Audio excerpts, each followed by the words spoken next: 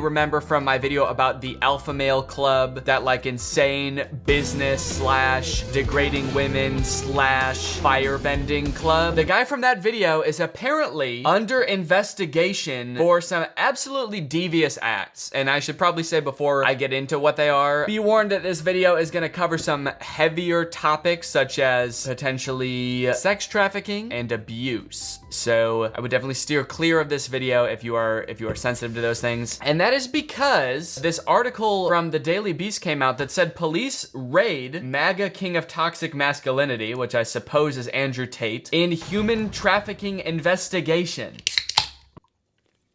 If you're gonna show this can you blur it, please? Because I don't want these fucks who make this sparkling water to get any free promo. I haven't really read this article yet, so I'm curious to see what it says, but in the video, I talked about how he has this like webcam empire where he convinces women who would never do any kind of sex work to get into the webcam business. And it sounded to me very abusive and manipulative. And in my head while making that video, I'm thinking like, this literally sounds like sex trafficking. But since sex trafficking is a crime and I don't want to like defame this guy who might have been running a very legitimate business, I didn't want to be like, this guy's a sex trafficker. But lo and behold, this dude is literally under investigation for sex trafficking. Holy shit. I mean, this is insane. Romanian police raided the home of prominent pro-Trump online personality Andrew Tate this month as part of a human trafficking investigation. Before the April 11th raid, Tate was best known as a kickboxer and a vocal Trump supporter in the online far right. I guess I didn't realize he was such an outspoken Trump supporter. I mean, that makes sense, like given everything we know about him, but I did not come across that when I was making my video about him. I guess I was mostly just focused on the club, and we dove a little bit into like the kind of stuff that he does on the side or like how he makes his money. But yeah, I've since found out a lot more about him, so we'll go into that too. He's got a very far right presence. On social media, Tate portrayed himself as a wealthy cigar smoking playboy, prompting one admirer to dub him the king of toxic masculinity. But Tate's treatment of women had an ugly side. No shit. One of his admirers actually dubbed him the king of toxic masculinity. But get this, he actually didn't treat women too well. This is stuff that I didn't know either. In 2016, he was booted off the British version of Big Brother over a video of him hitting a woman with a belt. Jesus Christ, dude. Am I allowed to even say this in a YouTube video? It's just crazy that like a lot of his followers probably don't know this about him. I feel like a lot of people are just like, no, this guy just like gives dating advice. And sure, he's a little bit harsh sometimes, but like he doesn't hate women. He's not like an abuser. And then lo and behold, he's being literally investigated for human trafficking. Also, 6 years ago was booted off a show for beating women. Let me see if I can find him on Big Brother at all. I don't watch Big Brother, so I didn't know anything about this. Andrew Tate enters the house and causes chaos. Yeah, that sounds like some shit he would do. Oh, there he is. Look at that fine specimen. I am kind of curious to see him interact with other human beings because he's usually like alone, surrounded by only cars. The only things that truly understand him, cold machines. They're going to be like, well, who the hell's actually nominated him? Here he gets on with everyone. So they're not going to understand. The second he gets around other people, he's just extremely overwhelmed and can't form a sentence. I'm around real women and men for the first time? Fuck, what do I do? I think Jackson, Marco, kind of No, but right Jackson now, now with the dynamics that are going on in the house, I definitely think Marco's going to be the better choice. We don't to fuck people. Well, we're going to do a vote. We're going to do a vote on this one. Yeah, Marco. vote. He seems kind of shy. I don't know. Everyone else is like interacting and he just kind of chimes in occasionally with like, no, we should do this. Oh, I think we should. Maybe this is before he got his giant ego. Okay, anyway. Apparently he was kicked off because he was hitting women. This March, Britain's Daily Mirror tabloid profiled him and his brother Tristan Tate and their Romanian-based business, which used webcam models to trick men into sending the brothers tens of thousands of dollars. Wait, huh? It's also like a scam business? I thought it was just like webcam type, you know, sexy stuff. In one video on his YouTube channel, Andrew Tate said 40% of the reason he moved to Romania was because Romanian police were less likely to pursue sexual assault allegations. Dude, you're telling on yourself. You're self-reporting. Holy shit. Dude literally said he's moving to a country where he won't be prosecuted for his crimes. Oh my God. Tate's unsavory activities didn't stop him from building links with the stars of the Trumpian right in 2019. Tate palled around Washington, D.C. with prominent online Trump activists and conspiracy theorist. He was on InfoWars a few times. On April 27th, a spokesperson for the Romanian Policy Agency added that no one has been charged or arrested yet in the case, but the investigation is ongoing. Okay, so Andrew Tate apparently hasn't been arrested. They just raided his house. Why did they raid his house? Video from the raid shows police officers armed with rifles milling among Tate's sports cars with the neon Tate logo on a wall in the background. Another video showed Tate and his brother being shoved into vans by police officers before being driven away from their home. Kind of sounds like they were arrested. He wasn't arrested. He was just kind of shoved into a van by police and driven away to jail. Oh shit, it's like the actual place where he films his videos. Am I a little bit surprised that those cars are actually there and that he like apparently does own these cars, or at least like, you know, has possession of these cars? Am I a little bit surprised? Yeah, I'm a little bit surprised that he's not just flexing. Am I impressed?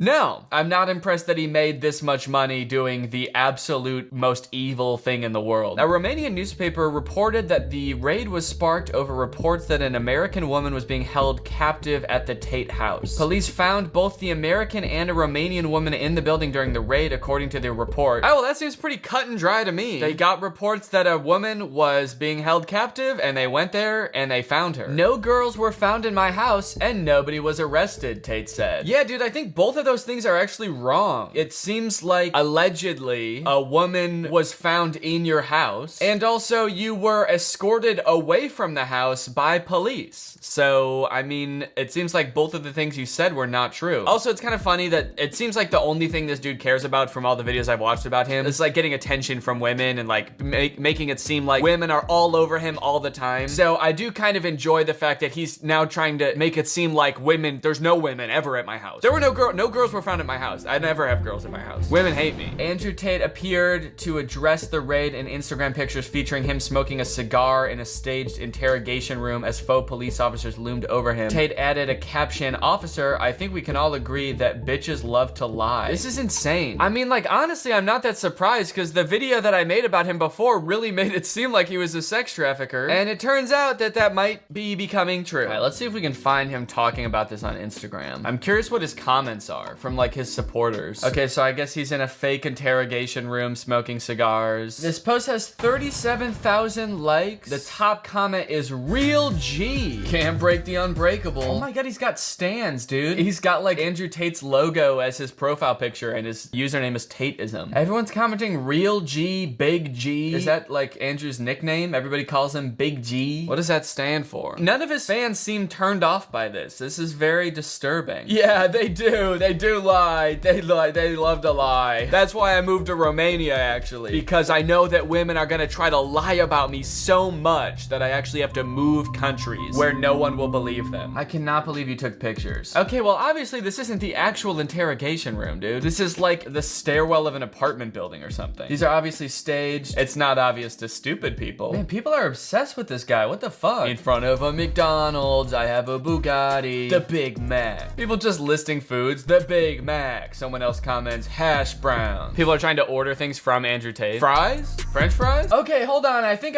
I've just found the first negative comment on an Andrew Tate post. It's in front of McDonald's, and someone says, "Why are you even advertising this BS? Why are you advertising McDonald's, dude?" And people are commenting under, "I'm hoping he owns a few franchises. Otherwise, I have no idea." You guys are upset he's in front of a McDonald's? That's what pisses you off? This dude had a woman in his house being held captive, allegedly. And all the comments under that post were like, "Hell yeah, brother." You know, in all of the other posts, he's also promoting a BS business, but it's his BS business. It's his webcam scamming empire. You guys aren't upset about that at all? McDonald's, oh, fuck them, they feed people. It actually does seem like his interrogation post did underperform. This has 37,000 likes. Most of his other posts have like 43,000 likes, so maybe he did lose a few people with that one. But then they came back for the subsequent post. They were like, "I don't know about this, man, but hell yeah, he's walking in the desert. Hashtag top G. He's Big G. He's cool G. He's top G. He's smart G." All right, now I gotta Google insulting words that start with G. Negative words starting with G. What can I call this fool? Goofy. That's what the G stands for, goofy. You absolute ass. You literally own G like the letter G was made for you. Yeah, you are literally such a goofball, dude. You are so goofy and silly. I remember seeing some TikToks of him that were insane too. Here's one. A lot of people ask me, "Andrew, why do you have a machete next to your bed?" And my answer,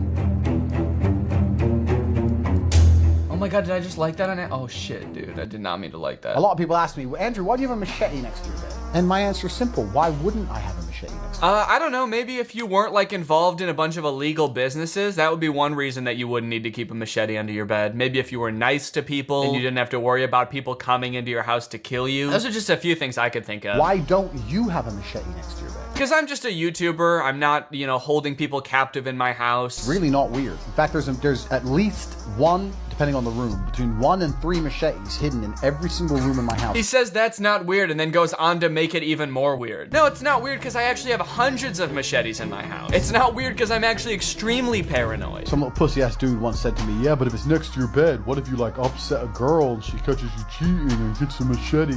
Bro, there's no female alive Calling women female? Excellent. that would stand a chance against the immense power I possess. The immense power he possesses. Bro thinks he's a supervillain. Bro is a supervillain. Bro, he's a superhero, bro. Whoa, is that the real Mike Tyson? Did this video get taken down? Oh, this one was so funny. It was about him, how he can't read. Fuck, where'd that video go? Let me see if I can Google it. Andrew Tate doesn't read. Stop reading books. Reading makes you stupid. Andrew Tate on reading books. Yes, please tell us, Andrew. Please tell us how you got so smart. Reading books is a very cheap way to, I guess, entertain. I wouldn't call it entertainment because my brain is far too advanced. I'm too smart to read. Yeah, you can tell from those Big Brother clips how smart this guy is. Everyone's talking and he's just like, yeah. You're too smart to read? What does that even mean? You can't be too smart to do things. You can be too dumb to do things, but being smart makes you able to do more things. It unlocks new possibilities. You'd be able to read newer, like more interesting things that would like expand your brain in different ways. What the fuck are you talking about? I need action. I need constant chaos in my life to feel content. I need to be driving a supercar and fucking fighting. Yeah, dude, dumb people drive and fight? I don't think so. They read. I can't just sit there, oh, and the pirate on the boat. The Pirate on the Boat? That's the only book you could come up with? Yeah, I think you were reading a book for like 6-year-olds. I could understand that not being mentally stimulating for you. Actually, for you, I don't know. Yeah, I mean, if you couldn't even make it through that, then I understand why you don't like reading. And the saddest thing is, when I Googled this, you see these are all posted by like Tate fan accounts. Tate Speech, which I think is his account. Tate Aikido, Masculine Excellence. These aren't people making fun of him. These are people posting clips to be like, hey guys, the new Tate just dropped. He says don't read anymore. Don't even read the title of this video. Just look at it. Click it and then fight the video. Get in your car, play the video while you're driving really fast, and then just start punching your phone. That's how you get smart. Nothing is stopping me from becoming Batman. Nothing. I have a bat cave. Okay, yeah. I'm charismatic. I'm charismatic. Sorry, I'm just gonna keep playing the clip over and over of him sitting in the room like, I'm charismatic, dude. I'm suave with the women, all right? When I'm in a room, everybody knows my presence. And I don't just sit there silently. Like the one time anyone's ever seen me in a room with other people, how I did back then, that's not how I do it, man. I'm charismatic. Nothing's stopping him from being Batman. I mean, he is rich and does have cars and shit, but I think there is something stopping you from being Batman, and that's why you're not Batman, right? You're not actually out like fighting crime, helping people, trying to make a difference in the world. So there is something stopping you. I understand why it's kind of hard for you to put your finger on it, but it's your personality. It's like the way you view the world. That's what's stopping you. Because you're right, someone with your amount of wealth and charisma should be using all of those things to help people. But instead you have a podcast where you talk shit about women, and you have a business where you exploit women and use all of the money for your own personal gain. So I think, you know, if I could help you out for a second and just like point to the thing that's stopping you from becoming Batman, it's just like, it's just you. It's just who you are. Oh, and the top comment here says hair. Yeah, that too. Ooh, people in the comments arguing about how rich he is. Yeah, bro, he's not that rich. And then the person who posted this video said 100 million plus. LMAO, definitely not. Yeah, Batman is $100 billion. Batman owns satellites. I don't think Tate can afford that. Yeah, that's true. I mean, even if this dude is rich, he is not as rich as Batman is. How much is Andrew Tate worth anyway? Now I'm curious. This website says 20 million. This website says 30 million. I honestly actually don't think you could swing it. I don't think you could be Batman. $30 million? You know, Batman has like military grade equipment. You know how much like one military thing costs? Military stuff costs so much. Like everything costs $1 billion, I feel like. How much a tank costs? Okay, so if you want the Batmobile, that's basically a tank that's gonna run you $6 million. That's already a fifth of your net worth, dude. The Batman suit. I mean, that's gotta be another $1 million. There's so much R&D that goes into this stuff too. Also, Batman keeps his identity secret. There's no way you could do that. You would be bragging about it constantly. All right, well, anyway, that's all I wanted to cover in this video. I just wanted to do a quick update. Thank you for watching. Sorry if this wasn't very funny. I just thought it was kind of a necessary update to the video. So, yeah, thank you for watching and goodbye. What's up, Greg? So as a YouTuber, you know, I'm always looking for ways to stay relevant. One month, I'm starting an OnlyFans. The next, I'm getting wrapped up in drama with the hottest TikTok stars. What can I say? I'm a hungry little cloud goblin, and it looks like I'm about to get fed. Because for whatever reason, over the past couple months, I have been the target demographic for an ad campaign that's been across like all of my social medias for this class called the Fame by Shiraz Masterclass. My name is Shiraz Hassan, and I'm the biggest fame dealer in the world, and I'm looking to create the next Kim Kardashian. They call me the biggest fame dealer in the world. And who have I made famous? Paris Hilton, Selena Gomez, Justin Bieber, Jennifer Lopez, Priyanka Chopra, and many of the biggest social influencers in the world. This guy is saying that he made Kim Kardashian, Justin Bieber, and Selena Gomez famous. He's not just saying he helped them in some way. He's saying he made them famous. This man thinks he's Kris Kardashian and Usher and Disney? This man thinks he's Mickey Mouse? I doubt it. Also, what I'm hearing him say is that he's made all of these celebrities famous, but all that I'm seeing is that he's like stood near a bunch of famous people once. Yeah, there he is actually making Selena Gomez famous by sort of just lurking near her while she's talking to somebody else. And it might be kind of true that he's like way over exaggerating his relationship with some of these celebrities, because he apparently also used Charli D'Amelio in one of these ads, and then she threatened to sue him. Hey Charli D'Amelio, this is Shiraz. I have a message for you. Doesn't matter what you do in your career, you're always gonna need fame. If you want your show to be a hit on Hulu, you're gonna need fame. Shiraz has some kind of connection with the paparazzi. He posted this video on the Hollywood Fix, which if you've watched my video about them, you know, like just kind of stalks celebrities and takes pictures and videos of them. So basically what he's saying here is like, look, Charli, I hate to break it to you. I know you have hundreds of millions of followers, but the only way your TV show on Hulu is gonna do well is if you don't sue me. Is if you stop suing me right now, please. I'm just saying, think about every popular TV show you've ever watched. Euphoria, Breaking Bad. Did they sue me? No. Because nobody knows who I am. It took me a while to figure out like exactly who this guy is and what he does. And every time he shows a big celebrity talking about himself, it's either like really vague or in the past tense. Hi Shiraz, how are you? Hi, this is 50 Cent. Hi Shiraz. Hey guys, I ran into Shiraz. Him and I really worked together for a while. Yo, what up Shiraz? Which is a little bit suspicious. Kind of makes me wonder if these people are actually endorsing him. Shiraz is the American dream. Or if they even know what they're saying. What up, Shiraz? So it's just that you wanted me to read? Oh, Shiraz? Yeah, I haven't seen that guy since the day all that money disappeared out of my bank account and he skipped town, but yeah, that guy was pretty cool. Hey Shiraz, really sorry to hear about your condition. Get better soon, okay buddy? We're all rooting for you. But from what I've gathered, Shiraz is basically a glorified paparazzi. He's in the same realm as like the Hollywood Fix and TMZ and Perez Hilton. And he also occasionally works with celebrities to like drum up buzz. You know how like you hear celebrities are really in cahoots with the paparazzi? This is who they're in cahoots with basically. So did he make Kim Kardashian famous? No, probably not. Did he go to Dubai with her once? Yes. My first time I ever went to Dubai, Shiraz took me to millions of milkshakes. And I don't know about you guys, but I can't think of a single moment in Kim Kardashian's life that has made her more famous than that one time she went to Dubai. Happy birthday.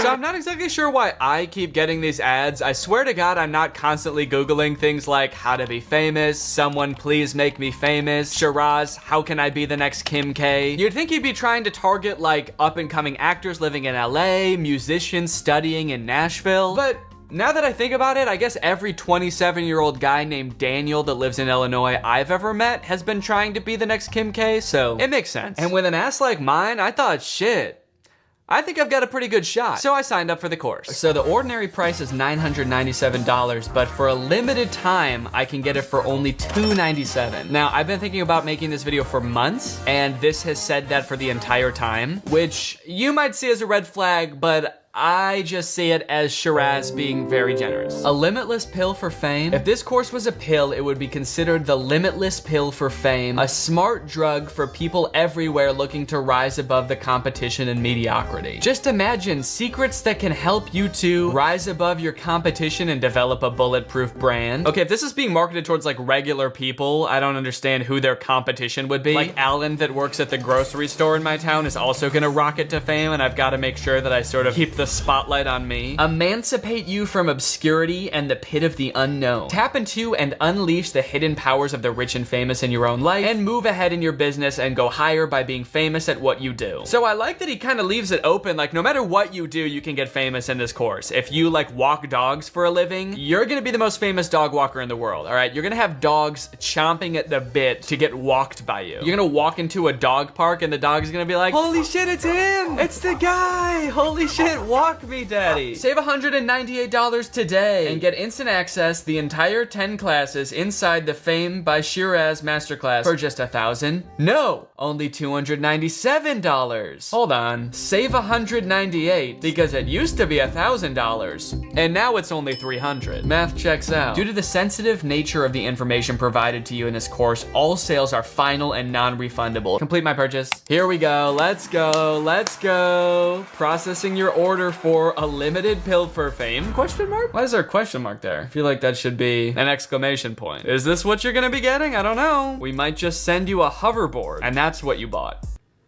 Do you want to be famous? Ah, Jesus. Class 1, what is fame and why do you want it? The first class starts off in the scariest way possible. Shiraz makes becoming famous sound like the most treacherous thing you could possibly do. What my eyes have seen, I can tell you, is scary. The dangers, the sacrifices, the pain, the love, the drama, the stealing, the theft, the betrayal. I've seen it all. I've seen it all. Because I've done it all. Stay away from me, I'm a bad guy. It immediately becomes clear that Shiraz has a very complicated relationship with fame. On one hand, it's made him rich, and on the other, it is very scary and will definitely ruin your life. It's such a lethal, powerful drug. Lethal? And you know how many people sleep with people to become famous?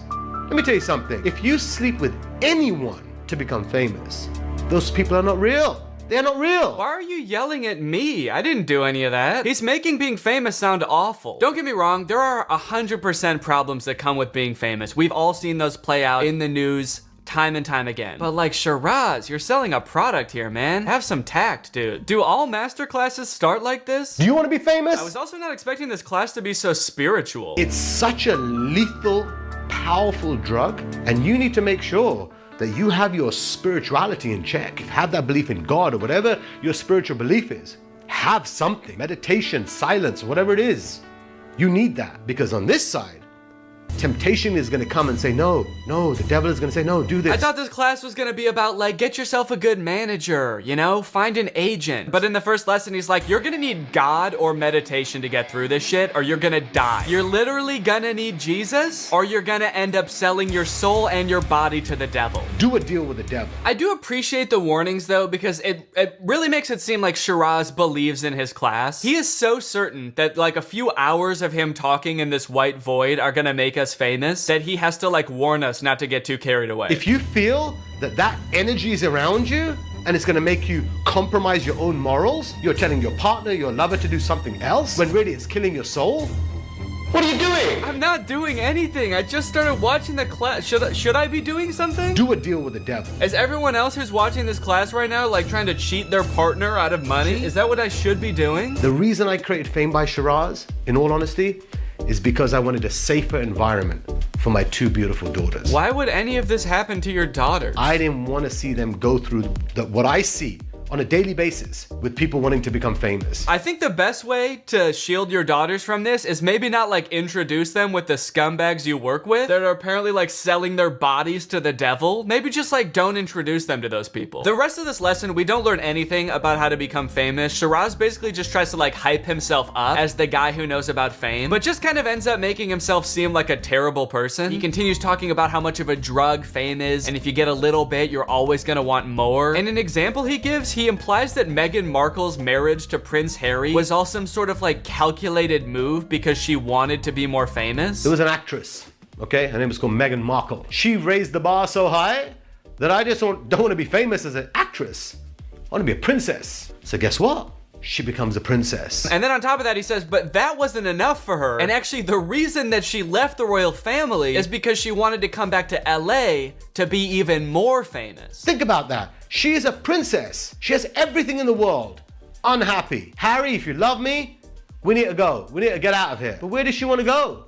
There are hundreds of countries Meghan Markle could have gone. Yeah, but she's from the US. She came to one place and one place only, my friends, ladies and gentlemen. It's called Hollywood. Meghan Markle is from Los Angeles. She was literally born and raised in LA. Yeah, of course she's gonna move back there, dude. I want to be a princess. How weird would it have been if Harry and Meghan were like, hey guys, we're leaving the royal family and are moving back to, of course, Liechtenstein. Before we get any of the juicy steps to success that Shiraz has to share, Shiraz has to tell us how he got to where he is today. And let me tell you, it is a weird ass story, dude. To condense his 20-minute long story into a very brief explanation, Shiraz moved to LA from London when he was a young adult, and one day while he was crashing on a relative's couch, he decided to call up an Indian TV station and just be like, hey, I want a TV show. I want to introduce Bollywood audiences to Hollywood celebrities. I can bring you all the Hollywood celebrities. And they were like, do you know any Hollywood celebrities? And he was like, no. And they were like, yeah, okay, you can have a show. So Shiraz, out of seemingly nothing, gets this TV show on an Indian TV station, and he's immediately freaking out. Shiraz is like, oh no, I have this like incredible opportunity, but I literally don't know any celebrities. Until one day, as he was praying by the Hollywood sign, as you do, a man emerged out of nowhere walking his dog on the trail and asked Shiraz what was wrong. So Shiraz explains the whole situation, and the man is like, oh,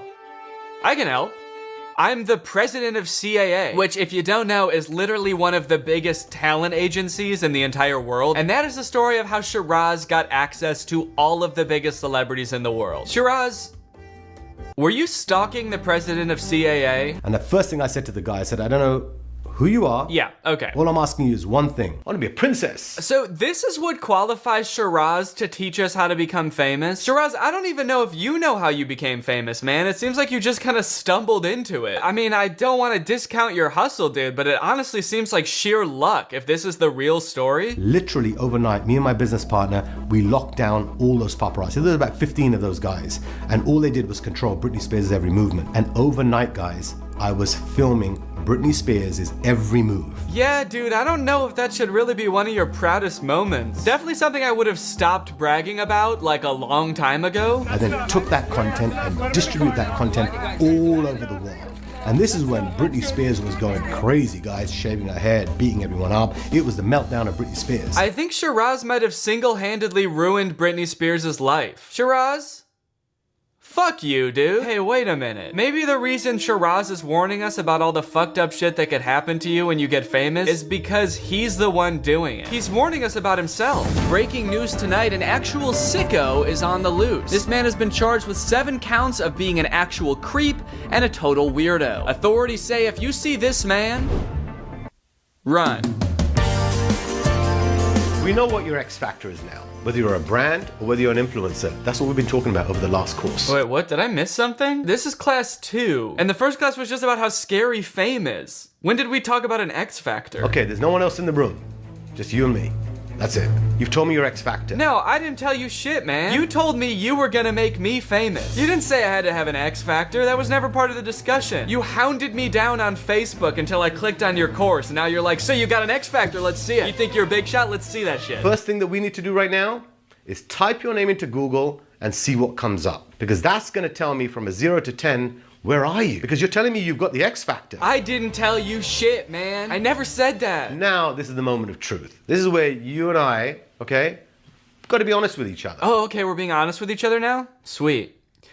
Were you stalking the president of CAA? At this point, I'm just wondering if we're ever gonna start learning how to be famous. When he finally starts jumping into like tangible steps on what to do, they couldn't be any less helpful. Have you trademarked your name? No, why would I do that? Remember before you told me, oh, I'm so big, I'm so this, I'm so that. That's all amazing. Who were you talking to before that said all this shit? It was not me. When you're recording right now, are you seeing yourself in the little screen? That's not me. He also says we need to make sure we have a Google panel. Check.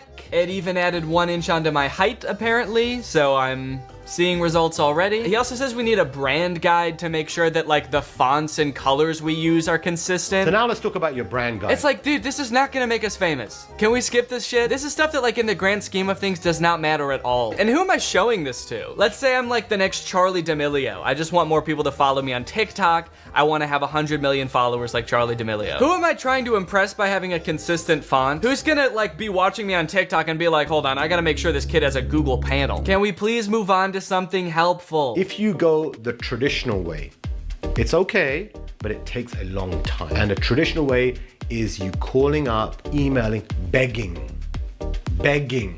Look how desperate you look right now. If you're a brand, if you're an artist, and you're calling up, cold calling, emailing, begging someone to write a story on you. Okay, but isn't that like what you did? I want you to study, let's say 100 of the top people in entertainment who are writing stories. No, I'm studying you. You said you can make me famous. You're in my industry. I'm studying you. Shiraz, please just teach me how to be famous, man. He's like, all right, guys, first tangible step on how to become famous, you're gonna find someone who knows what the fuck they're talking about, all right? Because I do not. He outlines a strategy at the end of this lesson if you're like some up-and-coming actor or a brand to get journalists to write articles about you. And basically what he says is just like find a bunch of journalists and follow them and just start liking their tweets. And they'll start writing articles about you. Beautiful comment about an article that they wrote. You know what they're gonna do? They're gonna show that to all their friends right there at dinner. Oh my God, look what this person just wrote about me. Wait, guys. Some 16-year-old TikToker just liked my tweet about the disappearing middle class. I think this could be the next big thing. Oh my God, this guy's great. Why? Because they don't get attention. Seems very mean to journalists also. Then you're gonna say how amazing this photograph that they took. Oh, what a beautiful handbag. You're basically going to schmooze them. You're gonna work them. That's what you gotta do. That's what it's about, networking. You're now gonna have a dialogue with these people. Now you're gonna start DMing them. Now you're gonna have a relationship with them. Now guess what you've just done? Destroyed the journalistic integrity of this person. That's what you've just done. Congrats, dude. If you wanna be successful, please, I'm begging you, guard your inner circle. Anyone says to you no or takes you off the path, get the out of my life. If anybody tries to stop you from using a consistent font across all of your websites and social medias, get the out of my life. Murder them. Your friends are gonna be like, Danny, stop liking journalists' tweets. Get the out of my life. Come hang out with us. You've been liking tweets for 7 days straight. Cut them off, dude. It's not worth it.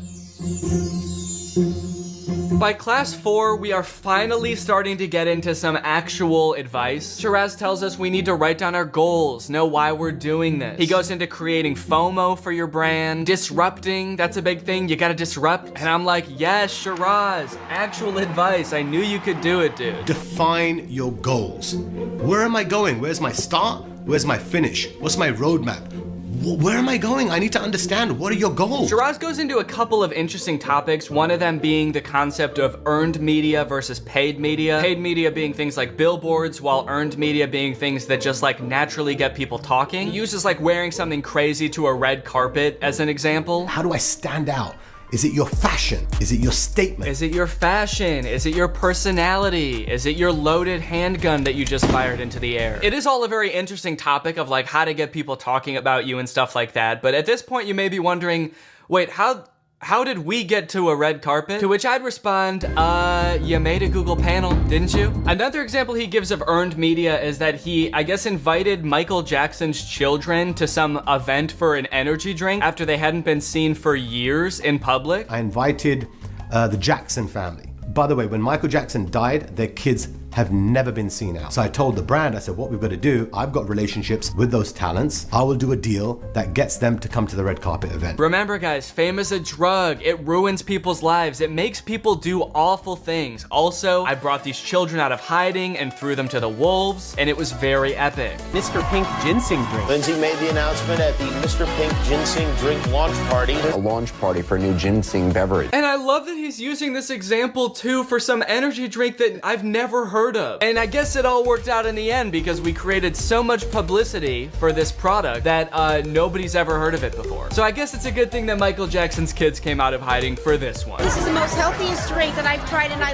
love it. Also, Shiraz, how would you say this applies to someone who doesn't know Lindsay Lohan and Michael Jackson's children? Throughout this course, as Shiraz is giving examples of the people that he's helped in the past, you start to realize, like, wait, this is for a certain kind of famous person. Like, even if this advice did work, you're not gonna see like Joaquin Phoenix showing up on the red carpet with like the day's news printed on his t-shirt, which is another thing that Shiraz recommends you do. You could have something that is in the news right now. Everyone's talking about it. You're not gonna see like Daniel Day-Lewis showing up on the red carpet in a t-shirt that just says like murderer still at large, last seen on Park Avenue. The types of people that he mentions throughout this course are like Kim Kardashian, Jake Paul, Logan Paul. I don't know if you remember when Jake and Tana got married. There was some guy that like splashed champagne on Tana like as they were saying I do, and he got like dragged out by security. Apparently that was a Shiraz stunt to get people talking about the wedding. He admits in this video that he paid that guy like $10,000 to do that just to get people talking about the wedding. So yeah, it's worth mentioning that like even if the tiny sliver of advice that he gives in this does work out, it's going to make you the next like Logan Paul. So do with that what you will.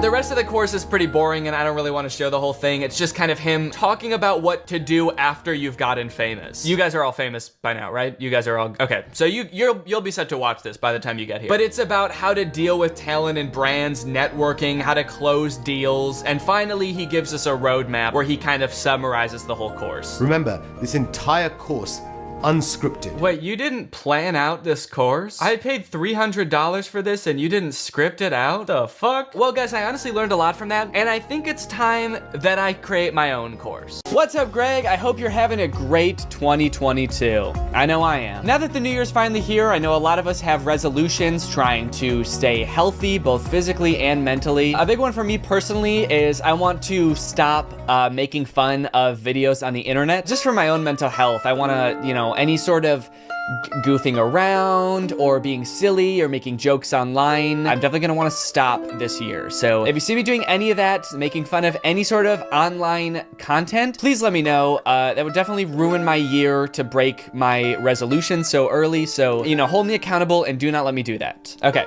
thank you.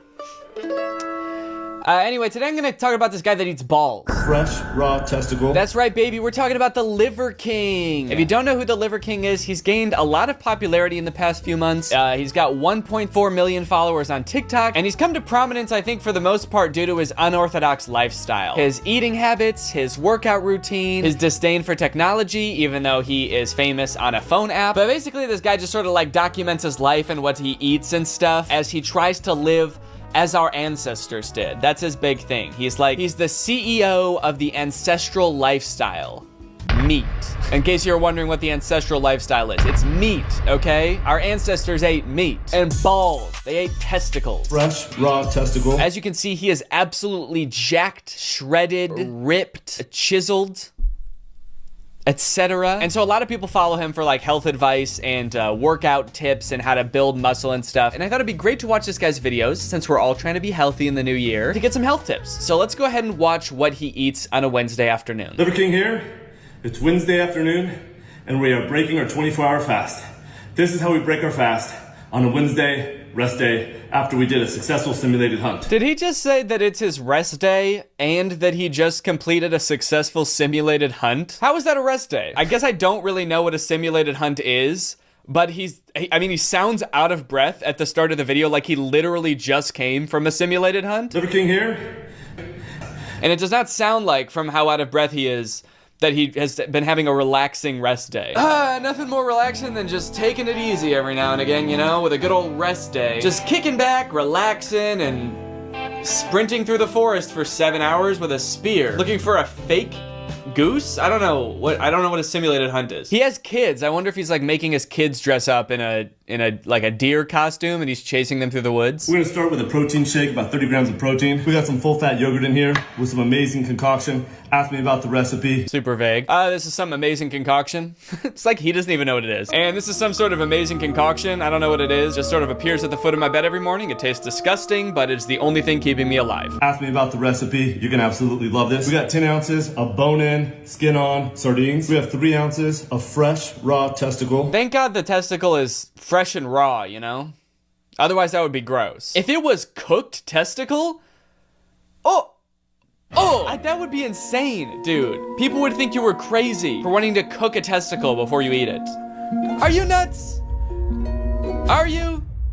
Are you nuts or are these nuts? So yeah, this guy is like super popular on social media right now. He has like a huge following. People are like super into his diet and his lifestyle. And from the looks of his videos, he has like a huge ass house. So it kind of seems like he was rich before he started blowing up on TikTok. So I was kind of curious like how he amassed his fortune. So I've been doing a little research because I haven't seen anybody talking about it. Luckily, he has his real name in his TikTok. His name on TikTok is Brian Johnson, AKA Liver King, which is kind of funny, like as if anybody would know him as just Brian Johnson. Hey, do you follow Liver King on TikTok? His health advice is like really helpful. Liver King, let me think. Now, I don't know, man, you're gonna have to be more specific. There's like thousands of Liver Kings that I know of, so. You know of 1,000 different Liver Kings? Yeah, there's gotta be like at least I don't know, 1 million Liver Kings on TikTok, did you say? No, I'm just talking about this guy, the only guy on TikTok named Liver King.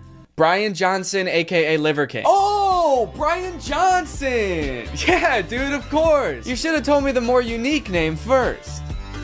Brian Johnson. Anyway, I found out that our boy Brian has a LinkedIn, which I was a little bit taken aback to find, if I'm being honest. Like, this guy does not look like he should have a LinkedIn account. Like, just the thought of this guy, like, applying for a job seems like way too beta for this guy. Like, this guy just would, if he needed a job, he would just, like, walk in and start working somewhere. But anyway, he's got a LinkedIn, and it's all about how he owns a supplement company. He is one of the owners of Ancestral Supplements. I will preface this, I am not a health expert. I do not know how to be healthy outside of like eat vegetables. Okay, so take everything I say with a grain of salt, and maybe I'm a colossal dumbass. It's very possible. But like, weren't our ancestors like super unhealthy? Does the bubonic plague not ring a bell? The image I get of the past is just that like everyone was sick all the time. So naming it Ancestral Supplements is not super appealing to me personally. I mean, I guess I get what he's going for. It's like we want to go back to like before things were so heavily processed and stuff like that. That all makes sense. But when I think of our ancestors, I think like, take these supplements to be just like our ancestors. You'll be sick, you'll be dirty, and you'll die the second you're born, just like our ancestors. On their website, they have a bit of a story as to how he started the company. I'll read you a small passage and I think you'll get the gist. When my boys were tiny, around 2004-ish, they did not thrive. They were allergic to everything. Every doctor we took them to just gave us the same prescriptions for allergy medicines, Benadryl, and an EpiPen. All of those things do sound kind of useful to me, but I guess that's why I am not a liver prince. Also, they did not thrive is like the funniest way to say that like his kids had like serious health conditions. It almost makes it sound like it's their fault. They did not thrive. They were squandering their opportunity at life. They were just not up to the task. After reading Nutrition and Physical Degeneration by Weston Price, we took matters into our own hands, starting with organic, pasture-raised, and wild-caught nose-to-tail foods. Definitely would not recommend taking it into your own hands. I guess he just doesn't really describe what the issue is very well. He's just like, all the doctors prescribe the same things. Allergy medicines for their allergies. Benadryl, EpiPen for their allergies. Why are they all prescribing the same thing? It's almost like there's a medical consensus of like the thing that helps with allergies. I'm not really sure what taking things into your own hands by starting with pasture-raised foods is supposed to do. He's like, Dad, I ate a nut, help. Not a testicle, an actual nut, and I'm choking on it. I need help. And Liver King's like, don't worry, son, I got you. What you need is some organic beef jerky. Here you go, buddy. Tell your old man thanks. Again, his kids might be perfectly healthy. I really don't know. If you're a doctor, please comment on this video. Actually, it seems like they're doing good now. They're in the top 95th percentile for academics. When they test their mile and physical fitness, they're in the 99th percentile. Okay, good for them. I guess, you know, have them run a mile, they'll go crazy. You know, hand them a nut, on the other hand, I don't know. My name is Brian Johnson, aka the Liver King. I am one of the owners of Ancestral Supplements. My wife, the biological dentist, is currently introduced. What is a biological dentist? Isn't that every dentist? She fixes teeth for like organisms, basically. She'll fix people's teeth, bugs' teeth, Plants teeth, the biological dentist. What could that mean? And my ex-wife, the cyborg dentist. Okay, my wife, the biological dentist, is currently introducing me to people as the bear, even though I keep telling her that it's the Liver King. Holy shit, that's so funny. He already has a nickname. He made up a name for himself, the Liver King. And his wife is just like, no, you're the bear. I'm gonna introduce it to everyone as the bear. I already told my wife that it's the Liver King. That's like my whole brand. I go by the Liver King. She keeps introducing me to people as the freak, the monster, the testicle nibbler. All right, but I don't want you to get the wrong idea. He is really into his diet and that's super important to him, but that's not the only part of living the ancestral lifestyle. This guy's big thing is living by these like 9 ancestral tenets that he follows. And a big part of that is how he sleeps. So this TikTok shows what kind of bed he sleeps on. Liver King here. This is how Liver King and Liver Queen sleep. You'll see that we have our little wool pads on top of these little wooden boxes that we made. It's just some plywood so that we can elevate the beds, especially in a high humidity environment so we don't get any mold underneath. And we have these thin wool pads that are just, I don't know, an inch or two.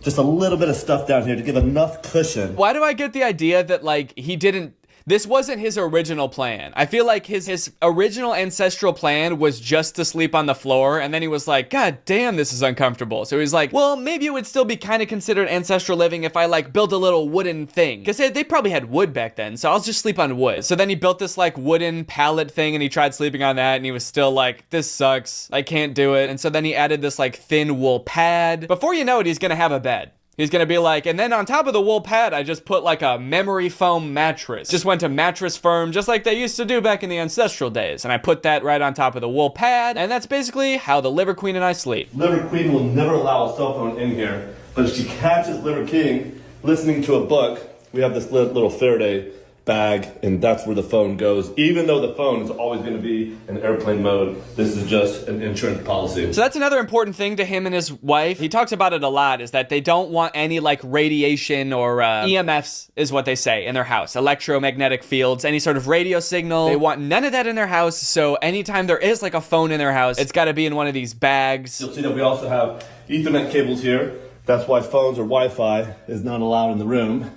That's why that phone in your hand shouldn't be in here either, but this is for the greater good. Yeah, my wife doesn't even let me listen to a book in bed without putting my phone in a Ziploc bag made out of chainmail. But I'll make an exception just this once so that you guys can know how uncomfortable I am when I sleep and how my wife is afraid of phones. The people have to know, you know? They have to know that I need help. He is kind of throwing his wife under the bus in this scene, though. I'm starting to make me wonder if he likes any of this stuff or it's like all his wife's idea. The walls are grounded, the floors are grounded, the ceiling is all grounded with grounding paint. And so this is really just a pristine sleep environment so that we can recover, rebuild, and restore to our optimal ability. Yep, we've really shielded the environment. We've made it the most serene, relaxing place you could possibly toss and turn all night on a wooden plank. I'm kind of curious how far back of like ancestors he's talking about. Like when was the ideal period for human health, I'm wondering. Just a little bit of stuff down here to give enough cushion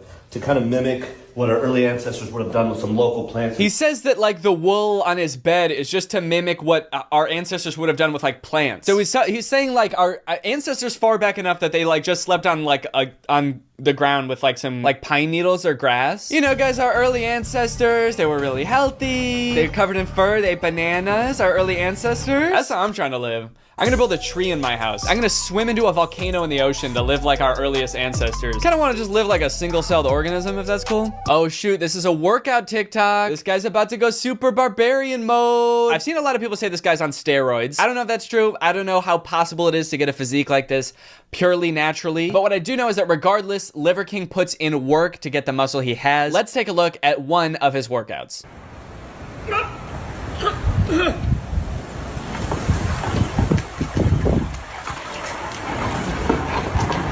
He looks so sad. Maybe it's just the weight of everything that's kind of making him hunch over like that, but he just looks so dejected.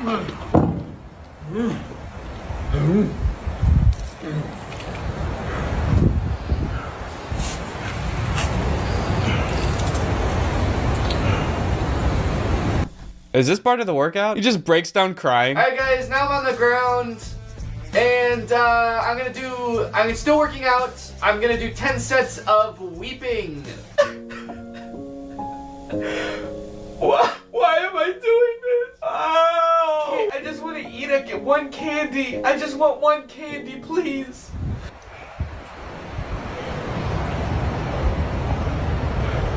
This pause is so long and uncomfortable. Oh my god. Okay, yep, no, I no longer think that this might be healthy. That was the saddest sound I ever heard. Jesus, dude. Brian, buddy, you don't have to live like this, man. And now I'm just gonna lift this shit back up. Yep, this is what you gotta do to be healthy, guys. This is the only way to live happy and healthy. You know, most people, if they wanted to sell you supplements, they would just like put an ad on Facebook or like take out a billboard or something. This guy's like, I'm gonna strap 1,000 pounds to my balls and walk up and down the driveway for 3 hours just to show you how happy and healthy I am. I'm gonna do that for you. The saddest part about this whole video is the end, because after that insane workout, you know where he's ended up? At his gym. Like, this was all just like a warm-up for his workout. I don't know if that's actually true or not. That might have been his whole workout. I just thought it was funny. I thought at the end he was gonna be like, okay, I'm done now. But he's just like arriving at the gym. Imagine showing up to Planet Fitness like this. Just screaming and crying, covered in weights. But I gotta hand it to him, this is just how our ancestors used to show up to the gym. The jungle gym. Liver King here with Liver Queen and Liver Boys. This is what we're having for our family dinner today. Oh, damn. He doesn't call his kids the liver princes? Shit. I wonder what the reason behind that is. Are the boys not thriving enough to inherit the throne to the liver kingdom? Liver King, Liver Queen, these are our little liver peasants. We have liver, of course, with breakfast, lunch, and dinner. We have bone marrow, Liver King concoction. We have some vegetables. That is a joke. And we have protein shake. Wait. What Liver King family have for dinner today. Oh, damn. Okay. It started to pan over to one of the boys, and the first plate you see is an empty plate. I was like, holy shit, is he not letting his kids eat? My boys, of course, are eating nothing tonight. They are not fit to eat like a king, so they will be simulating a failed hunt. So the main course here is just as a pound of raw beef. That makes me want to throw up. This morning, I was putting in the work, and I met another primal who was also putting in the work. And in honor of you, Mike, from Canada, for honoring the struggle of our early ancestors, and by helping to spread this message, this is for you. This set.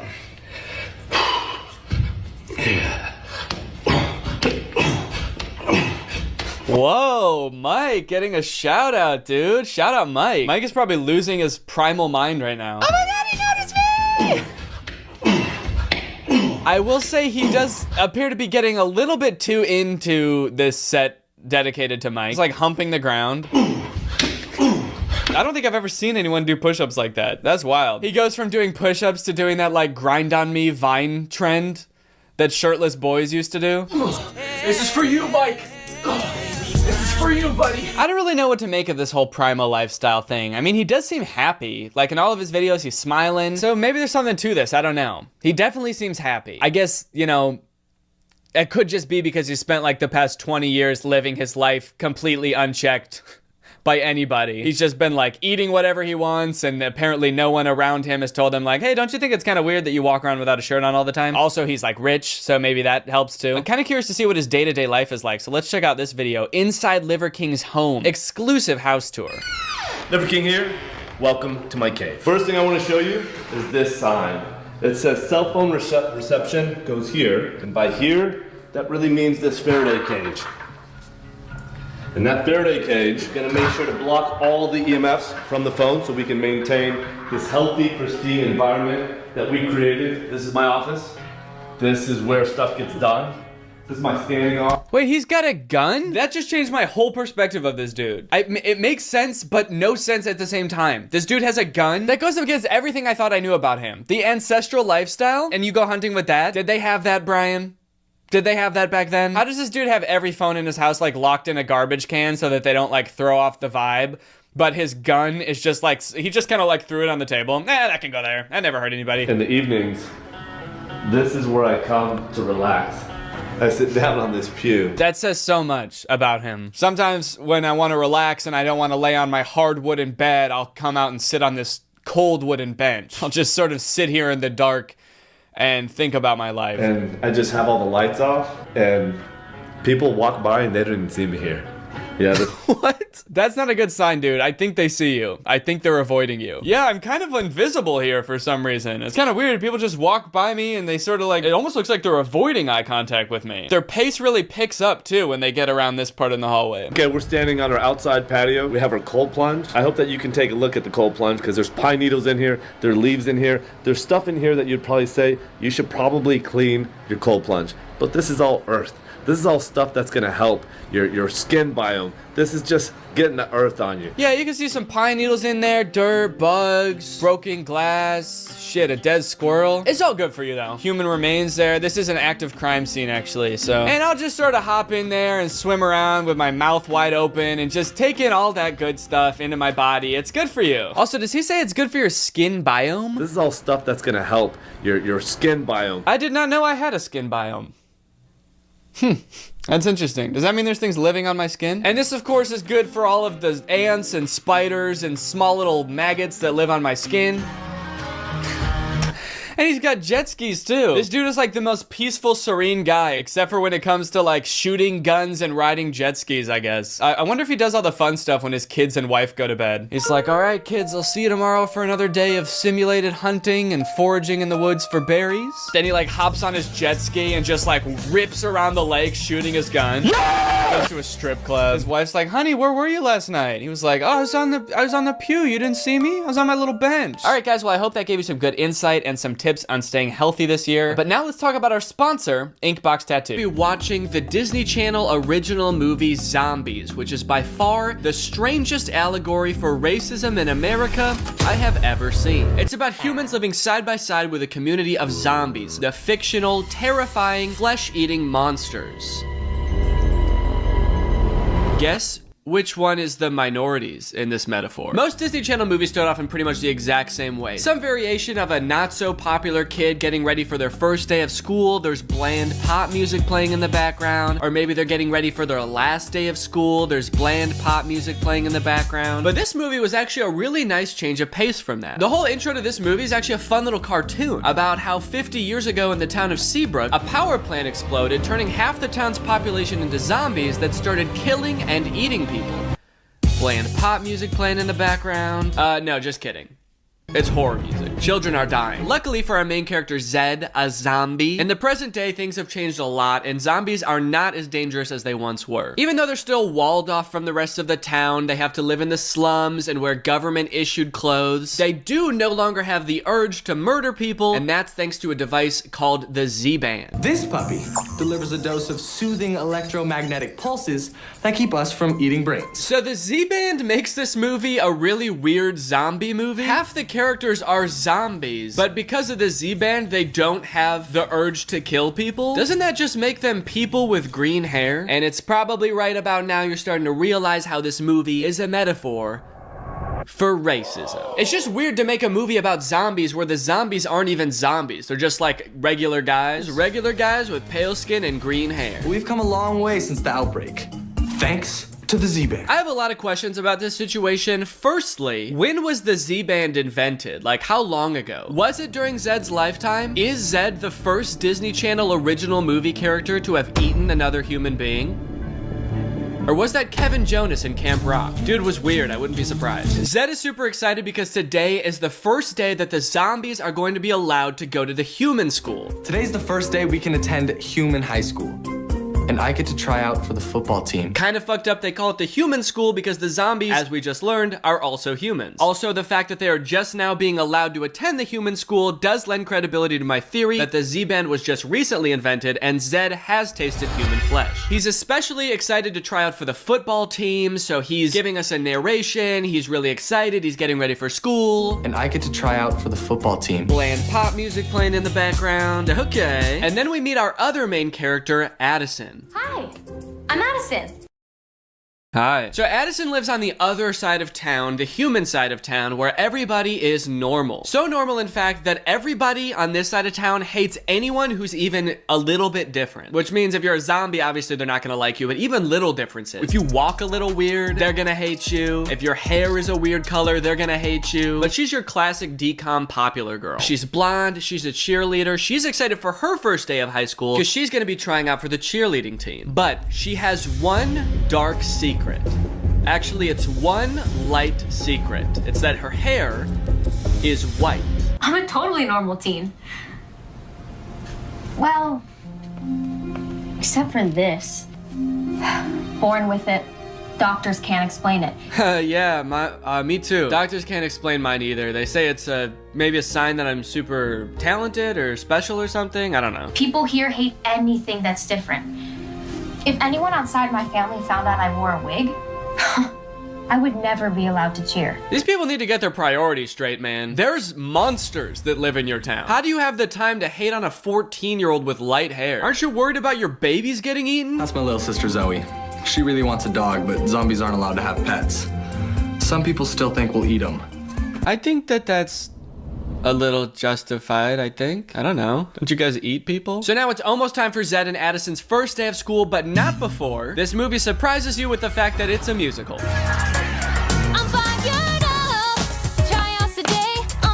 You had no fucking clue, did you? So all of the songs in this movie suck ass. They are very forgettable, not catchy at all, but we do get a decent amount of lore in this first song. For example, the zombies have their own language. He just dropped that in Zombie. Didn't the power plant accident happen 50 years ago? When did they have time to come up with a whole language? Also, there are radical zombies like Zed's friend Eliza. Let me introduce you to my friend Eliza. We'll never be accepted. Zombies need to rise up. Fight the good fight. Stand for what's right. I like this radical zombie. She's spitting facts. They do deserve to be treated better. After all, they are just people with green hair. I am kind of curious as to what she means when she says rise up. Zombies need to rise up. Fight the good fight. Stand for what's right. Fight the good fight. Eat the humans and all their dogs and cats and their kids. This song ends with what might be the most tasteless scene in any DCOM, as Disney harkens back to historic imagery of schools in the South desegregating for the first time. You know what I'm talking about. We've all seen the pictures in the history books where there's the oppressed group and the oppressive group on either side of a fence, and they're all singing and dancing about how this is gonna be their year. Yeah, it's a fucking crazy scene, because in case you didn't catch my sarcasm, this is not at all how desegregation went. To whitewash it like it was all just people singing and dancing with a fence in between is absolutely insane. Now, you might be thinking, gross. Valid. But you might also be thinking, hey, everyone here is dancing and smiling about how great this year is gonna be. It seems like all the humans are pretty stoked to have the zombies entering their school, right? Wrong. All the humans hate the zombies. Even the cheerleaders. They're just going to school like us. Like us? Those freaks are nothing like us. The zombies have to take classes in the basement. They're not even allowed up to the actual school. And if they somehow make it up into the halls of the school, there's a zombie alarm that goes off and everyone freaks out. So I don't even understand why this scene is in the movie where everyone is so happy. All the humans are looking across the fence with hope in their eyes. Doesn't even make sense in the context of the movie. What happened between then and now? It's my time. This is gonna be my year. Spoiler alert, this year is not gonna be Zed's year. The first day of school is pretty much a disaster for Zed. As I said, he's not allowed up into the regular school, let alone to the football tryouts. But he ends up trying to sneak out to go to them anyway, and he gets caught. Wait, what? He ends up hiding in the very poorly designed zombie safe room. It's a room where you're supposed to be safe from zombies, but Zed was like, oh, zombie safe room. I'll be safe in here, hell yeah. And this is where he meets Addison for the first time. Hello? Hello? So since Addison can't see Zed right now, she obviously doesn't know that he's a zombie. I will say it's still kind of a terrifying situation. Oh fuck, I was worried there was gonna be a zombie in here. Good thing it's just a faceless shadow figure. Now I don't have to be scared anymore. My dad doesn't even think I'm gonna make the team. What? No, sure you will. You just need someone to cheer for you. And soon, fingers crossed, he'll be like, my job. Okay, now she's kind of flirting with the faceless shadow figure. She's like, as long as you're not a zombie, I'm cool with you. This is literally a scene out of like a horror movie. I don't know why she's so comfortable being in a room with this guy she's never met before, completely engulfed in shadows. If you were to change out the music in the scene to horror music, it would make a lot more sense. I'm Zed. What's your name? Addison, nice to meet you. All clear. And just like that, a Romeo and Juliet-esque love story starts to unfold, which always begs the question, Is this gonna end like Romeo and Juliet? Because if not, stop doing Romeo and Juliet ripoffs, all right? If you're not gonna go all the way and make them kill themselves or each other at the end, no more Romeo and Juliet. I want Zed to eat her at the end of this movie. Otherwise, it's no good. Not a good love story. I want him to eat her Kevin Jonas style. I assume that guy was weird in that movie. We can all agree. My parents have always hated zombies since one bit my grandpa's ear off. But now we'll just talk your ear off. Okay. Hold on, I get it. I know where this movie's going. They reference the fact that her grandpa was bit but not killed by a zombie. And we all know what happens when you get bit by a zombie. You turn into a zombie. But maybe the grandpa was bit so little that he just turned part zombie. And so Addison is actually a tiny % zombie. And that's why her hair is white. And that's why doctors can't explain it, and that's why nobody can explain it, and that's also why my hair is turning white. Nothing gets by me, man. I figured out the twist of this movie before we're even freaking 10 minutes in. Addison is immediately found by her cousin Bucky, who's the captain of the cheerleading team. He's basically like the driving force of this like whole anything different is bad in this movie. So he finds Addison in here. He's pissed because Addison was talking to a zombie, and they escort her out of there ASAP because they have some hazing to do. Egg that zombie house, and you're both officially one of us. What? No, we can't do that. You look lost. Are zombies always this harassed? I had no idea life was like this for them. You punched him in the face. What are you talking about? Are they always this harassed? The only time you've ever come face to face with one, you got violent so fast. Also, we watched you see the fence. We all saw you stare through the fence that was keeping them away from the other students. You did the narration about the zombie apocalypse and the giant wall they put up at the beginning of the movie. But we built a big barrier. You fucking liar, you knew. The next day at school, there's a pep rally that the zombies are actually invited to. This pisses Bucky, the cheer captain, off big time. Bucky, again, is a major zombie phobe, so when the zombies are allowed at the pep rally, Bucky comes up with a way to embarrass them all. Stacy, Lacey, Tracy, bust out the spirit sticks. Bust out the spirit sticks? That's disgusting, dude. There's kids here. So apparently, even though the Z-Band works wonders on curbing the zombies' urge to eat human flesh, the one thing it doesn't fix is how terrified zombies are of fire. Is that really common zombie lore? I didn't know it was like a thing that all zombies in movies are scared of fire, but I guess they're really playing with that trope. That's that classic stereotype about zombies. So when the pep rally gets going, Bucky busts out the spirit sticks, which are basically just sparklers, and boy, does it scare the zombies. Let everyone see them for who they really are. Let everyone see them for who they really are? Dude, they eat people. What a crazy plan. You don't want to see who they really are, man. He gets mauled by the zombies and they start like ripping him to shreds and eating his body. Told you so. Looks like I'm right again. The fire sends Zed's friend into a fit of fucking rage, dude. He pushes over Zed, knocks him to the ground. Apparently that push makes Zed's Z-Band start to malfunction, and Zed starts turning into an actual zombie. He starts going freak mode at the pep rally. Holy shit!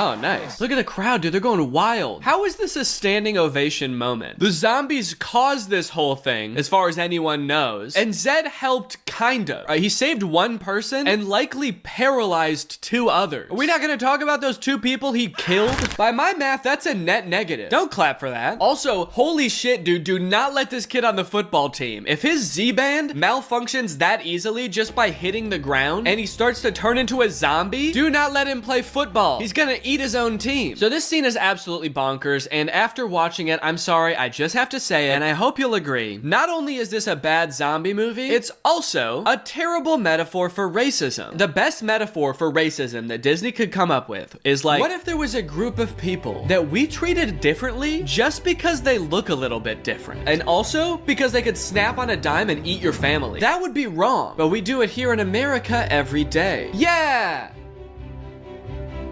Wait, so this coach sees Zed's insane display of athleticism and asks him to join the football team. With a monster-like monster player like you, we could turn the football team around. Okay, Zed, remember, at the slightest impact, your Z-Band could malfunction and you could kill people. Do not join the football team. Do not join the football team. Do not join the football team. Who's the zombie? I'm the zombie, and this zombie's playing some ball. No! So Zed joins the football team under the condition that as long as he keeps winning, the zombies can be integrated into the school more and more. Once you start racking in those wins, then we'll talk about those other demands, all right? Meaning that not only is Zed on the football team, he now gets to sit in the cafeteria. In good faith, I will allow zombies to eat in the cafeteria. In the next scene, Addison tries to go up to Zed to talk to him, flirt a little bit more, but she ends up getting dragged away by the other cheerleaders who lecture her about how it's not okay to be different. I'm not different. Your smile. Is that an overbite? Is one leg longer than the other?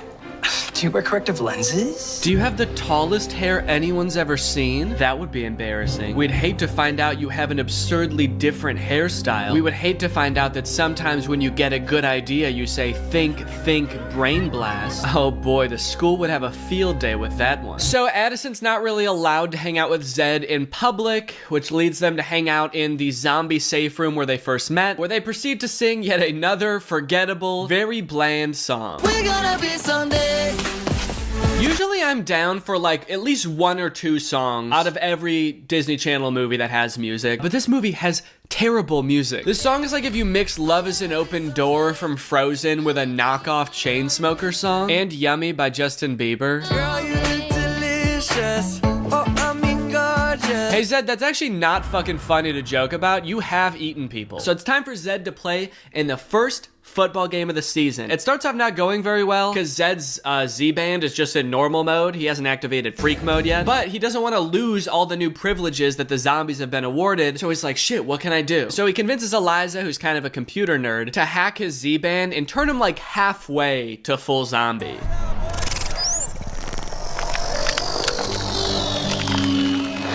And now he's ready to rock, baby.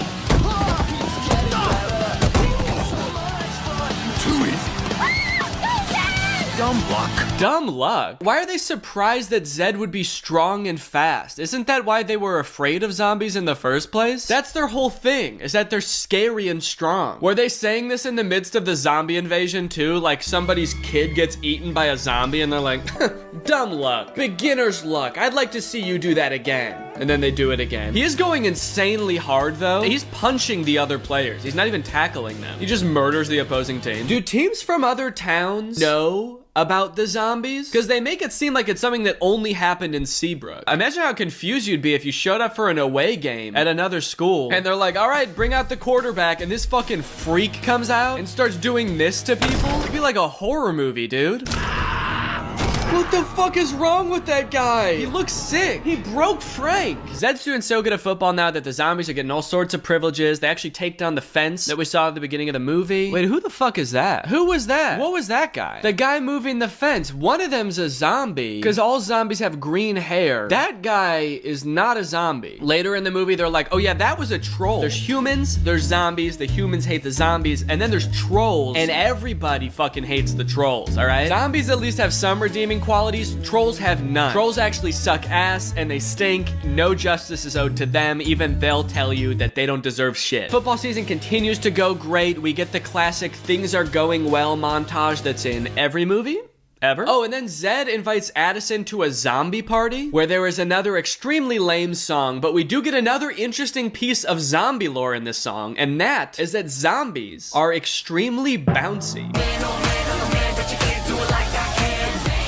That guy is just bouncing off the floor like it's nothing, dude. He's right, I can't do that. I can't do it like he can. Such a strange piece of lore to drop at this point in the movie. The big problem is my parents won't let me cheer until they meet you. Great, so I'll just win them over with my quick wit and charming smile. They don't know you're a zombie. I'm so sorry. I'm sorry for making things difficult for you. No, you haven't done anything wrong besides being you. Doesn't that imply that being him is wrong? You haven't done anything wrong besides being you. You haven't done anything wrong, man. Besides, the way that you are. Uh-oh, the bullies have found out that Zed is hacking a Z-band to make himself more zombie-like. Uh-oh, they're stealing Eliza's laptop. Uh-oh, they're hacking the Z-band. Sorry, does every Disney Channel character know how to hack a computer? There's always a character who definitely knows how to hack computers, but then it seems like when push comes to shove, everybody knows how to do it. It makes it a lot less impressive that like the nerdy computer girl knows how to do it when like the cheerleader can figure it out in a matter of seconds. Are there like computer hacking classes in every Disney Channel original movie movie high school. Uh-oh, they hacked all the Z-bands at the football game. The zombies are about to go full zombie. Oh no! Are we about to watch somebody get murdered? Everybody run!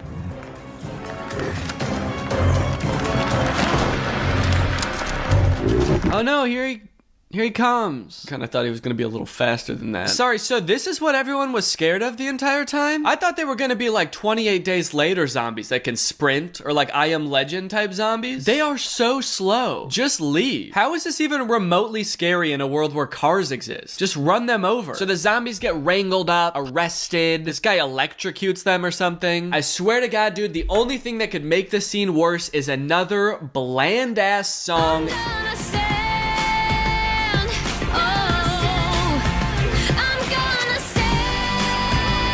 God damn it. Dude, this is a batshit climax of the movie. This town was just terrorized by monsters. They don't know why the zombies turned on them. They just know that they're no longer safe. People's lives were flashing before their eyes, and the popular cheerleader bursts into song out of nowhere to tell everybody that her hair was slightly lighter than everyone thought. The song wasn't even about her at all. It was about standing up for the zombies. It's like she forgot what she was singing about halfway through the song. She was like, what am I standing up for again? Oh yeah, that's right, me.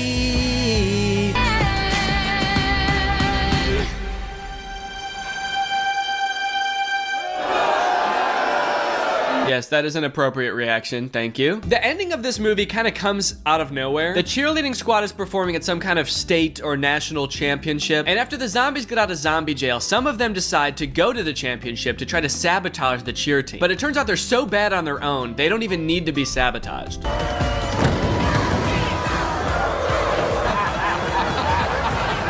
Okay, kind of mean. This grown adult just laughing at these kids as they're not doing well in a cheer competition. Get off the stage, Bucky! Okay, who is this guy? Are we supposed to know who this guy is? Why is he being so mean? Let's go see the cheer! Get off the stage, zombie! Who is that? Why is he so mad? We've never seen this character before. Why are we focusing on his reaction so much? Anyways, the zombies decide, you know what? Let's be the bigger person. Let's help out the cheer team. We're gonna win over the humans by helping them perform the coolest cheer performance ever. All right, here's the plan. We're gonna let our freak flags fly. Dude, gross. There's kids here. Can't do that. Basically, they perform and everyone loves it. The crowd's going wild. They never show that one guy again, so maybe he's still pissed off, but everyone else likes it. And that's pretty much the end of the movie. Oh, you wanted to know why Addison's hair is white, if they ever reveal that? If my prediction was right? Yeah, they don't do that. They never explain it at all. They set it up to be some big reveal, and then they just never talk about it. At least, not in this movie. I have heard there are 3 of these movies, and they explain it, I think, in the 3rd one. So, you gotta wait a long-ass time to figure out why her hair's white. Your hair's gonna be white by the time you find out why her hair's white.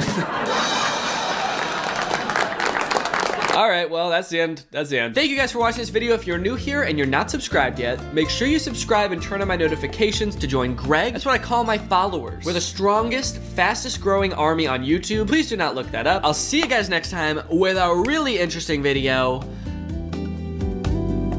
Bye. Fashion changes fast. Like really fast. Looking at this picture of myself wearing a V-neck and cargo shorts feels like looking into an old photograph from the 1910s where like everybody in it is dead now. But believe it or not, this picture was only taken 2 weeks ago. That's how fast fashion trends change. Remember that weird t-shirt I was wearing at the beginning of this intro? I've already thrown it into a landfill. That's how fast fashion trends change. Styles change so quickly over the years, it feels impossible to predict what is going to be popular next year, let alone like 30 years from now in say 2050, which is scary to me because by then I'm gonna be old, I'm gonna be falling out of style, but luckily some experts think they've already figured it out. I found a few articles claiming to predict what the fashion of the future will look like. And if I can just buy all that stuff now, then I can become the ideal man of the future today. So my goal is to go through each of these 3 articles and craft one outfit based on what each one predicts. That way I can cover all my bases no matter what the future looks like. And then we can decide together which future we would most like to live in. Okay, this is an article on a website called Dream Zone, and it's called 2050, the fashion of the future. Adaptable wearable technology. Most of us will live close to the printing house or have a 3D printer at home. Huh? What is this about everybody living close to the printing house. Like Kinko's? I do mess with the idea of 3D printed clothing though. That's kind of sick. The idea that everything you own can fit perfectly because it's like 3D printed, custom to your body, is kind of cool. Socks will recycle themselves. Wearing for a few days and discarding will become a thing of the past. I don't do that currently. Wearing for a few days and then discarding? We don't do that. That's something that you do. You made that up. Fashion trends will not get banned, but it will be made from paper so that everything which is old can be dropped off to domestic recycling. So what I'm getting from this article, 3D printed clothes and recyclable clothes. When I Googled 3D printed clothes, I came across this company called Zellerfield that makes 3D printed shoes specifically designed for your exact feet using scans of your dogs that you send them. They have a bunch of different models of shoe. This one's got a face on it. Actually, it's got 2 faces on it. It's got one on the front and one on the back. Voldemort-ass shoe. Incredible feel, fused 3D lattice with no stitching, glue, or weak points. That actually is kind of cool. So there's no stitching. It's just all assembled basically together. It's all one solid piece. Kind of like a Croc.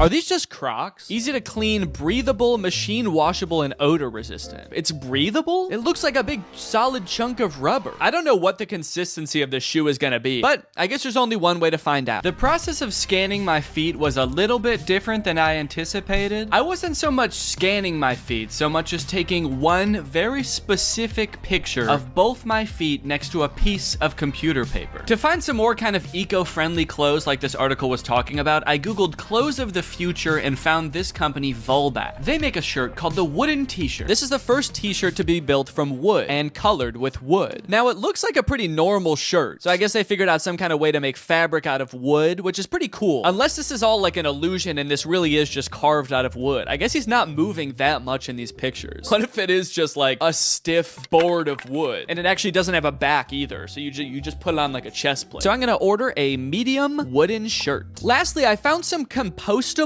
underwear. These are just boxers made out of 100% cotton, which means that if you put them in a composter, they will turn back into dirt. Made by nature and designed to return to nature in 90 days. You can soil them and turn them into soil. Add to cart.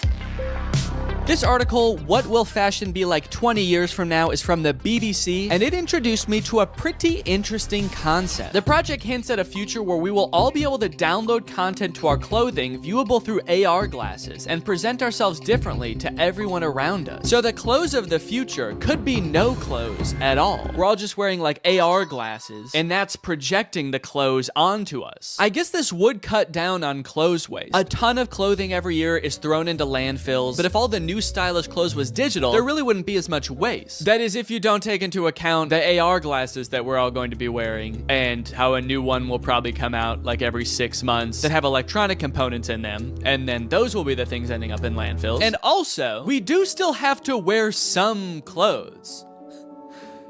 Right? Or is the future just gonna be like people walking around looking like Fortnite characters in our AR glasses, but in reality, they're just naked? The most interesting part about this is that I actually found a company that offers this service already. It's called DressX. I actually found it because Sophia Nygaard made an entire video where she dressed up in outfits from this service for a week, and it's super interesting. You can buy clothes, digital clothes, from this website, and then you can try them on virtually. I guess you upload an image of yourself that you want to be wearing the outfit, and then you pay $20 for them to basically Photoshop you into the outfit. And it looks a little bit realistic. Yo, look at this, the Neo suit. I feel like when I upload this, they have to decide how big my ass is. Okay, I'm actually kind of liking these, dude. Whoa, look how big that hat is. Dude, that's crazy. Maybe I want to go with this one. It's $100 for this whole outfit, which could be worth it, depending on how it turns out. Yeah, I'm gonna go with this one.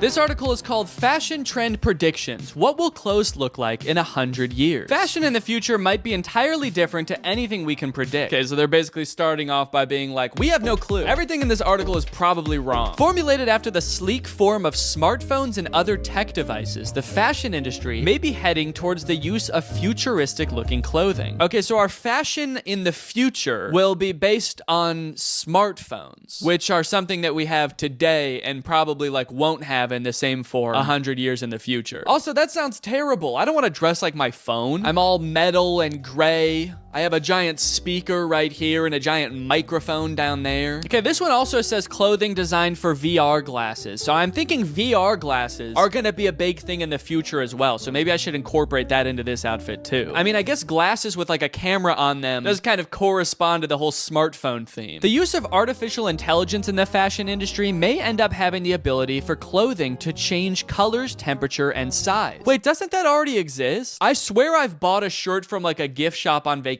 before that changed colors if I was in the sun. Okay, so for this version of the future, here's what I found. Some augmented reality sunglasses. I didn't even know technology was this far, first of all. AR technology? They can just make them in sunglasses now? You can just sit down with your sunglasses and be in front of a giant theater screen. Why does this feel like this is a scam or something? It has 1,500 ratings and it has good reviews. So I'm gonna get them, honestly. I'm honestly kind of just curious and I want to try them. Next up, remember how I said giant speaker right here? Giant speaker right here. This is a Bluetooth hat. Plays music out of it. It's only $15. It's incredible. And then I don't know, like a color changing shirt, but maybe I can get some kind of like metallic pants or something to go along with it. And that'll kind of complete the look. With 3 futuristic outfits chosen, it was time to start testing them to see which future I would most like to live in.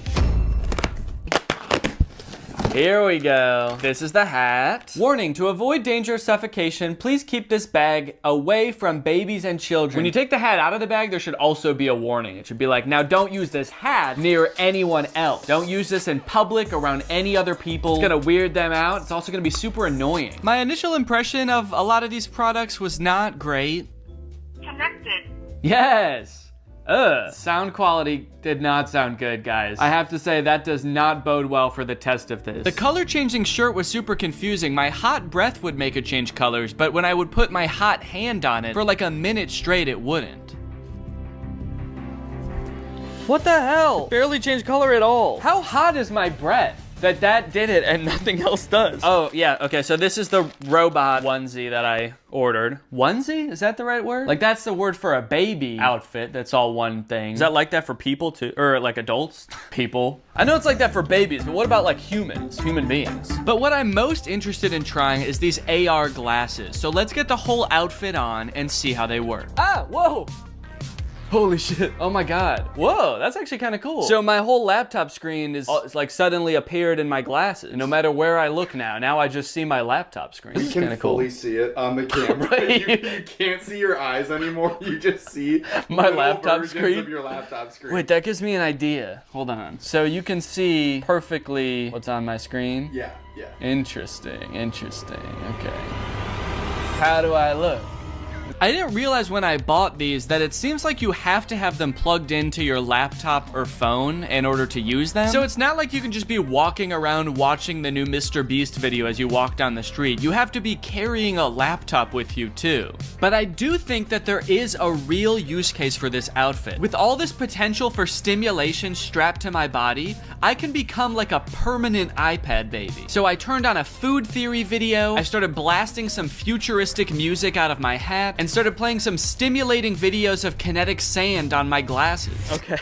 Oh, this is crazy. The image of the kinetic sand is way bigger than the TV. So there's like a one TV with matte pad on it, and then a way bigger translucent TV with kinetic sand playing. I can't really imagine a use case for these glasses. It's pretty awful, actually. So much stimulation that everywhere I look, all I see is kinetic sand being cut. And it's also kind of making me nauseous. So I think I'm gonna go get some water. Luckily, today's video is sponsored by Air, which is a great and unique way to meet your daily water requirements. You see, guys, while you just fill up your Air with regular old tap water that your government provides for you, when you put on a scent pod and you activate it like so, pop it right into place, suddenly the water has taste to it. And I'm talking good taste. This scent pod I got on here is raspberry lemon. So when I drink through my air travels into the scent pod, out through the nozzle, and into my mouth, creating a flavor experience like I'm actually drinking something flavored like raspberry lemon. But it's not actually adding any chemicals to the water. I like this because I like drinking a lot of water, but sometimes water can be a little bit boring. I want to spice it up with a little bit of flavor, but I don't like adding in chemicals, sweeteners, artificial sweeteners to my drink. This doesn't add in anything, it just adds in scent. It's science. And it just seems like you're tasting raspberry lemon, which is a pretty good flavor. And guys, it's the season of giving, so what better time to give a family member or a loved one a gift with taste. Which is why, Jake, actually, I have a surprise for you. What? For doing such a good job filming this video right now, I got you this. Oh my God. And there's actually an Air Up in here too, it's not just the box. So there you go. And I also got you your favorite flavor, cherry, to go along with it. Oh my God, that's my favorite flavor to go along with it. That's what I just said. Yeah, sorry. Air Up is a great gift for anyone who likes to drink water, which is everybody because you need water to survive. And from November 20th to the 27th, you can save up to 40% on all orders. That's because they've got Black Friday and Cyber Monday deals going on right now, and it is their biggest sale ever. So if you want to check it out and get a family or friend or a loved one a gift with taste this year, click the link in the description, get up to 40% off on all orders. And now, so I was just watching more videos about Air Up on here. So cool. Thanks to Air Up for sponsoring this video. Now back to the video. For the virtual outfit, before I even purchase it, I have to take the picture that I want them to Photoshop me in, because that's part of the checkout process, is uploading that picture. So that's what I'm gonna do right now. Now the outfit is so kind of edgy and dangerous looking that I gotta pick a cool location for it. So that's why I'm out and about. I have to find a cool location for it. The big issue with that is that the top is like a mesh top, which would usually be worn with nothing underneath, so that you could kind of see, you know, my belly button, my nipples, whatever. But if I'm looking for a cool location, that's gonna be a public location, and if I'm in public, I'm not gonna be walking around taking pictures with my shirt off. Filming in public is already embarrassing enough. I don't need to take my shirt off. But look, I'm wearing like kind of a skin colored shirt. Maybe they can just Photoshop my shirt off anyway and give me like rock hard abs. That would be sick. So I'm just gonna take a picture and send it to them and see what they do. I'm just wearing regular clothes. I'm wearing jeans and a t-shirt and shoes. And so I'm just gonna try to find like an edgy location to take a picture of myself. Well, I took a little walk and I looked around and I found this. A skate park. Also the smallest bleachers I've ever seen to watch people at the skate park. Guess they're not anticipating like a ton of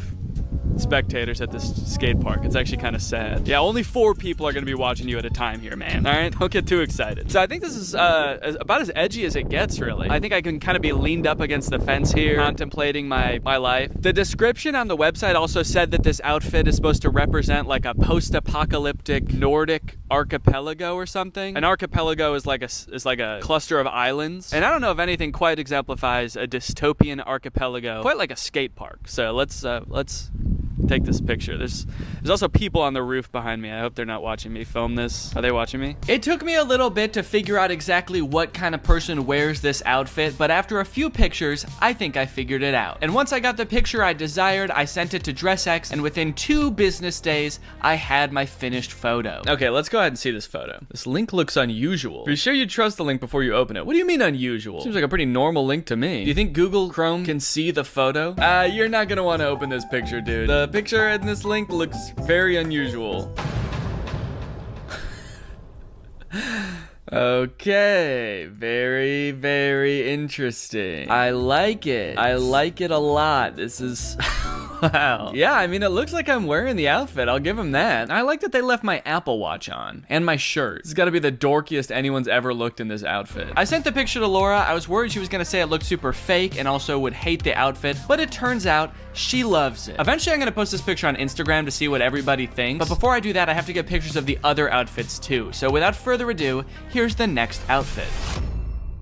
All right, well, it's been a month since the last part of the video that you just watched. Our son arrived about 2 weeks early, so I had a little bit less time to film this video than I thought. Whoops! So yeah, I'm a dad now. I've been taking the past month off of social media and just like taking a break from filming and stuff, just to hang out and get to know the little guy. He's awesome. He's very chill so far. Does a lot of sleeping, does a lot of pooping. And all in all, it's probably been the best month of my life. This has been fantastic. It's been amazing. Everybody's healthy. Everybody's doing great. The delivery went great. About as good as you could ask for, honestly. But being that I am a dad now, I do kind of have to reevaluate my content, you know? I have a son to raise. Do I really care about becoming like the trendiest man 30 years from now? My son's gonna be 30 years old in 2050. Okay? Or something like that. I don't know. Somewhere around there. Or do I really want to be worried about keeping up with the hottest trends of the future?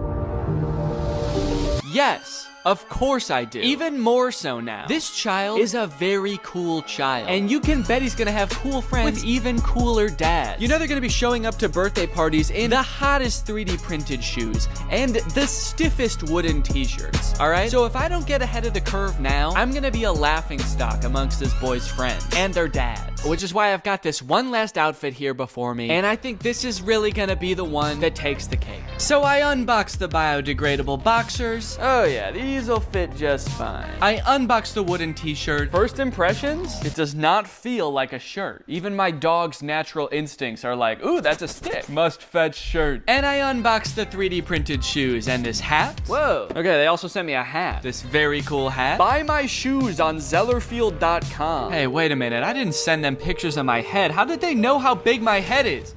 Wow, dude. Okay, look at this. Wowee, man. These shoes impressed me from the moment I took them out of the box. They are breathable.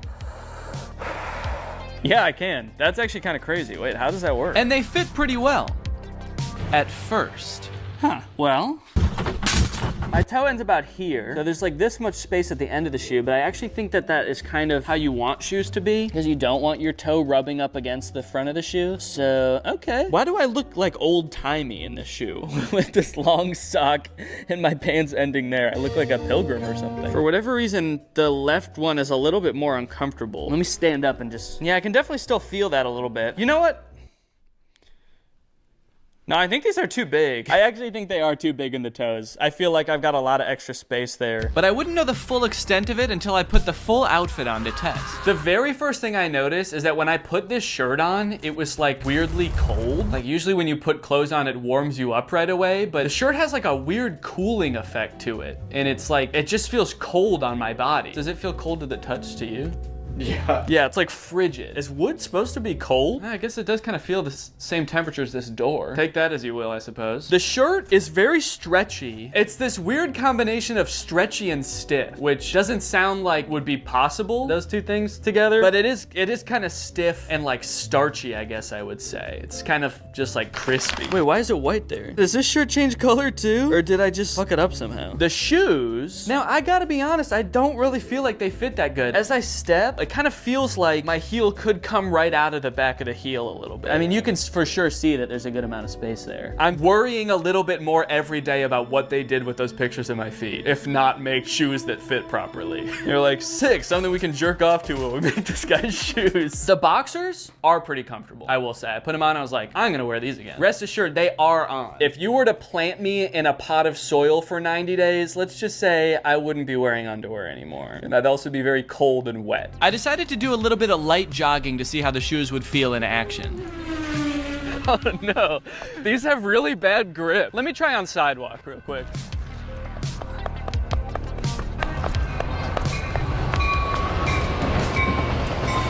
Great, sorry. Let me see if I can race it.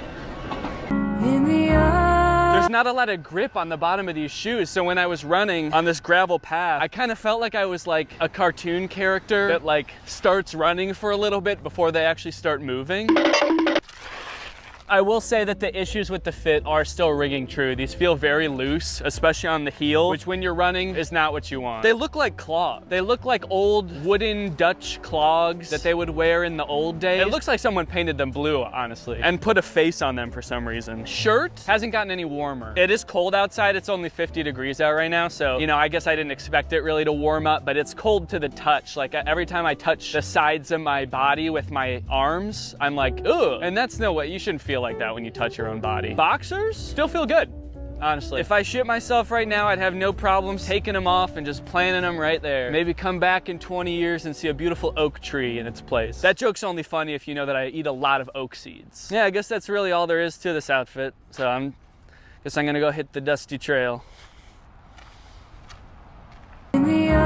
To get a definitive answer as to which outfit is the best futuristic outfit, I decided to post each of them on Instagram and let my audience decide. This is gonna be such a weird thing to post right now. As of right now, I haven't posted anything since our son was born, so I've just posted that we had a baby, and then the next post is like me like, ah, in the scariest outfit you've ever seen. Yeah, maybe I should just caption it something really ominous, like things have changed. Rate my fits, and then maybe some kind of little fashion emoji. The hell? Why are these the emojis that come up when you search fashion? It's a scroll and 2 fountain pens. Hello? Okay, it's been about 20 hours since I posted the pictures. Let's go ahead and see what people think about the future of fashion. Hat's not wide enough. Thank you for that, Drew. Whoa, okay, I'm actually getting a decent amount of positive responses. Love the pants, so cute, yes, cool. First one goes hard. First one is so fire. It seems like most people are talking about the first outfit. Dude became the Hat Man. Whoa. Wow, I didn't even think about that. I do kind of look like the Hat Man. You guys know that mythical sleep paralysis demon, the Hat Man? Dude,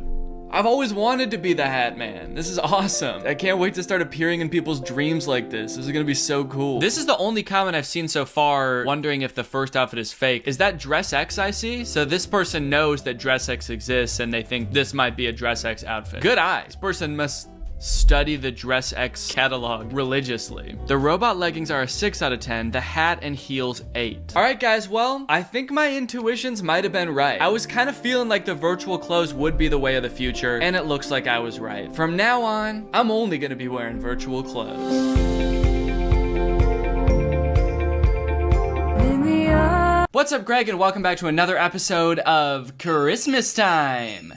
It's December, baby. You know what that means. Every year around Christmas time, I'm on the prowl looking for Christmas movies to watch and review on this channel, and to my surprise, the perfect one sort of just fell into my lap. I'm sure a lot of you have seen my video on the movie Spookly the Square Pumpkin. Well, it turns out that a sequel to that movie just came to Netflix. It's called Spookly and the Christmas Kittens. And I've watched it. I've watched it several times now while working on this video, and you know what? It's just as bad as Spookly the Square Pumpkin. I thought that maybe they would have improved on their storytelling skills, but they have not. Also, I've watched this a decent amount of times now, and I still have so many questions about the end of this movie. Without spoiling it too much, it does not paint Santa in a very good light. Kind of makes him seem like a little bit of a jerk, honestly. All right, let's just watch it. There once was a little lost kitten. He had given up hope of ever having a home.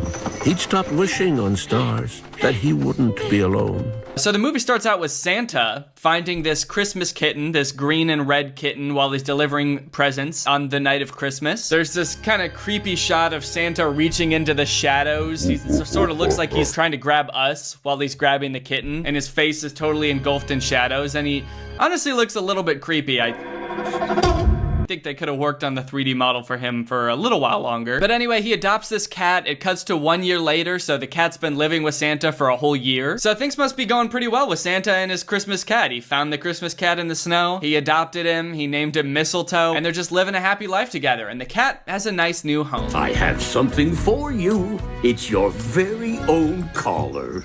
Let's take a photo so you'll always remember the day you got your collar.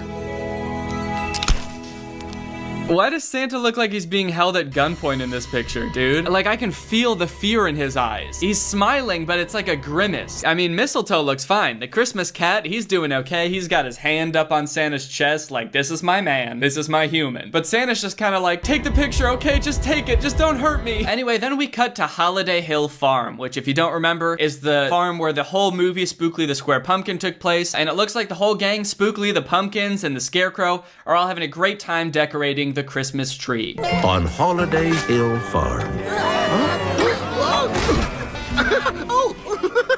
Now, I don't know how long it's been since the first movie took place, like chronologically speaking. I don't know if it's been years, but at the very least, it's been 2 months, because the first movie took place around Halloween. This movie's taking place around Christmas. So shouldn't these pumpkins be like rotting by now? I'm just saying, because this year we carved pumpkins for Halloween and they lasted for like all of 2 weeks before they became absolutely rancid. So I'm just speaking from personal experience here, but I'm pretty sure that, like, scientifically speaking, Spookly's head should be caved in and he should be full of mold, and there should also be like a family of squirrels living him and eating him from the inside out. And I know, you know, that's not the most unrealistic part of this movie, but I'm just trying to understand the lore of these movies. Also, are these pumpkins Christian, or do they just kind of celebrate Christmas as like a secular holiday?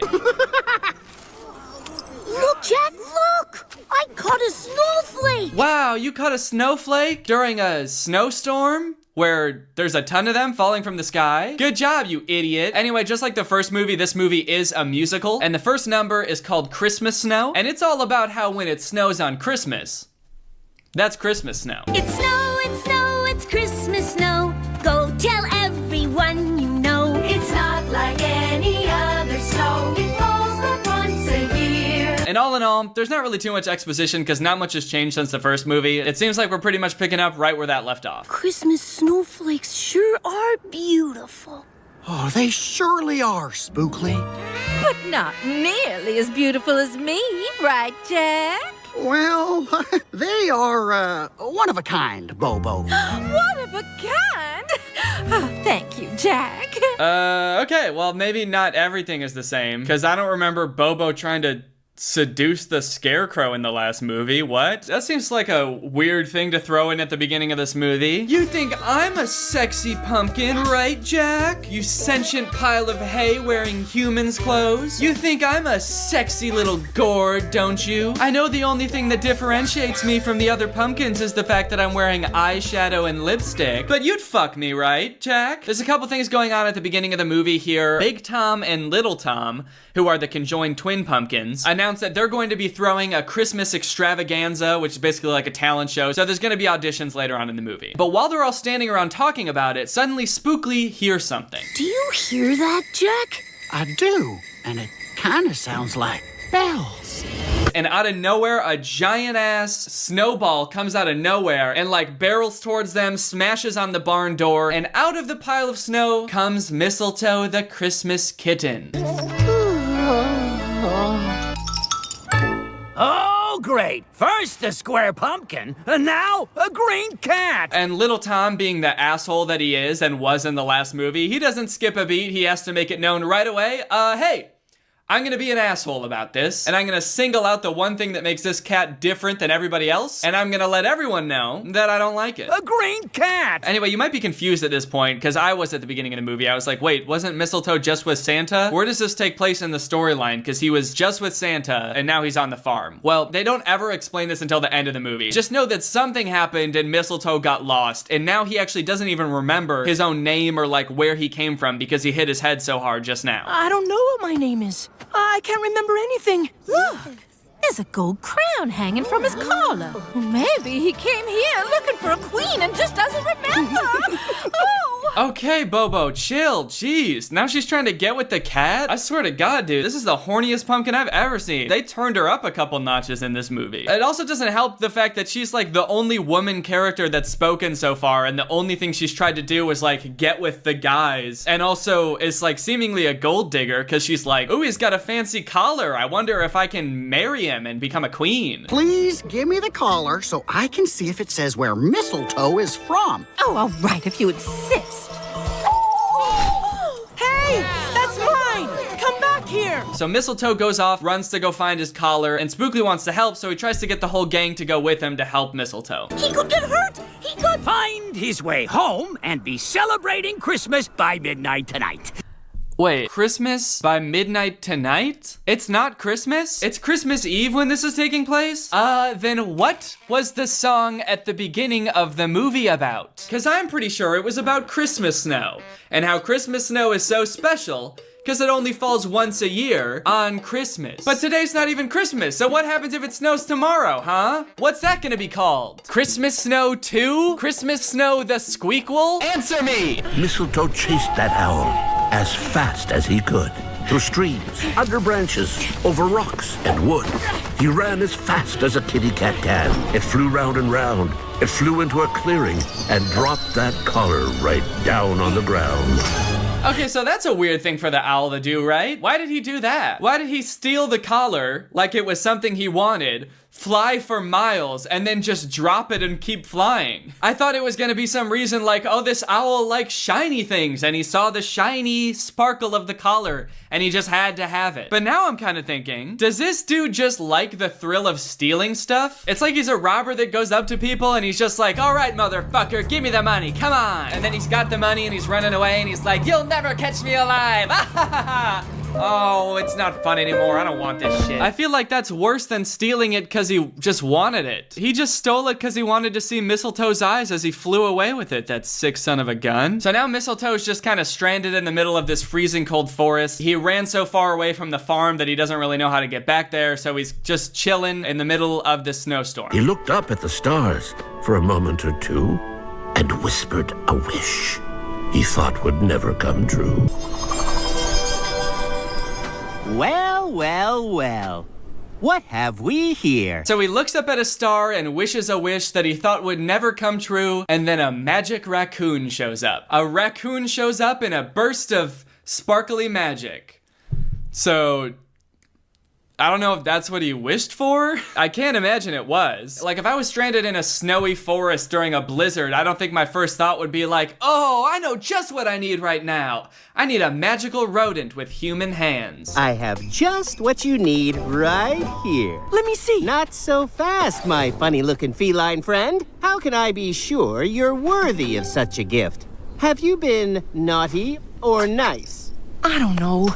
I can't remember. That's a suspicious answer. Like, I know he hit his head and he really can't remember if he's been naughty or nice, but like, you gotta explain a little bit more than that, dude. You can't just say, I don't remember. That's never a good answer. Especially when someone's asking you if you did something wrong or not. All right, Sonny, fess up. Did you kill all those people? Me? Huh. Oh, please. I don't remember. I suppose you might be worthy of what's in here, but I still can't just give it to you. Not unless you have something to give me in return. But I don't have anything. Sure you do. That. Why not? It's not much good to me now.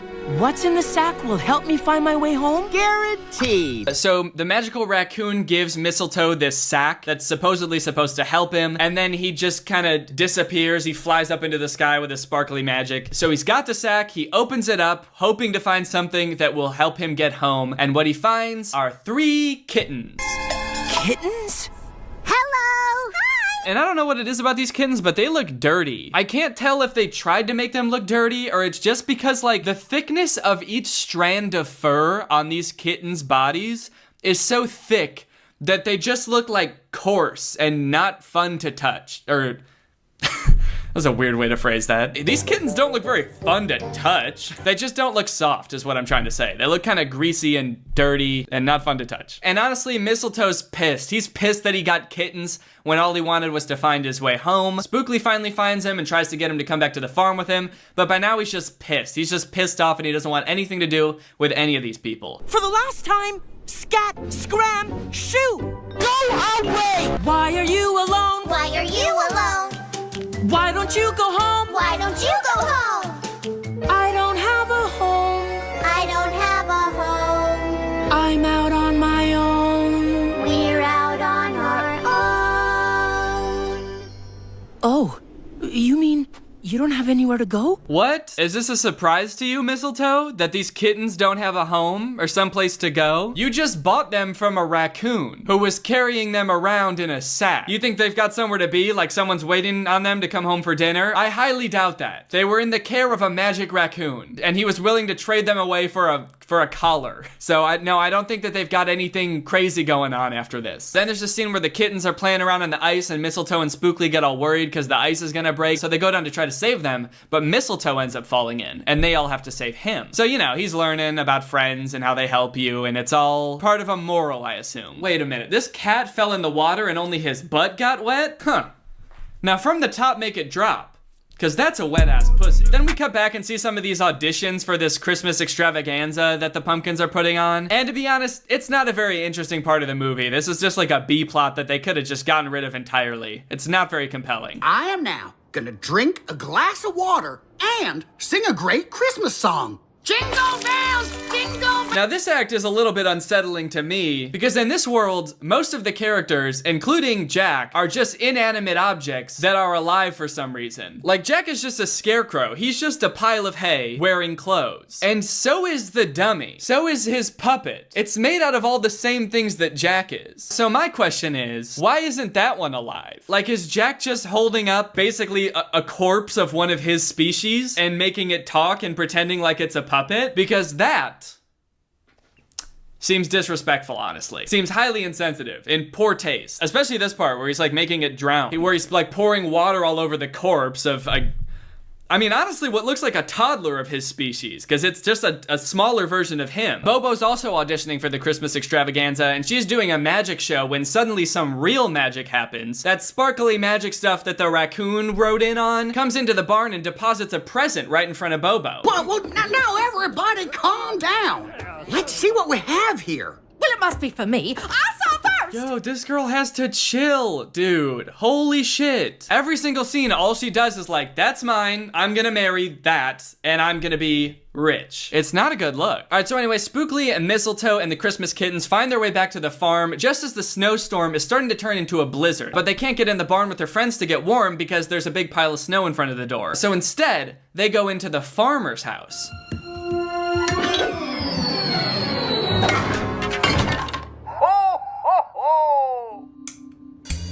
Did you hear that, buddy? Someone said ho ho ho. Ooh, these kids look kind of creepy, dude. Ho ho ho. This girl looks 6, but also 40. Under the tree in the farmer's house, Mistletoe finds the present that magically blew into the barn. I don't know how it's suddenly in the farmer's house. They never explain that. I guess it just magically goes to there next. I don't know why it ever had to go in the barn if that's the case. But he opens it up and here's what he finds. This gift is for you. Because you truly believe it is better to give than it is to receive.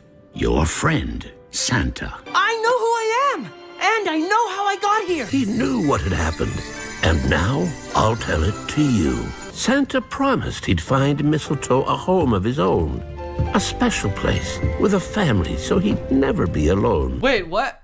What? So this whole gift thing from Santa is like a home for Mistletoe? Dude, Mistletoe already had a home. It was with you. He lived with you for a year. And he seemed pretty happy too. It seemed like he was living a pretty luxurious life. He was Santa's cat. And it also says he needs to find him a place with a family so he'll never be alone. Living with Santa, you would literally never be alone except for one day out of a year where he's working. The rest of the year, he's there. What kind of excuse is that? But before Santa could take Mistletoe to the home he had found, he snuck onto the sleigh. And suddenly, the sleigh was high off the ground.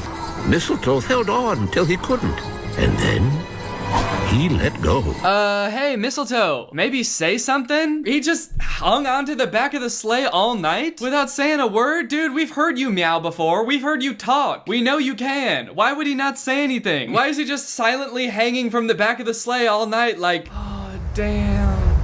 I'm gonna die. Mistletoe landed on the rooftop, covered with snow. He rolled and rolled across the farm and crashed into the barn. When they looked inside and saw a red, white, and green cat, they wanted him to stay. You're the best Christmas present under the tree. So Santa's big gift to Mistletoe for Christmas was a new home. Wow, way to go, you insensitive sack of shit, Santa. That's not what Mistletoe wanted, clearly. He wanted to find his way back home. Santa getting Mistletoe a new home for Christmas is like getting your boyfriend a new girlfriend for your anniversary. That's gotta be the meanest gift I ever saw. Okay, well, everything's resolved now pretty much. This is the end of the movie. Now, are you ready for the part that threw me for a loop when I watched this movie and I still have questions about? Well, here you go. Where you belong. Where you belong. Place you love. Family and friends. Where your dreams begin and all your journeys end. Yeah, not only was Santa the raccoon, the conniving, greedy little scam artist of a raccoon, he was also the owl, that sick son of a bitch that stole Mistletoe's collar just to lead him into the woods to die. So I'm sorry, but I'm having a hard time trying to grasp Santa's reasoning for all this. What was he trying to accomplish? From his gift and everything, it makes it seem like Santa was doing all this to help Mistletoe find a loving home, because he never had that before, and that's all Mistletoe ever really needed. But for one, Mistletoe already had a fine home. He lived with Santa. And then number 2, this has to be the most elaborate, inefficient scheme to find Mistletoe a home that could possibly exist. Because Mistletoe was already there. When Mistletoe met Spookly, he was already in the right place to be at his home. He was right next to the farmer's house. But for some reason, Santa was like, oh, I can't have this. Mistletoe making friends? No, no, no. So he snatched his collar and led him into the woods. And then when Mistletoe finally finds his collar, Santa becomes a raccoon. Santa takes his collar again and gives Mistletoe 3 kittens. Why does he need those kittens? And then he just lets him find his way back to the farmhouse by chance through a blizzard where he finds his new home. That's gotta be the dumbest scheme of all time, and honestly, it kinda just seems to me like Santa wanted Mistletoe dead. And if that's not enough of a weird movie on its own, then imagine my surprise when I watched this movie again and realized that at the very beginning of this movie, when Mistletoe is just a tiny baby kitten and Santa first finds him, he's already at the farmer's house. The porch that Santa finds him under is very clearly Holiday Hill Farm, where all of this takes place, under the farmer's house. He was there the whole time. The whole plot of this movie is so pointless, because if Santa had never found him in the first place, he still would have ended up at the farm. He probably would have met Spookly and all his friends, and yeah, maybe he wouldn't have found the kids, but like, he would have been happy living with Spookly. Anyway, this movie was dumb, and now it's time to hear from our sponsor. Hello everyone, and welcome back to my second channel. This is my second channel. It is not my main channel. If you thought it was, then go and get your brain checked by the brain doctor, because you're just plain dumb. So a couple days ago, I decided to try streaming and playing Minecraft for the first time live on Twitch, and it was really fun. I had never really played Minecraft much before, just like a few times, so I didn't really know how to play, but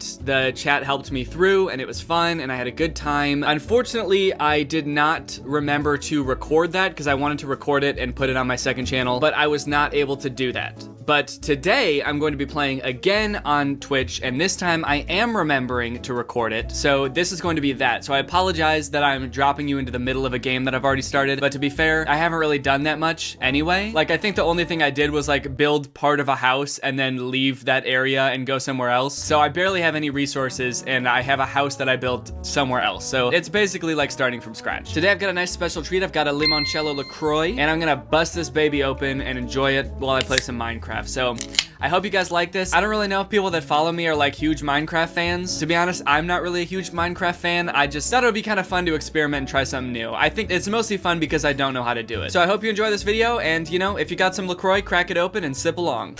If you guys remember from last time, I have found this village. I ran around in the dark a lot, and I got killed a lot, and I got some resources. All of which I have right now. So this is everything that I have. I also started to build a house elsewhere, but then found out that I was on an island. Then I found the mainland, which is where I am now. I also fell down there and died because I wasn't looking for a second. The only other time I played Minecraft was like twice in college with my brother, and for some reason I made a Robin from Batman and Robin skin. I'm not even like a big Robin Batman fan. I really don't know why I did that. Basically, I think what I need to do right now, people were saying, is that I needed to build a bed and stuff. Don't tell me to punch Iron Dad. I already know I'm not supposed to do that. Oh, another thing that I have done since the last time I streamed is I watched like a bunch of Dreams YouTube videos. I've never watched like any Minecraft content before because it was not that interesting to me. His videos are so interesting. I'm getting chased right now by a skeleton. I was like hooked on it. They're so well done. Do you guys think that I should venture out in the night to go kill sheep to make a bed? Wait, do I have wool? I think I might have gotten some last time. Oh yeah, I have wool. Okay, so maybe I can make a bed. Oh, I can just use a villager bed. But just generally, like, I don't really know if like where I should build a house. Wait guys, there's someone in this bed. Can I get in it also? No, I guess I can. Is he gonna be mad at me? What happened here? Why is there green sparkles everywhere? I think we might have just made love because he was in bed and then I got in bed and then there were green sparkles everywhere. And I don't know what Minecraft love looks like, but that seems like it to me. Oh, take the bed. Whoa, guys, that seems kind of fucked up. I just made love to this guy. Now you want me to take his bed? Get the head, get that bed, then leave. So now I'm gonna go make my own house, I guess. Whoa, these dude. Is he spitting on me? Shit, who knew that llamas could be so goddamn aggressive? But this seems like a good spot for a fort. Now I need to build, firstly, a crafting table. I remember that. And then I need to build a planks. No, I need to build planks to make the crafting table. But then I need to make probably an axe so I can cut down some more trees. And I will take all of this and make a crafting table. Oh, furnace too, okay. Yeah, I remember people were saying that I need, no, oh no, fuck, I don't want all this. Oh no. Now I've got 3 crafting tables. That's gonna come in handy for when I'm crafting 3 things at once. Is there any way I can turn these back into wood? Because I don't want just 3 crafting tables. Oh, I have an axe? But what? Oh, there it is. Oh, it's stone. That's why I didn't see it. Damn, I've got a stone axe. Kind of popping off right now. I'm just gonna get a bunch of wood so I can make my little house. People seem like wood is a pretty solid material for a house. People also seem to think I'm popping off, so that is good news. That area looks cool. What's going on over there? You know what I'm also realizing is that like there can be things just floating if you just get rid of the things below them. So maybe I can make like a floating house. I'll need enough resources to do. Okay, where did these sticks come from? Oh, do they come from the tree? Let's start laying the foundation for this house. Ooh, this is like, what kind of wood is this? Acacia. Huh, cock planks. All right, I'll just make a house out of cock. I'm gonna build my house up in the air. It's gonna be floating. Maybe just a few feet off the ground, but that's still pretty sick, you guys gotta admit. Yep, I'm popping off. A wise man built his house upon the air. I believe that's what is in the Bible. Let's put some cock stairs down. Right here. Okay. Wrong place. I'm gonna make the front of the house go like this. That way I have like a little landing in front where I stand before I walk in through the door. Press F4, then shift. I feel like that's a prank. That's gotta be a prank that makes my game quit. The weird thing that I've always felt like growing up is like I've never been very into video games. I think it's because I'm really bad at them. Or maybe it's the other way around. Maybe I'm really bad at video games because I never really got into them. Compared to all my friends in high school and stuff, I just like was so bad at video games that I never really got that into them. That's why when I was like, oh, it would be fun to stream, I was like hesitant at first because I was like, but I'm not good at any games. Like if I tried to stream like Fortnite or something, it would just be so sad. Like I've played Fortnite before. I've killed like 2 people ever in that game.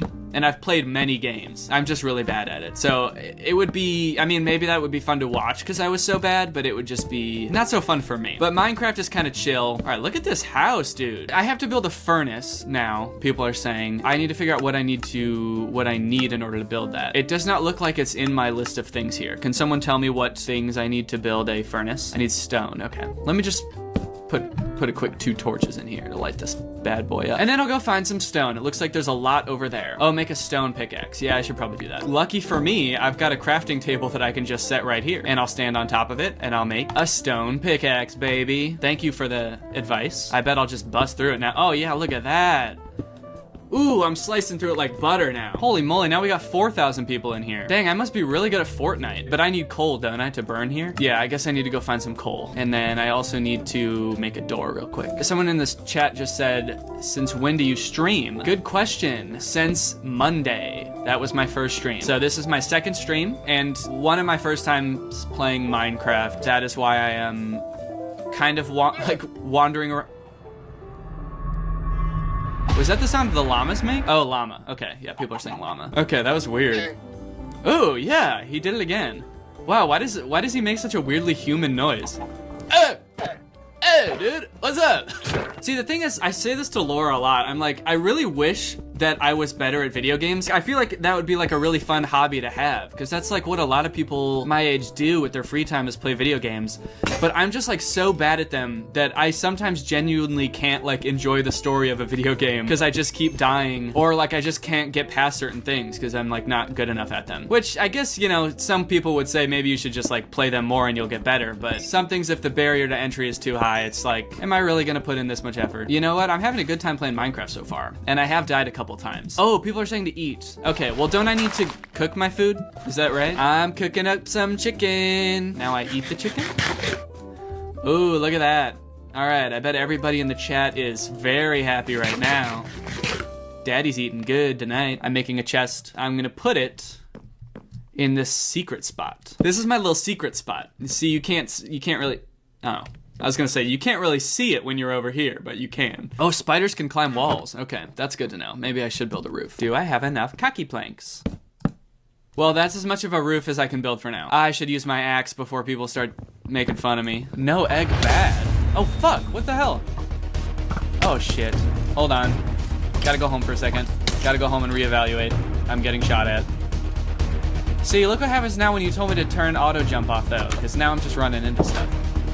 And I'll just look through my window here. I thought these motherfuckers are supposed to die. Oh, there they go. Okay, he's dead. Join Dream's Minecraft server. Okay, yeah, that seems pretty easy. I'll just do that. What do I do? Just like type in Dream into Minecraft? Does that do it? Okay, I think I'm in. I'm on Dream's server now. I'm gonna get some more wood. Congrats on joining. Thank you guys. I know, that's a pretty big deal. You're gonna get so much clout now. Yeah, yep, I probably am. And to be honest, will I forget about all of you when I'm insanely famous off that Minecraft clout? Yeah, I probably will. Do you guys think I have any good like goals for today? Is there anything I should be doing right now? Cave, go mining probably. Okay, I'm gonna go in the mine. Then it's good that I made some torches. What's going on over there? That's not lava, is it? Or is it like dried lava? Can I step on it? Ah! Oh, fuck. Okay. Wait, what is going on over here? So this looks like a portal, right? Someone said, do you fart? Yeah, I do, but usually not like when I'm streaming or filming or anything. I try to do that like, just like I'm kind of like on my own time. It's kind of like something that's just for me. Open the chest. Okay. Obsidian, golden helmet, and golden pickaxe. So it said fart reveal. Yeah, if I get some goal on Twitch, I'll do a fart reveal. I made an advancement. Ice bucket challenge. What does that mean? Actual nose reveal? What the fuck is that supposed to mean? Get the gold. Okay, I'll get the gold. Bing, bing, bing, bing, bong, bong, bong. Bing, bing, bong. I didn't get the gold. Oh, don't break that unless you have an iron pickaxe. Guys! Who said that? Who told me to break the gold? Fuck you. Dude, that was not cool. I need an iron pickaxe to get the gold, so I guess I should go do that, right? I complete the portal. What do I need to do to complete it? What do I need to... Do I put obsidian? Does it just go like around like this?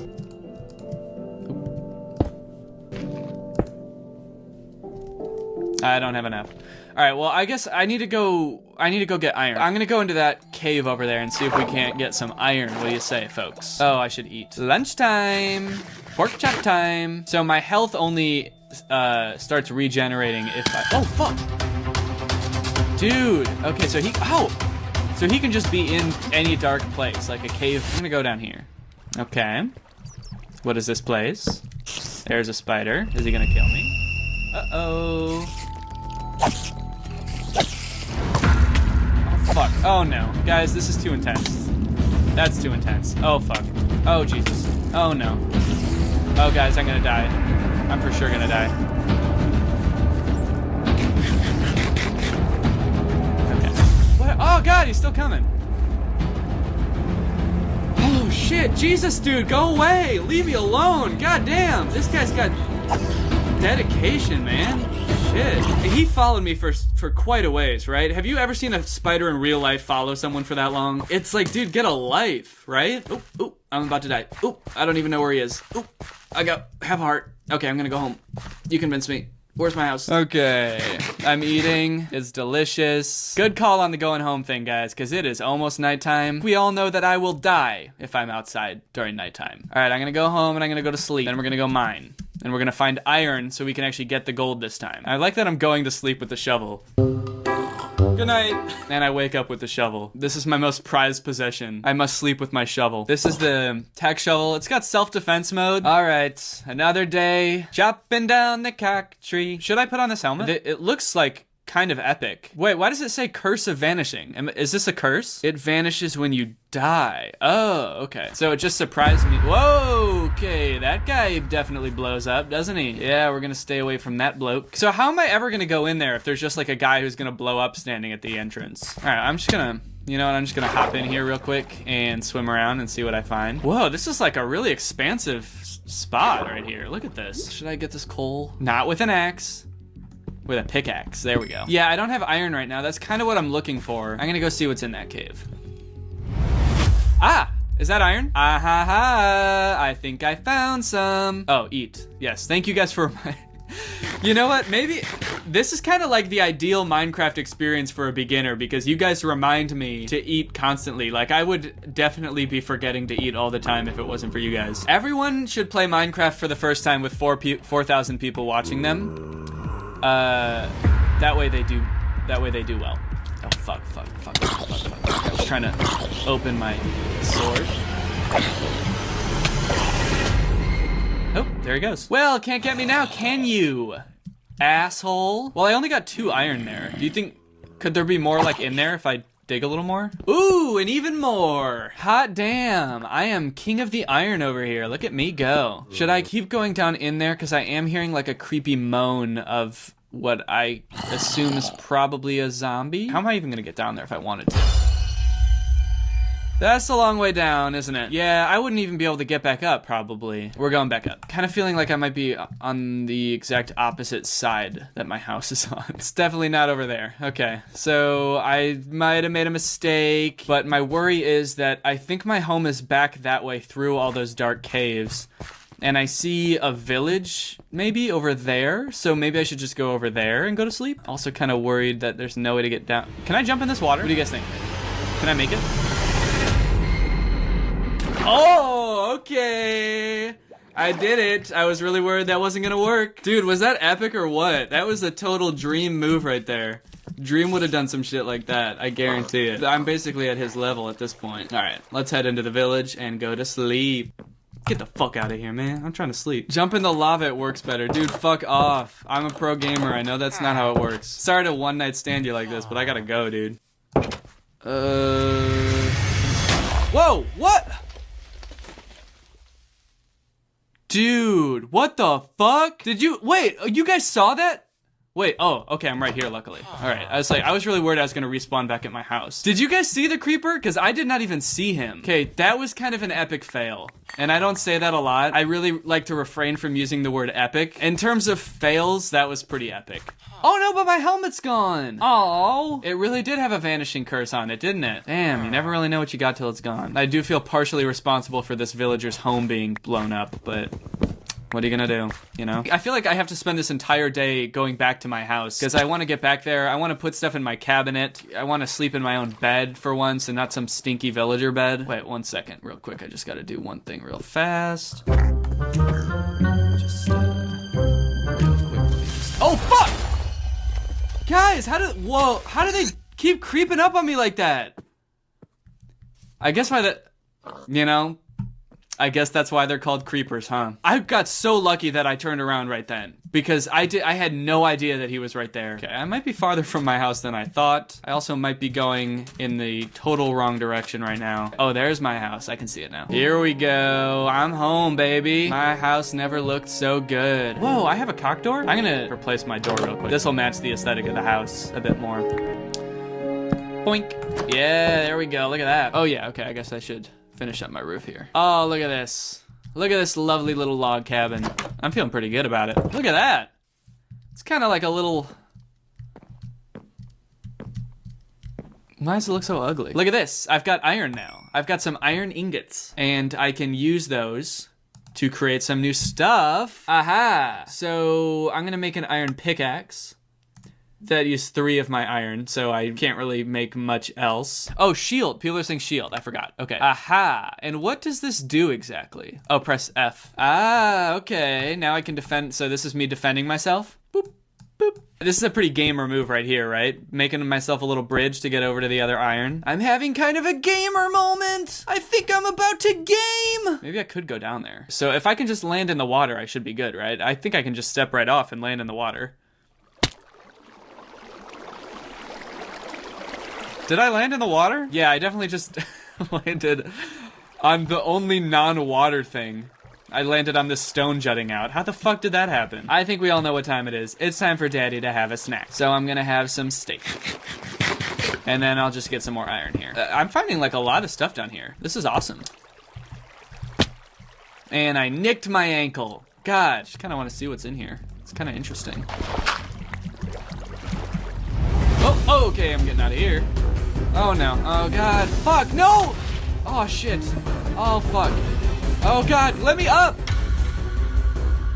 God, dude, why wouldn't it let me up? I feel like I'm never really in that much danger, but just my lack of knowledge makes it way more intense. I gotta remember where that portal was, because I wanna go get that gold. I'll make sure that I have the iron pickaxe loaded up and ready to go. All right. I have 1 piece of gold. I kind of feel like I'm flexing right now, just walking around with this. Oh fuck. Easy come, easy go. I just remember that I had a furnace with me because someone told me to carry around a furnace at all times, but you know what, I'm just gonna go home anyway because it's about to be nighttime, or as I like to call it, fright time. What am I doing here? Oh, I want to melt these. Yeah, look at here. I've got some iron. Oh, we ran out of coal. Let's keep that fire going, baby. Now folks want me to make iron armor. Oh, so you're telling me I have to cover up my beautiful Robin skin? Come on. They don't make any clear armor? Transparent armor, or better yet, Robin themed armor. Guys, I think it's safe to say the drip just got drippier. Look at this. Put your gold block in the crafting table. Okay, so people are saying that I can do something with it in the nether. Guys, I'm gonna be honest. You guys keep talking about the nether. I do keep sort of just glossing over it, borderline ignoring it, because that sounds scary as hell. I don't know what's in the nether. I saw Dream go there and there were like pig people walking around. I want to make ladder. I need sticks to make ladders, don't I? Rats, I can't even make one. I need to put these in a place that's completely vertical as well. This is where I'm always finding myself climbing up. Okay, now I'm going to make a straight up thing that I can build my ladder up. And then I guess I got, oh, but now I gotta make like a bridge over there. Now I'm kind of stuck on a tall thing. Wait, hold on, okay, 1 second. I need to reevaluate the strategy here. Okay, I'm holding shift, guys, don't worry. And I'm building along this way. So now we got a nice little bridge, and now I can go down there and put my ladders up. And hopefully I have enough ladders. Okay, that's pretty good. Guys, I think I just solved my biggest issue. I made it nice and thick, that way, in case I lose my balance a little bit.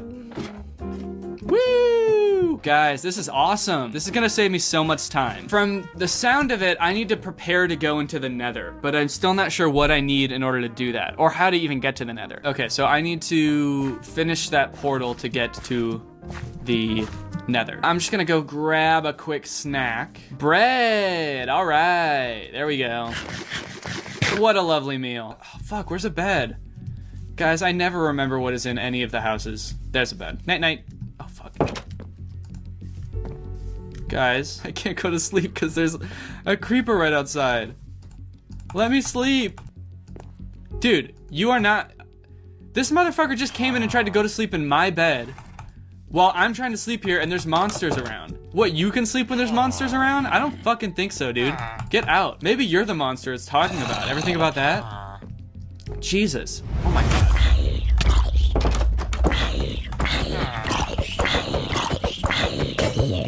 Okay, there we go, finally. Wait, oh, oops. Wait, did I do it? No, it's still nighttime.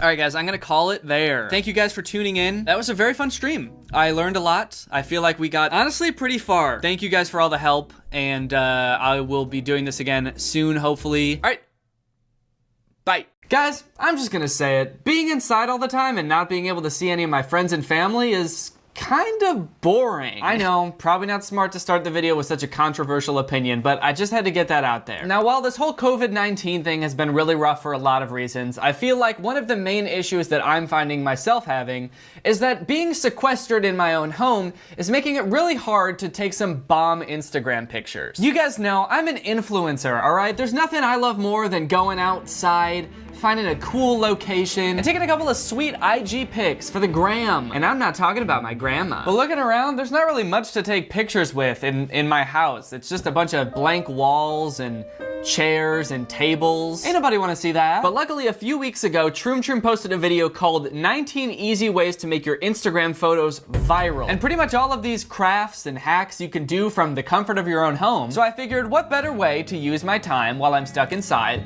than to go viral on Instagram. And as I'm sure you guys know, if you've seen any of my other Troom videos, these are all definitely going to work and not be a gigantic waste of time. I'm gonna try these little Instagram viral crafts. I'm gonna post them on Instagram, and I'm gonna see if they really make my pictures go viral, or at the very least, what my followers think about me posting all of this ridiculous stuff. Feel free to follow along at home if you want to. You know, if you're bored and you wanna go viral on Instagram too, there's enough clout to go around, so grab your scissors, grab some construction paper, grab a freaking plant, we're gonna need one of these, and let's just get down to business. Let's start monkeying around with some Instagram hacks.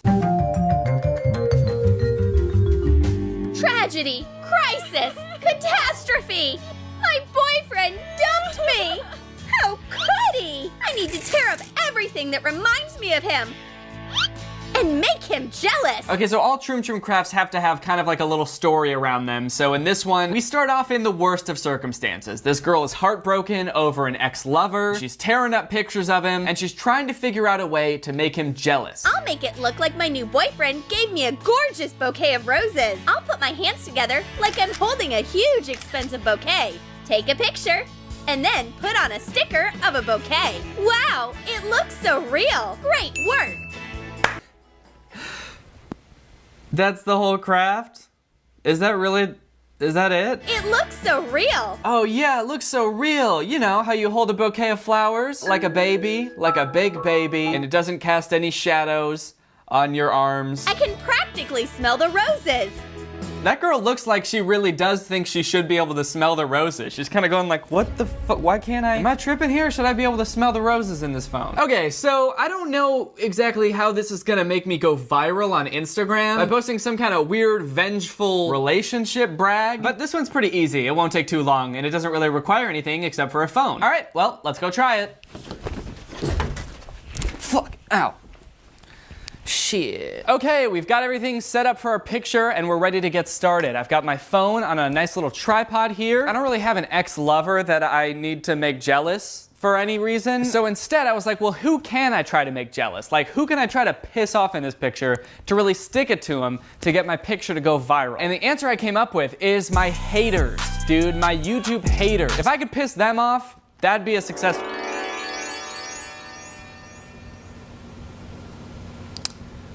I don't know what just happened. If I could piss off my haters, that would be a successful picture, okay? And what would piss my haters off more than me being crowned king of YouTube? So that's what this picture is gonna be all about. I'm gonna be standing, I'm gonna have a little crown, maybe a little cane, maybe I'll be skateboarding, because maybe that would piss them off too, I don't know. All right, I'm gonna pretend to be doing a kickflip. I gotta be holding a cane maybe, and maybe tipping my crown. Okay. Oh yeah, okay, that actually turned out pretty well. Look at that. Oh man, I got some height on that too. God damn, I'm slick. Now it's time to go in and edit the picture. The first thing we want is probably a crown. Crown. All right, so I'm gonna put it like, ooh, oh shit. Okay, I did not want to do that. Okay, I need to figure out the right scale here to get it looking like it could fit right on top of my head. But then I want to put it in my hand here and rotate it to make it look like I'm tipping my crown to all my haters. Okay, next I need a little cane or something to be holding. Ooh, this looks like a nice fancy cane. Oh yeah, look at that. It's got like, it's gold. It's got like diamonds and shit on it, it looks like. Oh man. And the icing on top, a freaking skateboard. Skateboard or a longboard? Skateboard. What if my trick was so cool that my skateboard somehow ended up upside down? Well, I guess that could be like me doing a kickflip, right? Is that what kickflips are? If I just search king, what comes up? Lions? Maybe I could just kind of put a lion in the foreground. Yeah, that's kind of sick. Like the king of YouTube would probably have some like sick pets or whatever, even though not exactly ethical if you've watched Tiger King. Oh yeah. I'm on some king shit now, son. Tipping my crown, holding my cane, kick flipping my skateboard next to my throne and my pet lion. The haters are gonna have a freaking field day when they see this shit. All right, next craft. If you're a big fan of Billie Eilish and you want a photo just like hers, then nature will help you. This fern fell into the perfect hands. It really does look like her hair. No, it does not. That does not look like hair. That's a leaf. Leaf don't look like hair. You can quote me on that. Put the fern leaf on your head. It looks just like her dyed green roots. Also, glue some leaves to your nails. Now your cosplay is ready. So, how is this gonna make you go viral? Like, are you trying to trick people into thinking that you're Billie Eilish? They think that by putting a leaf on your head, people will think, oh shit, that's Billie Eilish. I gotta like this picture. It's weird that she's posting it on a different account and this looks just like my friend with a leaf on her head. But I'll be damned if I let a picture of Billie Eilish pass me by without liking it. Well, anyway, I've got this plant, so I guess I'm just gonna put it on my head and see if I look like Billie Eilish. Now, I apologize, this isn't a fern leaf. I'm pretty sure this is just some kind of tropical plant leaf. It was hard to find a fern on short notice. I also apologize to the plant for hurting you. And I feel like I'm gonna need more than just this one leaf. Oh, okay. Yeah, I kind of see it now. I think I really do look like Billie. This is great. Also, glue some leaves to your nails. And stick leaves to your nails. I'm not gonna glue them because that would be insane. To glue leaves to my nails, are you kidding me? Are you psycho? I'm just gonna tape them to my nails. To try to make this picture have maximum viral potential, I'm gonna say in this photo that I met Billie Eilish. So I'm gonna actually Photoshop myself next to me as Billie Eilish. So people will think, and they really will think this, that I met Billie Eilish and I hung out with her. And her cool green hair, and her cool green fingernails. And the leaves are kind of falling apart as I tape these to my hands, but that's to be expected. Alright, please leave in the comments below, on a scale from 1 to 10, how much you think I look like Billie Eilish right now. I'm gonna scoot that out of the way, and I'm gonna get myself a... Fuck. Okay, so this is gonna be the tricky part, is getting all the leaves to stay on my head. Okay, so first I'm gonna take the picture as Billie, all pouty like this, like the picture said too. Alright, let's take a look at that. Wow, that's really creepy. That's actually, that's scary. As far as getting close to the example here, I think I'm pretty damn close. So now I gotta take a picture as me, and I still have leaves on my head, so I gotta take those off. And I'm gonna sit right here, and I'm gonna go like this. Okay, yeah, let me just make sure I don't still have leaves in my hair. Nope, it looks good. So now I just gotta cut Billie out. All right. And there you go, there you have it. I cut out Billie. It looks like I'm right next to her. In terms of making it look like I'm in the same picture as the other person, I think I did a pretty good job. In terms of everything else, I think it's bad. I think I did a really bad job, and this is not a good picture. Were you drawing a car, but you accidentally rubbed a hole in the windshield? That's a very specific thing to ask, and the answer is no. I was not doing that. That's never happened to me. Oops! Although, that might make an excellent picture frame. Cut the windshield out of a drawing of a car and put your friends' faces inside. Let's go! This road trip will be awesome! No, I don't think it will be. They could not look less interested in this road trip. This road trip's gonna be awesome! I wanna go home. Again, I'm not really sure how this is gonna make me go viral. A picture of people in a car, a very poorly drawn car at that. But I do like the premise because it makes it look like I'm getting outside of the house, you know? Everybody else is in quarantine, posting pictures of them sitting at home, and I've got a way, perfectly good way, nothing wrong with this way, to make it look like I'm out and about, driving around in a car. So I think this one's perfectly valid for the situation. So I just have to print out a picture of a car, and then we can get started. A picture of a car! Yeah, it's a BMW. I guess you could say I like to drive pretty fast. So I believe the only thing I have to do is just cut out the windshield and then just put this in front of the camera and sit there. Easy enough. Oh yeah. Now hopefully this doesn't look too real, because I don't want people coming from my head being like, you didn't obey the quarantine! You didn't stay inside! You went out in your BMW! Sick car, by the way, but you shouldn't be doing that. All right. We're ready to roll, baby! We're ready to rock and roll! Man, everyone's gonna think I have such a cool car. I drive a Prius. But don't tell anyone, okay? Can this just be the picture? Took my eyeballs for a drive yesterday just to get out of the house. This is the Disney live-action Cars reboot, where it's real-ass cars with real-ass eyes. That's the slogan for the movie. Cars. Real-ass cars, real-ass eyes. Well, let's make it happen. And so off I went, spending 20 minutes setting up a picture that I could easily Photoshop in 5, and it would probably look better too. All right, as you can see, I've got this whole thing set up. It took me quite a bit to finagle this. I taped 2 markers together, and then taped the markers to a light stand, and then I taped my little picture frame to that whole contraption, and this will be my driver's seat in the car. Now I'm trying to think how I should look in this picture, because the dudes in the actual video look so disappointed to be on a road trip, but I feel like I should kind of look a little bit badass, because I'm whipping this hot ass car here. I feel like I should be looking like a cool dude, so I'm gonna try making like a couple cool faces, like I'm driving this car around, so we'll see how it goes. Okay, so not exactly perfect. All right, I tried to make a little bit of a cooler face that time too. Oh shit, dude. Hell, I think that's it. That actually turned out pretty good. If I didn't know any better, I'd believe that I was really driving a BMW there. Look at me. And my nice cushy leather seat in the driver's seat. Yeah, I got that upgrade that gives you a big leather armchair in your car instead of a regular car seat. I did have to sacrifice though. I had to sacrifice being able to have a back windshield. They just replaced that with a wall. So, next craft! It's time for the next craft. Do you want to go to the ocean, but you were stuck at home? As a matter of fact, Troom Troom, I do want to go to the ocean. And I am stuck at home. How the fuck did you know that? But more importantly, what can you do about it? You can still upload a cool oceanic photo. Print out someone else's underwater pic. Put a picture of the sky on your screen. Sit in front of it and set up the photo so that the bodies line up. Ah, very clever. So now that we've gone for a drive, perhaps we can trick people into thinking that I drove to the ocean to take a little dip. Little mid-quarantine dip. Now it looks like you are really there. Well, no, it doesn't really look like she's actually there. There's lots of reasons, but I would say the main one is that the bottom half of her body is wearing a swimsuit, and the top half of her body is wearing a regular shirt. She's just wearing a tank top. But other than that, like, this doesn't look super unrealistic. I'm curious to see how we can make this work. This could actually turn out. First, we gotta find a picture of somebody else halfway underwater. So I'm just gonna Google man halfway in water.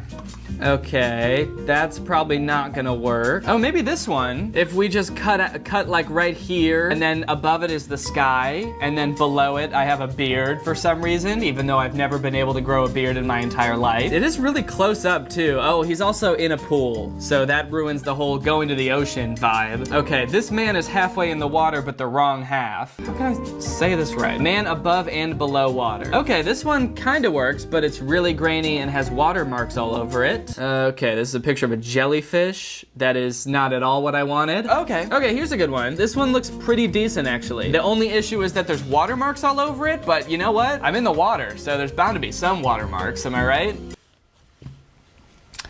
Well, maybe we can just Photoshop them out. So let's print out this picture and then get to work, baby.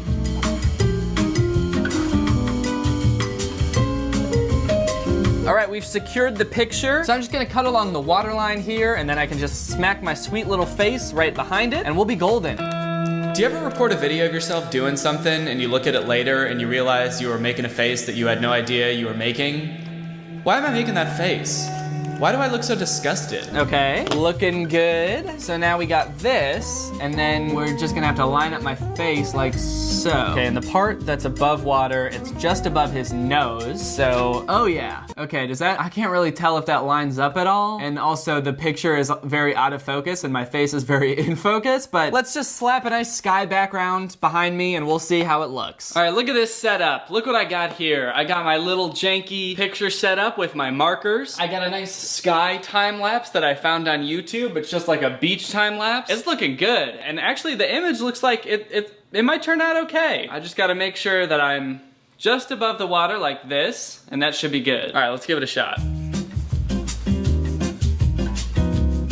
Okay, and I think I need to be a little bit lower. Okay, my lip was kind of in it. Let's see that. Okay, my lip was in it again. I think it's hard for you to tell, but I can't really see where my face is because this thing is blocking my vision of that part of the screen. I'll do it again. This time I'll go even lower. And, are you fucking, what? I was higher that time. How? All right, come on, come on. Okay, this one's pretty good. Let's give this a crop. Oh, dang, look at that. That looks like a boy at the beach. That looks like a boy who's having a fun time in the water. All right, I'm pretty pleased with that one. So, next craft. This next craft is for all of you photographers out there who can't really afford a nice, expensive camera. This one's a little hack for you to still get that perfect shot. You don't have your phone or camera with you, but your heart wants a selfie? Use your head and a scanner. Put your face down and scan it. Yeah, so that's the hack, is that if you don't have a camera or your phone, but you still need a selfie. You're like, I look too goddamn good right now to not take a picture of myself. Just find the nearest scanner. There's bound to be one nearby. There always is. When's the last time you were more than 10 feet away from a scanner? Never? That's right. So find it and then just shove your face in it. The photo looks a little wrinkled, but that only makes it more special. And now you've got a perfectly good picture of yourself. I mean, look at this. And who wouldn't want to post this on their Instagram? Just a regular, normal selfie that you can take without an expensive phone or camera. Okay, let's stick my face in a scanner. Okay, I got my scanner. I'm ready to stick my face in it. Let me make sure I'm not supposed to do anything special in particular when I do this. I'm pretty sure I just stick my face in, but let's make sure. Put your face down and scan it. But be careful. What? Be careful? What am I supposed to be careful about? What? She just says be careful and doesn't explain anything. Am I supposed to know? Is this gonna do something to me? Like, is the light gonna blind me? Is the glass gonna shatter in my face? I don't understand what could possibly go wrong here. But there's only one way to find out. It's by scanning my fucking face. All right, well, here I go. Should I smile? I guess it's like taking a selfie. You just smile and you look at the camera and you try to look handsome. Okay, it's buzzing.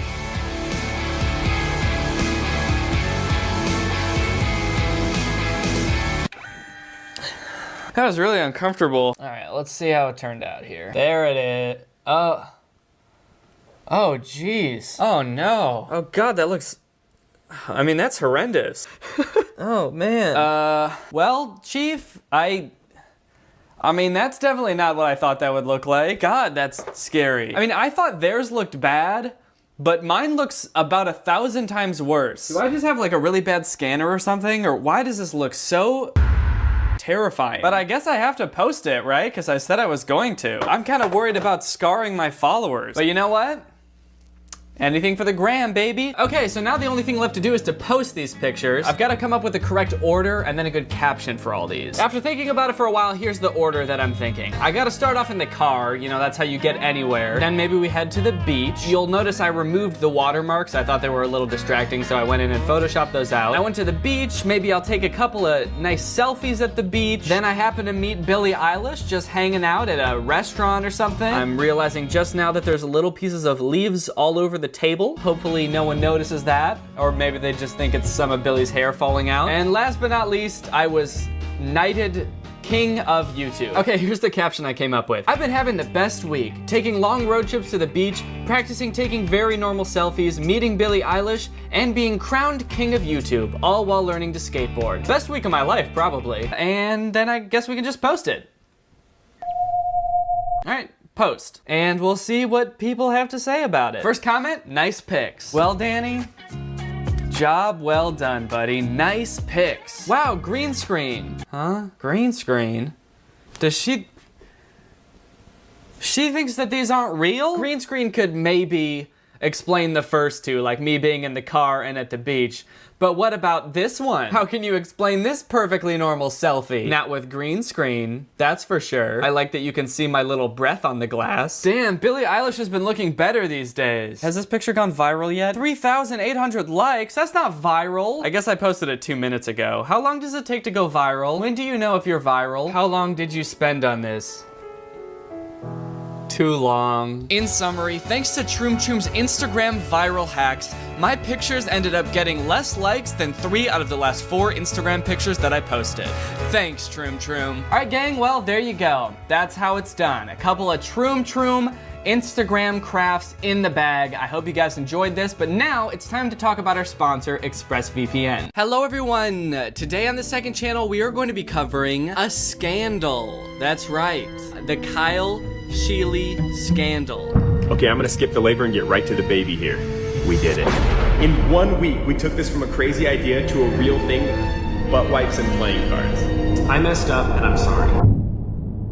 If you haven't seen, this was sort of a big thing on TikTok that for some reason nobody on YouTube is talking about except for me. I'm the only one who's got the balls to cover this story. And I'm gonna do it on the second channel, not because I'm scared or because I don't have the balls to put it on the main channel. It's just I don't really think it's a long enough story to go on the main channel. I didn't feel like writing a whole video about this, so I'm doing this off the cuff commentary video. Let's go. If you don't know who Kyle Sheely is, that is perfectly acceptable because I didn't know who he was either until this whole thing went down.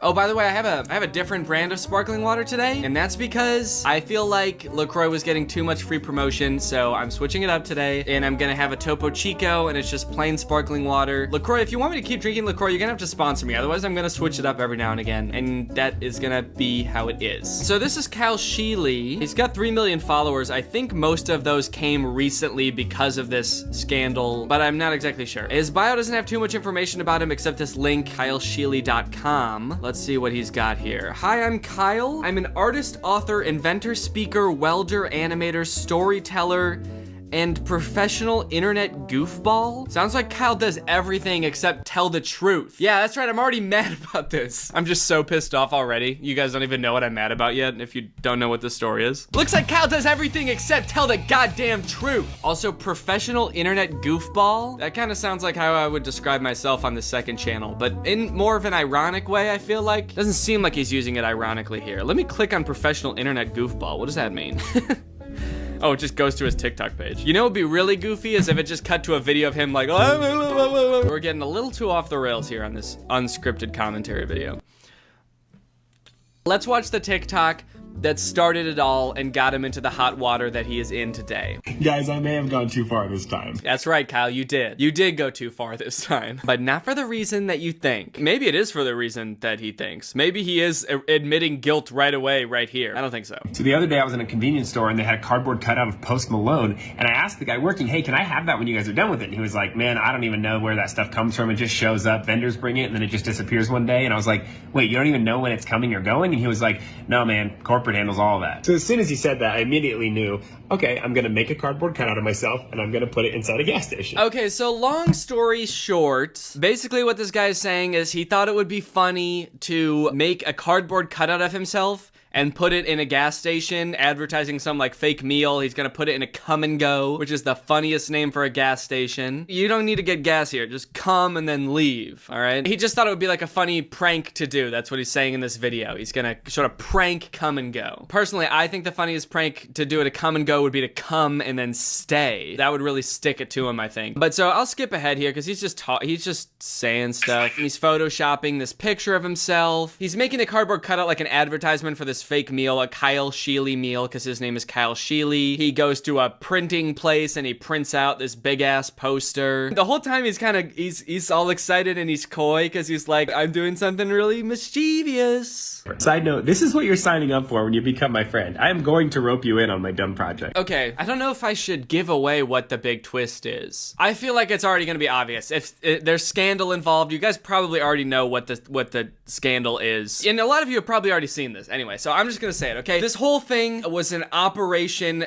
executed and planned by Kyle Sheely in conjunction with Come and Go. So Kyle and Come and Go, all three of them, planned this like marketing thing from the very beginning. So they're paying Kyle to do this. This was not disclosed to be an advertisement. On this TikTok, there's no hashtag ad. He doesn't even tag Come and Go. He doesn't tag Come or Go. So the big scandal is that people found out and then everybody got pissed off at him. What started as a fun little prank, or I don't even know what I would call this, a prank, a social experiment to see if he could just like put this cardboard cutout in a Come and Go, ended in Kyle Sheely being sort of lambasted online, and everybody kind of hates him now. And not everybody. Some people probably don't give a shit, but I hate him. I really trusted you, Kyle, and now I pretty much hate your guts. Not actually, but I do think it was kind of a shitty thing for him and Come and Go to do. Okay, I'm in the car. I've scoped out a location. There's a brand new gas station right next to my house. It's Come and Go, and I'm gonna wear a hat and a mask, so at least it's not like immediately obvious that I'm the same person in the picture. Guys, I'm like so nervous right now. I feel like I'm about to do a heist. I'm so nervous right now. What if I get caught? What if I walk in there and the Come and Go employee is like, hey, you're the guy on the poster. That's right. Corporate Come and Go told me that you would be coming in because you planned the whole thing with them. Go ahead, it's nice to meet you. But I'm not taking something, I'm leaving something, so it's like a reverse heist. Oh my gosh, it's packed. Okay, it is like absolutely packed. Like every parking spot is taken. I haven't actually watched this TikTok, the original, back since I found out that this whole thing was fake, and it's just like, I feel like I'm getting like secondhand embarrassment or something from this, because he's just just the way he's trying to act like he's doing something sneaky when he's not, and this is like a corporate marketing campaign. Honestly, it's even making me cringe a little bit.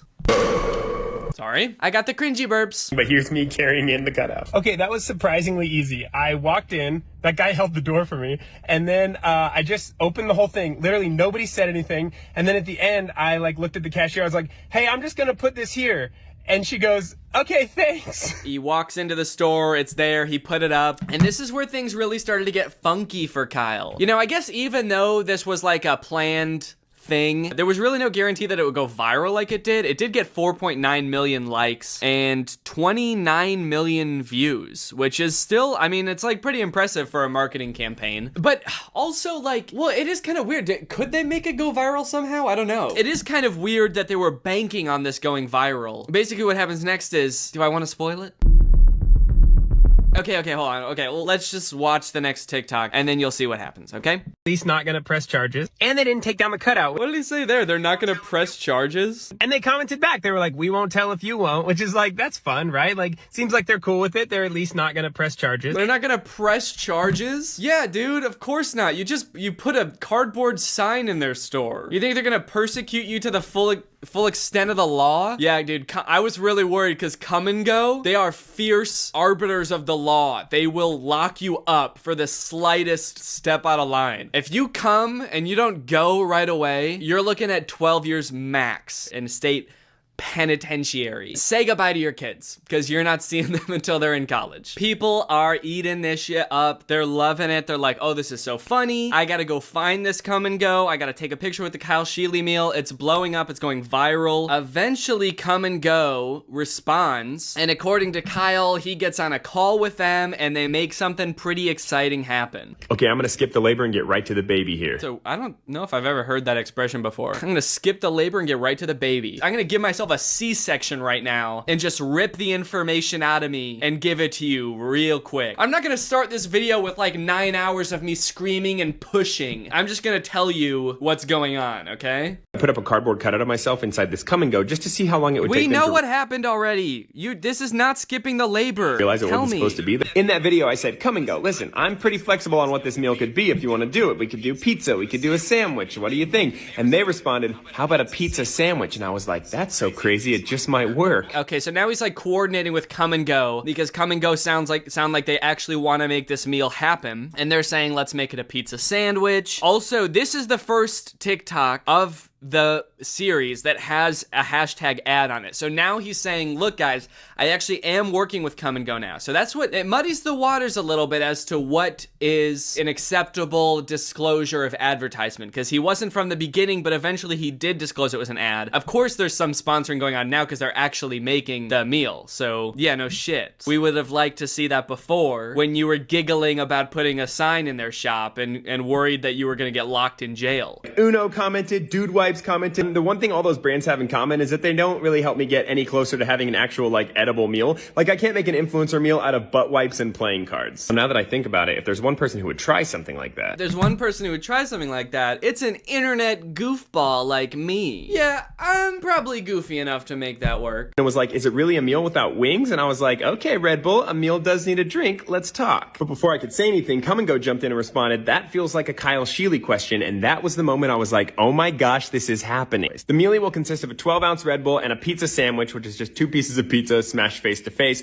All of that for $5. But here's the cool part. Between now and Thanksgiving, Come and Go is donating $2 from every Kyle Sheely meal he sold, up to a total of $10,000 to No Kid Hungry, which is an amazing charity that is helping to end childhood hunger in America. Here's where I personally started to think that something was fishy. Okay, so it's 11:19 in this TikTok.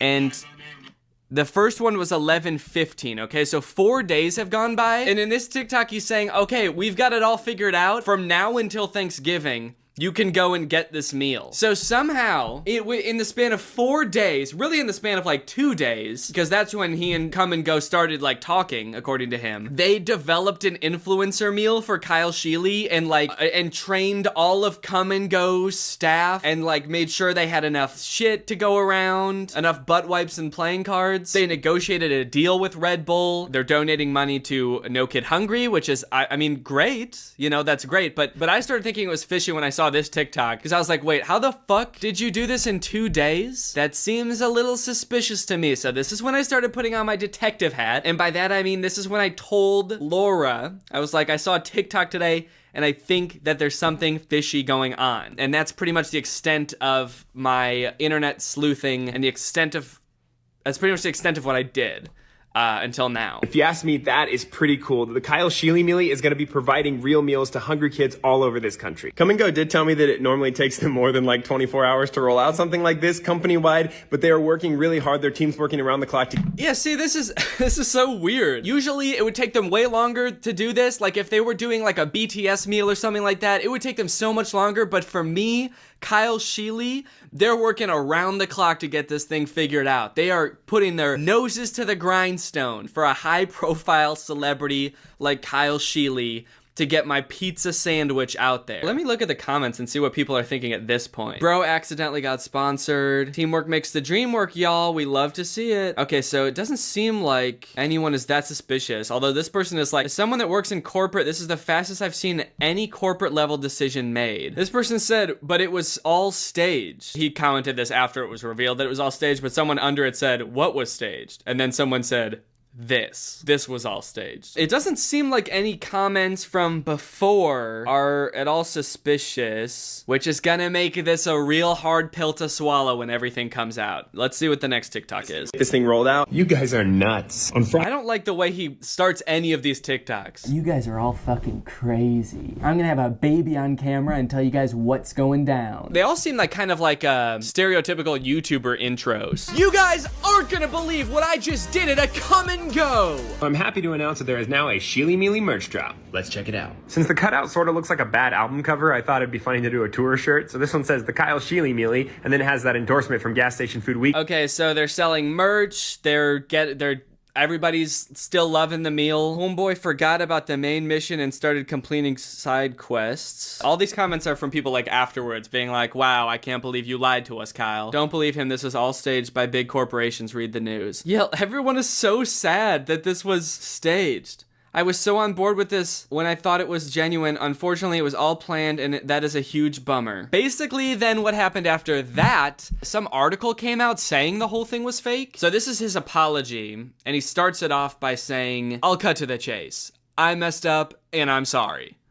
I messed up, and I'm sorry. And he seems really sorry. You can tell by the way he says, I messed up, and I'm sorry. Okay? Kind of has the same vibe as that TikTok of the girl being like, my life fucking sucks. Adweek posted an article about the Kyle Sheely Mealy in which they said that Come and Go was in on it from the beginning, and some people are understandably mad about that. The thing is, the way some people are reading that article is that Come and Go planned an elaborate corporate marketing stunt, and they just hired me to... Okay, I'm curious to see the article. I want to know what this article is, dude. Kyle Sheely Mealy. Kyle Sheely Meal, and he said it was an Adweek article, so it's probably this one. Have you heard of Come and Go's Kyle Sheely Meal? A look inside the stunt that swept TikTok. Okay. Doesn't say anything in the title about it being planned. The brand gives Adweek the scoop on the campaign that fooled America for a good cause. Oh my God, there's so many ads on this website. I guess that's why it's called Adweek. What many didn't know, however, is that the entire concept was actually a campaign orchestrated by Come and Go and Sheely to promote the brand's own version of a purpose-driven celebrity meal. So I wonder where they got this information from. So they posted this article on the date, November 19th, which is... let's see. The same day that he posted the Labor Baby TikTok saying, we did it. We did it. A few days ago, I put up a cardboard cutout of myself. Okay, so the same day that he announced that the Kyle Sheely meal was really happening is the same day this article came out. Okay, this article has a section called Finding the Right Guy, I guess, where they talk about how they found Kyle. It started with a desire to get in on the celebrity meal trend. We're a gas station from Des Moines, Come and Go's director of brand marketing said. So we didn't have BTS, Nelly, or J Balvin money. We don't have enough money to hire one of the most famous pop groups in the world So what we did instead, we came up with this clever solution to that. And this clever solution was sort of just to lie. So that was sort of our solution to that. We basically just lied. We thought that'd work out pretty well. So it says that Come and Go gravitated towards Kyle Sheely not for his nearly 3 million followers, but for his compatible sense of humor. His brand of humor is just super engaging. He's not bound by constraints, and we sort of feel the same way at Come and Go. I guess that's why they picked him. He's got sort of a Come and Go style sense of humor. He's really got a gas station-esque brand of comedy, and that's what drew them to Kyle in the first place, making TikTok work. So maybe they have some insight as to how they got this to go viral. There weren't PowerPoint decks that had every line pre-written, he explained. We were just gonna test the waters and see. We didn't know if it would get 1,000 views or 10,000 views. Okay, so they're saying they literally did not know if it was gonna go viral. When the first video blew up, we were like, this is super exciting stuff. And then we just kind of went from there. Yeah, it makes sense that they would react that way. Wow, this is exciting. And then let's go from here. So they came and then they go from there. All right, well, there you go. That's interesting. So that's how it all came out, apparently. So Adweek posted that article. That's how it all came out. And then Kyle Sheely posted his apology. I messed up and I'm sorry. Recently, Adweek posted an article about the Kyle Sheely melee in which they said that Come and Go was in on it from the beginning. And some people are understandably mad about that. Earlier this year, through a random Twitter message, I ended up on a call with Come and Go. So he said through a random DM, I got on a marketing call with Come and Go. Did he send that DM or did Come and Go just randomly DM him? And we're like, hey, we don't know who you are. You want to make a ad for us? I'm assuming that Kyle sent them a DM and was like, hey, you're my favorite gas station. Let me do a marketing campaign with you or something like that. It seems like something an internet goofball like him would do. So I guess that's how they came to be. If I had my own influencer meal. I thought that was funny because 1, I'm not famous, and 2, the idea of a gas station having an influencer meal at all is funny to me. But what didn't happen is what some people seem to infer from the Adweek article, which was that a corporate marketing team jumped in to plan and execute the whole thing. That just didn't happen at all. Instead, they just said, go make something fun. So I did. That whole So it seems like the only thing that Kyle is trying to get across in this apology is that, like, Come and Go didn't plan it, okay? I did, all right? I came up with it. Don't give those fucks at Come and Go any credit, okay? Yes, we lied to you. If there's one thing I want you to take away from this, it's that it was my idea, okay? I planned it all. Those shirts weren't designed by Come and Go's marketing department. They were drawn by a friend of mine who's a middle school art teacher. Okay, dude, we get it. Come and Go didn't help you at all. We get it. But they still paid you to promote something and you didn't disclose it. That's what people are mad about. They're not mad because they think that Come and Go came up with their own ad. Why would that be what people are mad about? You're apologizing, but then like not understanding why people are upset. They're upset because you didn't disclose that you were doing an ad, okay? Nobody cares who printed out the poster. Nobody cares who drew the t-shirts. I guess I can't speak for everybody, but I don't care. The only thing that I'm upset about is that you advertised something and you didn't disclose it was an ad. And I am a little bit mad about how you pretended that you might get arrested for putting up a cardboard sign in a gas station. They just gave me permission to run wild. And that was a ton of fun. But even though they didn't plan it or orchestrate it, they did know about it. And in retrospect, I should have just been upfront and told you that. That was a mistake, and I'm sorry. That said, I also want you to know that the magic of this was not from a corporation being involved. Every day, every marketing department... Come on, dude. The magic of this was not from a corporation involved. The magic in this was from me. It was from me. I did it all. I put the magic in it. This is a weird-ass apology. Also weird that, like, did Come and Go apologize for this? Or are they just, like, making Kyle Sheely fend for himself? Now I'm kind of curious. Okay, hold on. Okay, I googled Come and Go apology Kyle Sheely. Kyle Sheely apologizes for not being honest. How TikTok star's viral Come and Go prank backfired. I'm sorry, Come and Go, are you not responsible for this also? That's crazy. Kyle Sheely added that his prank video did not go viral because of Come and Go. We get it, dude. I get it so hard that it was all your idea. Oh my God. Come and Go didn't even apologize. They just made Kyle Sheely do it. That's actually hilarious. I wonder if the reason Kyle Sheely is trying to make it seem like he did all of it was to sort of like help save face for Come and Go. I'm assuming that Kyle Sheely, he does all of these things online. He's an internet goofball. He probably doesn't want to be like barred from doing any more ads in the future. So he wants to look good in companies' eyes. And so he's like really taking the bullet for this, being like, look guys, other companies, if you hire me, I'll literally eat dog shit for you if things go south. I will take the bullet. If people find out your company does fucked up shit, I will take the bullet for it. I'll be like, Amazon, if you want to hire me in the future, I will take responsibility for the working conditions, even though I have nothing to do with that. I'll be like, and you know what, guys? The magic of Amazon workers peeing in a bottle didn't come from corporate, okay? It came from me because they told me to do something fun and interesting and creative. All right, let's watch the rest of this apology. In the world is trying to get stuff to go viral, and mostly none of it works, but this did. And that wasn't because of Come and Go. They didn't.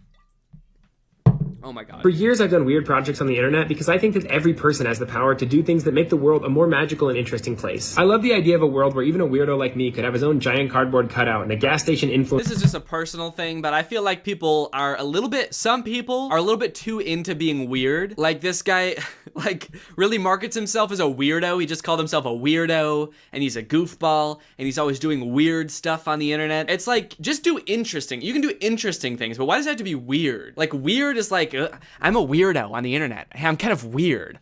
I'm not like other creators, okay? I'm a weird guy on the internet. You don't want to come across me. I'm weird and sticky and smelly. But when I work with companies in the future, I'll do better. So that's the story. And whether you decide to see me as the good guy or the bad guy or something in between, I respect your decision and I wish you the best. That's an aggressive way to end his apology. And I'm sorry, all right? Fucking idiots. Buy my meal at Come and Go. I do want to look at the comments on this apology video just to see how people are taking it. This video has a very sorry, not sorry energy. Yeah, I would agree with that. It seemed like sorry that it happened, but also I'm really good at coming up with fun, creative, branded content. Just so everyone knows. You sold that stunt as more genuine than this apology. Oh, God damn, dude. Skewer him, man. I couldn't agree more. This apology feels like an ad. Yeah, but this time it wasn't an ad for Come and Go, it was an ad for him, so. It wasn't a marketing stunt, proceeds to explain how it's a marketing stunt. I hope it was worth your authenticity. Dude, there are some good lines in these comments, oh my God. Right? The most valuable thing creators have is their authentic selves. It's why we watch and follow, to see people being real. This guy is done. I wonder if that's true. Kyle, are you done? Has he posted anything since then? A week ago. Here's how I learned it, all right? No, he hasn't posted anything since. Maybe Kyle really is done. Is this the last we've seen of Kyle Sheely? We'll just have to wait and see. But I do know from now on, if he ever tries like a stunt like that again, all the comments are gonna be like, yeah, like I'm gonna believe you. All right, anyway, well, thank you guys for watching. Let me know what you think about Kyle Sheely's mealy dealy in the comments below. Also, let me know what you think about this kind of off-the-cuff commentary video. I kind of wanted to talk about this because I thought it was funny, but I didn't really want to write a whole ass video about it. So let me know what you thought. And I'm gonna probably do another Reddit video because people seem to like that. So thank you guys for watching, and I'll see ya next time. Bye. What's up, Greg, and welcome back to another episode of Please Stop Trying to Give Birth at Disneyland. Please. Did you guys know about this? I just found out this is a thing. Women are trying to give birth at Disneyland in order to get a free lifetime pass. Don't do that. As I'm sure you guys are aware, because Disney is such a huge company with so many adoring fans and people love going to Disneyland, there are a ton of like urban legends and lore surrounding the Disney parks. You guys may have heard of some of the more outlandish ones, like there's one that like Walt Disney's head is like frozen and buried somewhere at Disneyland or something, or like it's like Buzz Lightyear's head on the Toy Story ride or something like that. But today I wanted to sort of dive into some of the urban legends surrounding the Disney parks. Mostly the strange things that Disney adults do at the Disney parks. Although some of these things are so weird that I hesitate to call these people Disney adults, some of these things are a little extreme. Kind of feel like I should call them something else. These people are like Disney extremists or something, I don't know. The first one, like I said, women flock to Disneyland to give birth and get a lifetime free ticket, which is such a bad idea on its face. Like, please give birth in a hospital, give birth where there are like medical professionals around and not like a chipmunk. And the worst part of it is obviously this perk is an urban myth and does not exist. This is not a real thing. Laboring women have shown up at Disneyland in the hope that their bub will be born there and get a lifetime free ticket. But guess what? That perk is an urban myth and does not exist. Important to note, this article is Australian. That's why they're calling the baby bub. They're talking about a baby there. They're not talking about like a bottle of champagne or something. I'm going to Disneyland and giving birth to that bubbly dude, which is also what I call having a fart. I just gave birth to a bubbly. As a veteran of the pregnancy game, I know for sure that the journey to motherhood, okay, that's a weird way to say I've given birth before, or just that I am a mom. As a veteran to the pregnancy game. So you have kids, right? Me? Yep, yeah, that's right. I've done 3 tours of pregnancy. I've seen shit you cannot imagine. The pain, the screaming. Yeah, I've heard childbirth can be pretty tough. The innocent lives lost. Oh. What? The airstrikes. So many civilian casualties. Are we still talking about giving birth? Yes. Laboring women are racing to Disneyland's gates in hopes that if their baby is born there, they will secure their child a lifetime pass. Okay, so the article goes on to describe that there are people that have given birth at Disneyland before, and people have tried to replicate it and give birth at Disneyland, and they've gotten caught, and it hasn't gone well. I do feel like the article is over-exaggerating, though, saying that laboring women are racing to Disneyland's gates. Like, pregnant women have, like, the baby already coming out and they're shoving it back in, like running into Disneyland. There's just like a crowd of angry mothers-to-be banging on the gates in front of Disneyland. Let us in! We must release our spawn! Like making a break to the Pirates of the Caribbean ride to do a water birth. I just feel like they're exaggerating a little bit. I don't know if I would characterize it quite like that. So you're probably wondering how this rumor started. Like, did Disney ever at one point give a lifetime pass to someone whose baby was born at Disneyland? Well, I will let this TikTok explain that. Today in Disney history, the very first Disneyland baby was born. Rosa Salcedo gave birth to a 6-pound,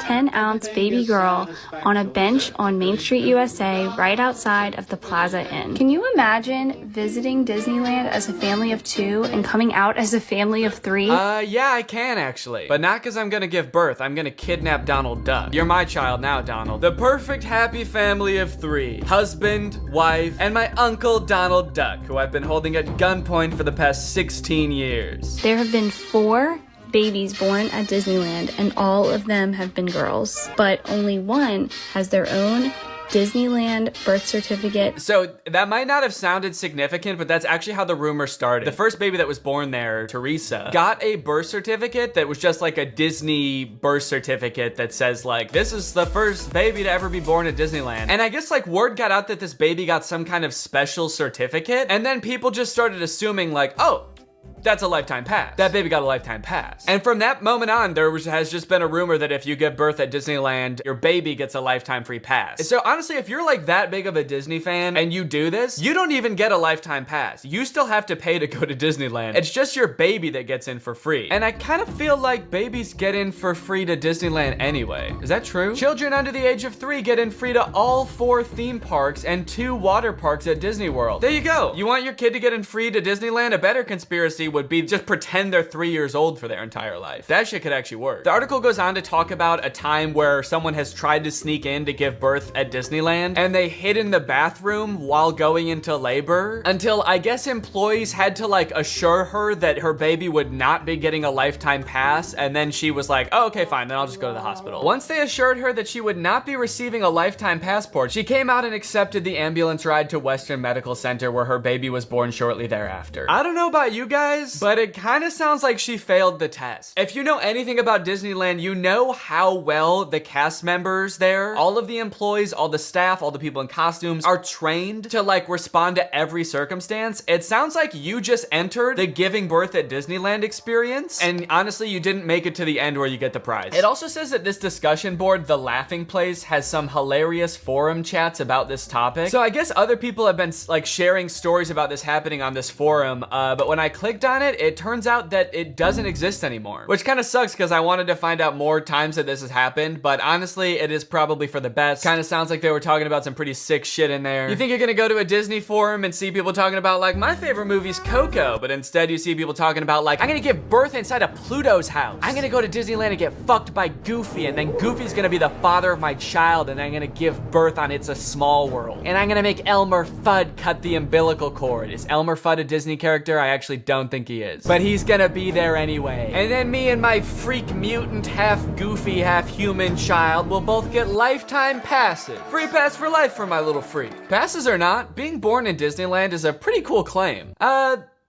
Yeah, I mean, I guess so. The way this is written, it kind of makes it sound like, so you might not get a free pass, but I don't know, it's worth a shot. You might want to do it anyway, just for shits. I've actually found a little bit of discussion about this on TikTok as well. Quick question, what's stopping me from giving birth in Disney World? Like in the Magic Kingdom, on a ride, in the up couple. I think this TikTok in particular is a joke, but the comments under this TikTok are actually very interesting. I went into labor at Disney. They were not cool about it. And people like responded asking her to elaborate, and she goes on to detail her experience going into labor at Disney. And from her experience, it kind of sounds like the second anybody starts going into labor at Disney now because of this conspiracy, the entire staff immediately flips and like makes it their top priority to get you out of the park and like to a hospital to give birth. And I guess that sometimes they can be so rushed trying to get you out of the park that it comes off as rude, but obviously they're just like concerned for your health. They also don't want this rumor escalating of like people giving birth getting a free pass. And also it's just like people in sweaty mascot costumes trying to not deliver a baby because that's not their job. So sometimes I guess it comes off as rude. But the funny thing is, from this woman's entire explanation, it sounds like she didn't even know that this urban legend was a thing. So in her head, I guess she just like broke some unspoken rule at Disneyland that she had no idea about and made the entire staff of the happiest place on earth turn on her in an instant, which is so funny to me. Hello there, what can I get for you? Yeah, can I just get a medium root beer, please? Oh,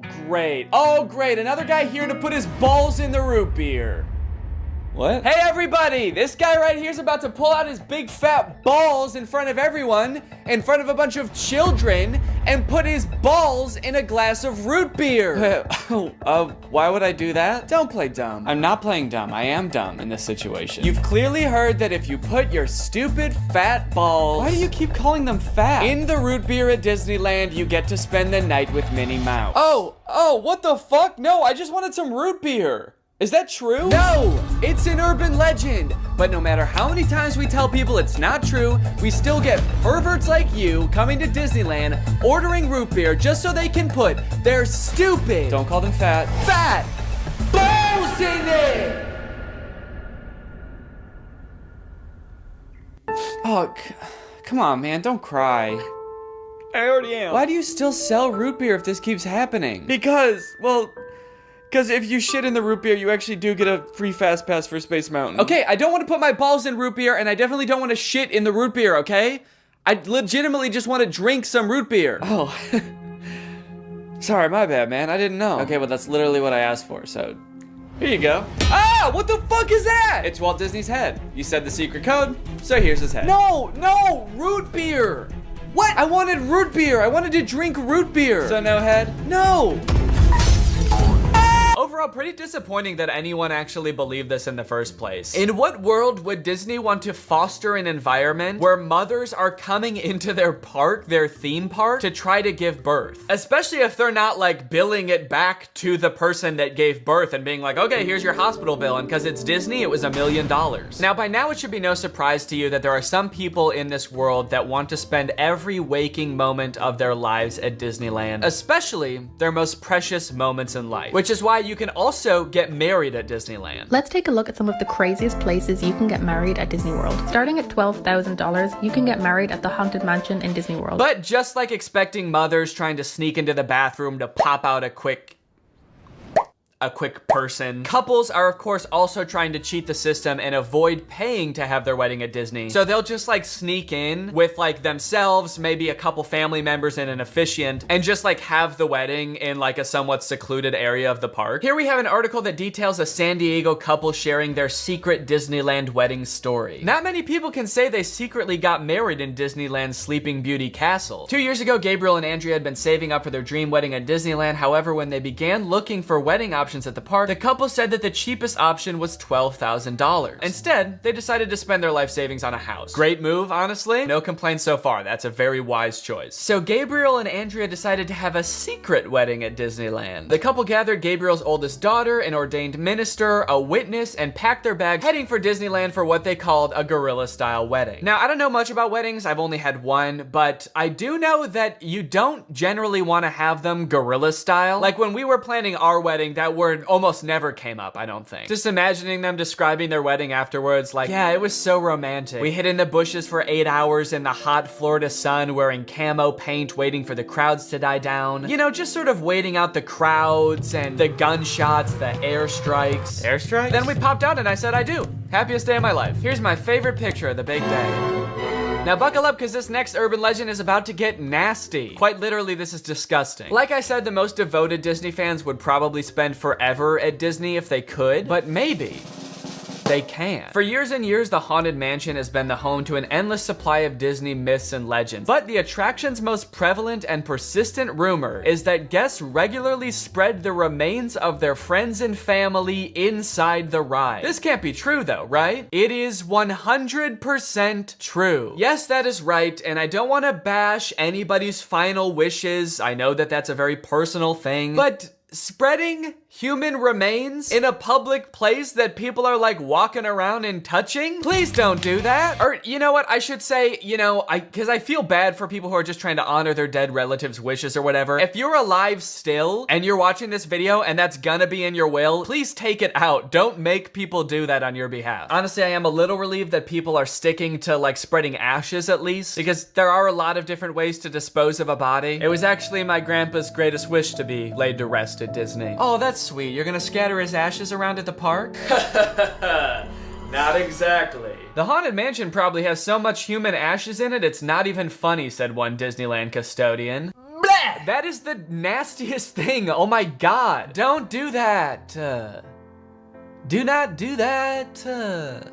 Please. People scatter their loved ones' ashes in the Disney parks monthly. Can you imagine just like being on a ride and the person next to you is dumping out ashes? Disney employees are literally aware of this too. They have to follow special protocols every time this happens. The custodians are used to identifying and vacuuming up these ashes. I don't know why I was surprised to hear they vacuum them up. Of course they do. It's a literal human corpse, basically. Of course they get rid of it. The people who are like requesting this happen to their bodies must know this, right? They must know that some custodian that does not willingly work in like a morgue or something is going to have to take care of that. This sounds awful for everyone. If you're the custodian, you have to vacuum it up, but if you're the person that just lost someone you care about, you have to know that they're just gonna vacuum it up. They might even make you watch. They have you come identify all the places that you scattered the remains, and then they just like make eye contact with you while they're vacuuming it up. This is going in the garbage now. We're gonna throw this in the garbage now. Say bye-bye. So when you're laying them to rest in the happiest place on earth, you're actually condemning them to forever in the suckiest place in the world. Yes, that is a very funny joke. And people will put them anywhere too. Like flower beds, bushes, the lawn at Magic Kingdom, outside the park gates. Outside the park gates? They'll put this shit anywhere too, outside the park gates, on the highway on the way home, the McDonald's across the street, Universal Studios, shit anywhere. It doesn't really matter. I feel so bad for the employees that have to deal with this, honestly. That would be so scary. Honestly, even as a patron, I honestly like going to Disneyland every once in a while. I think it's pretty fun. But next time I go, I am going to be terrified that I'm like touching human remains at all times. Especially now knowing that they put them everywhere. I'm gonna be eating a turkey leg and wondering like, is this actually some guy's leg? They're most frequently dispersed around the Haunted Mansion, which is kind of perfect if you ask me. Okay, this girl's actually a little bit too into it. But now this whole ashes thing, which is not really an urban legend, is actually true, has actually spawned urban legends out of it, as you can see here. Have you heard of the legend of the crying boy at the Haunted Mansion in Disneyland? The story goes a mother spread her son's ashes without permission from Disneyland, and you can see him crying as you're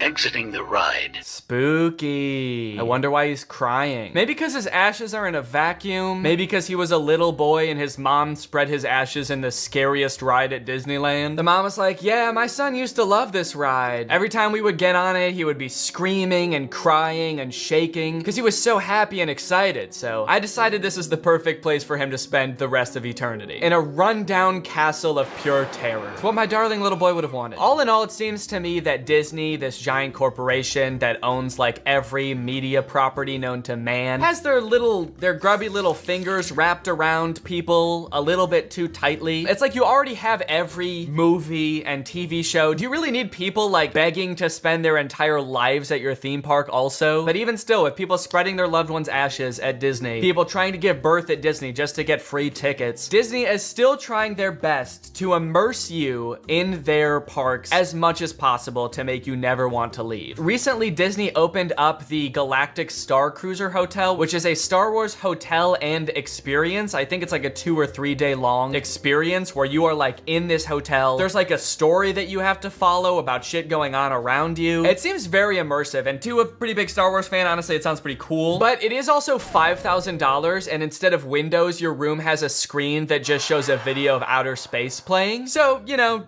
just keep that in mind that you might go insane while you're in this place. With no concept of night or day, you just have to adhere to the Star Wars pre-approved activities. There's like stormtroopers patrolling the halls at all times. It's kind of like they wanted to build a Star Wars hotel, but they built a prison instead. I read through some of the Google reviews for this hotel. It's only been open for a little bit, so there's not that much to go off of. And honestly, there are a lot of 5-star reviews of people who seemingly really enjoyed it. I did think that this review was really funny. This person gave it a 1 out of 5, and they said, thought the experience was fun, but not worth the price. There are too many missions to keep track of, and you are always missing something. It kind of seems like they got like too immersed in the story and like started to believe that they really needed to complete these missions. This sounds more like the review of a disgruntled employee that like works on a spaceship. There are too many fucking missions, man. There's too much shit to do. The hyperdrive is gonna fail, and I need to fix that, not to mention the First Order's breathing down my fucking neck trying to get me to give away the location of my comrade. This place is fucking stressful. I think my favorite thing I've seen come out of this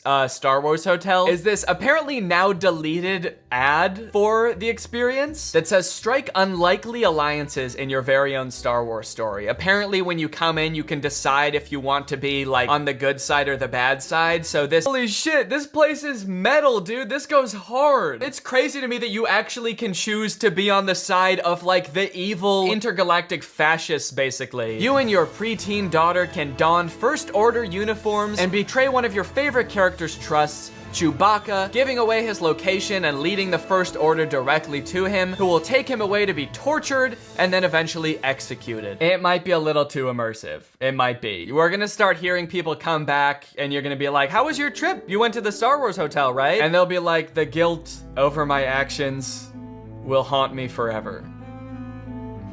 But I did what I had to do. It was honestly fucking sick. I loved it. And honestly, like, if someone offered to bring me there for free, would I go?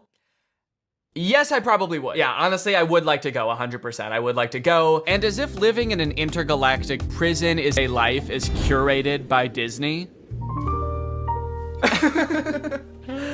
Oh gosh. I feel like we have so much chemistry together. Me too. This has been great. This date was a lot of fun. I really haven't connected with anyone like this in a long time. Fantastic. How likely would you be to recommend this experience to a friend? What? On a scale from 1 to 10, how would you rate my performance? Performance? I thought you were just like genuinely interested in me, like romantically. Oh, perfect. So a 10 then? I really opened up to you. And you opened up to me. That's all just part of the story living experience. It's Disney magic. So that whole story you told me about how sad you were that you had to release your pet into the wild because it had grown to be wild. That was the plot of The Fox and the Hound. What the fuck is wrong with you? Thank you for riding Disney's Love Connection. Please make sure you pick up all your belongings as you exit the ride. Are you an animatronic? Please do not try to fuck any of the animatronics. Are you all animatronic? Have a lovely day here at Am I the only person that lives here? Anyway, that's the end of the video. It's time to talk about our sponsor. All right, guys, I'll admit I am very late to this topic, potentially even like a month late, depending on when this video comes out. But in my defense, I'm a dad now, all right? I have a baby. He's 5 months old. I have better things to do than sitting here talking to a camera alone in my room. Like watching Jason Nash live stream on TikTok. All right, Sandra, thank you for the money. Kevin, thank you for the money. Can you guys send me $1 million? Turns out I can do both at the same time though, so now I'm here. If you've been on TikTok lately, there's a good chance you've seen former Vlog Squad member Jason Nash constantly live streaming, compulsively urging his fans to send him money. I know I have. A lot. This man is constantly live. Here we go, 118. Guys, don't forget to follow my podcast, All Good Things Podcast. We just spoke about it. We need... If you enjoyed that 30 seconds of silence, guys, make sure to go check out my podcast. You're gonna love that. It's completely silent for an hour. Like me, a lot of people were pretty confused to see this. At one time, Jason Nash was a part of the most popular group on YouTube, and now he's battling the Joker for gifts on TikTok. What a way to start the day with Tommy Two Coats. Tommy, thank you so much for being here. If you've never seen one of these TikTok gifts battles before, basically there's two creators and you send gifts to the respective creator that you're watching. This bar at the top indicates who has the most gifts, and when time runs out, whoever has the most gifts wins. Their prize? All of the gifts that they got during the battle. And then the second place person also wins all the gifts that they got during that battle. So needless to say, there's a lot at stake. This is a live stream where Jason is actually battling his wife, Naveen. Why don't you come down in the room? I'll let you in. You can come back in the house now. Yeah, come back in the house, man. You look like Batman standing over the city. Now, hang on. If they're married, aren't the gifts just going to both of them? What kind of charade is this? Now, at first, I kind of assumed that most of the people watching these live streams were children. And I was like, ooh, that is super weird, just like asking children for money. You're basically just asking them to steal their parents' credit cards. In a way, I sort of thought of Jason Nash as like a babysitter, but he's also babysitting 1,000 other kids.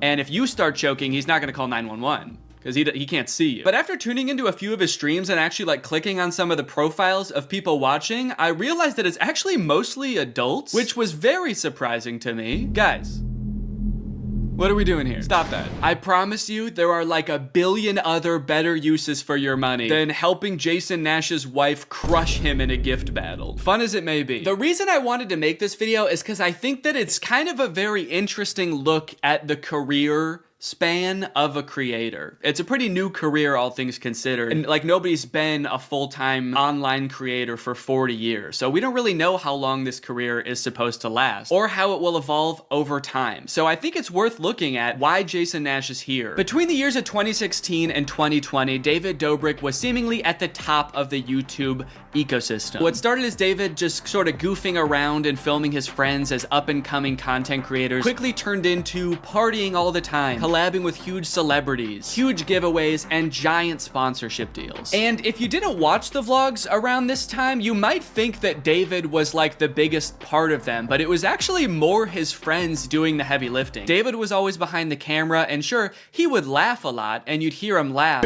But I really feel like the reason people tuned in was sort of to live vicariously through David and experience the goofiness that was all of his friends. So while all of the vlogs were on David's channel and David was inevitably the most popular member of the vlog squad, I really feel like he owes most of his success to his friend group. But it was a fun time. I watched a lot of the vlogs back in the day and I really enjoyed them. It felt like you were a part of this friend group. And in a lot of ways, you were like the members of the vlog squad because like the members of the vlog squad, you also were not getting paid for your appearances in the videos, which is something that I always found kind of weird. David's friends never got any sort of payment. Their only payment was in exposure. And so what kind of ended up happening was because everybody else around David wanted to launch their careers off of David's vlogs, they all started vlogging too. But because they would always be hanging out together, all of their vlogs seemed to be just like the same situation from a bunch of different angles, and everybody was holding vlog cameras. It got pretty out of hand for a while there. Eventually though, during the pandemic, a bunch of stuff happened that caused David to take a step back from vlogging. Mainly a bunch of scary accusations about one of his best friends, Dom, and also him almost killing one of his other best friends, Jeff Wittick, by slamming him into the side of an excavator. After losing a bunch of followers and probably more importantly, a bunch of sponsors, David posted an apology saying he was gonna do better. He said he was gonna take steps to make sure his vlogs were a safer environment for the people in them. And I want to be able to have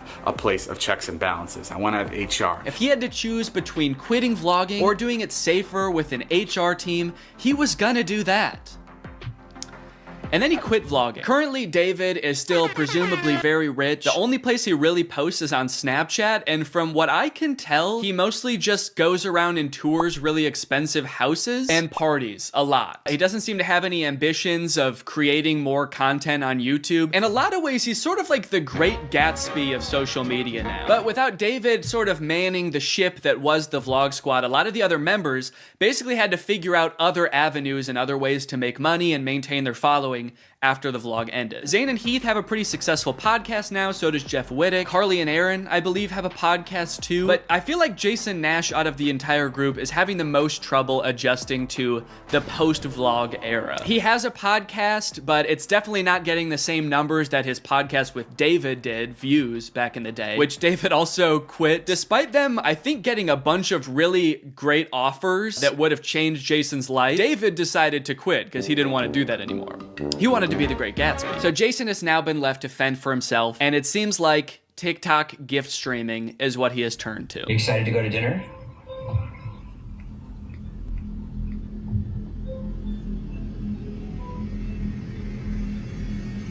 Man, this is content, baby. This is crazy. I didn't know all you had to do is just sit there and stare at your camera and people will just send you money. Why did I write this whole video? So a lot of the response has obviously been kind of cringing at this feeling that what he's doing now is very shady. And I mean, he's not really harming anybody, I guess. It does seem like it's mostly adults sending him money. Obviously, there's always gonna be kids online stealing their parents' credit cards, so that's not great. I do get kind of a shady vibe from it just because there literally is no content for you to consume except to send him money. Like, the whole point of this stream is to see how much money Jason can make without having to do anything. That's like the point of the stream. Melanie, thank you. Let's go. And you could argue that Twitch streaming has donations and, you know, a bunch of other live streaming does too. But I would argue that there's at least some content behind that. Someone's playing a video game or they're doing a podcast live and the donations are just a little bit extra on top. It's not the content itself. I've also seen a lot of people wondering, like, wait, isn't David super generous? During his vlogs, he was always giving away cars. He was paying for people's weddings, just like handing out PlayStations to people on the street. Surely he could just help Jason if he's struggling financially, right? Wrong. From some of Jason's podcast clips, it seems that that is definitely not the case. But before we get to that, I've got to make some money of my own. All right, guys, let's get those gifts in. James, thank you for the llama. Carol, thank you for the sombrero. Brian sent a Arab? Oh. Is this a gift on TikTok Live? Also, how did you get this one? This one's mine. Well, regardless, this is actually pretty convenient because this video is sponsored by Arab. Arab flavors your water using scent-based taste. And, oh, Brian also sent a scent pod? Oh, thanks, man. Okay, so I can put that on. With the scent pod down like so, it's just a normal water bottle. But when I activate the scent pod, air is able to pass through the scent pod and into your mouth, where you can taste the scent. Send me money. I like to bust out my air up while I'm getting work done. It gives my water a little bit more which is what I need when I'm trying to focus. This one right here is lime, and it is excellent. Someone said, come to Brazil. I'm busy. Air up is a unique hydrating experience. You can't get this anywhere else, buddy. No chemicals, no sweeteners added to the water, just plain old water into my plain old mouth. The scent pods come in a variety of flavors. I really like the lime and the peach. My editor, Jake, is really fond of cherry. So no matter what kind of flavors you like, there's bound to be a couple for you. If you want to spice up your hydration experience, click the link in the description, get yourself an Air Up, get yourself some scent pods, put your mouth on the nozzle, and suck away. You look really tired today. That is mean. Thank you to Air Up for sponsoring this video, and thank you to you guys for checking out Air Up. Now back to the video. About a month ago, when Jason was in the thick of his live streaming every day, he posted this podcast where he and a bunch of David's mutual friends talk about how different life is now that David's not vlogging anymore. Like, the thing is, like, David's in this, like, moment in his life. Yeah, where he can do anything. Where he just parties. Oh no, Jason, the look on your face, man. Jason's like, don't look bitter, don't look bitter, don't look bitter. Where he can do anything. Perfect. He can do whatever the fuck he wants now. He calls me to play pool. And I'm like, I gotta go live. And I don't expect him to understand that. You don't expect him to understand that you have to work to make money? You know he did that too, right? I wouldn't expect him to understand that, man. He hasn't had to work in, gosh, what is it, 2 years now? I hate to say it, Jason, I think he gets it. I just don't think he cares. Like, I'll say things like, I'm losing my house. and he'll be like, oh, but just come play pool.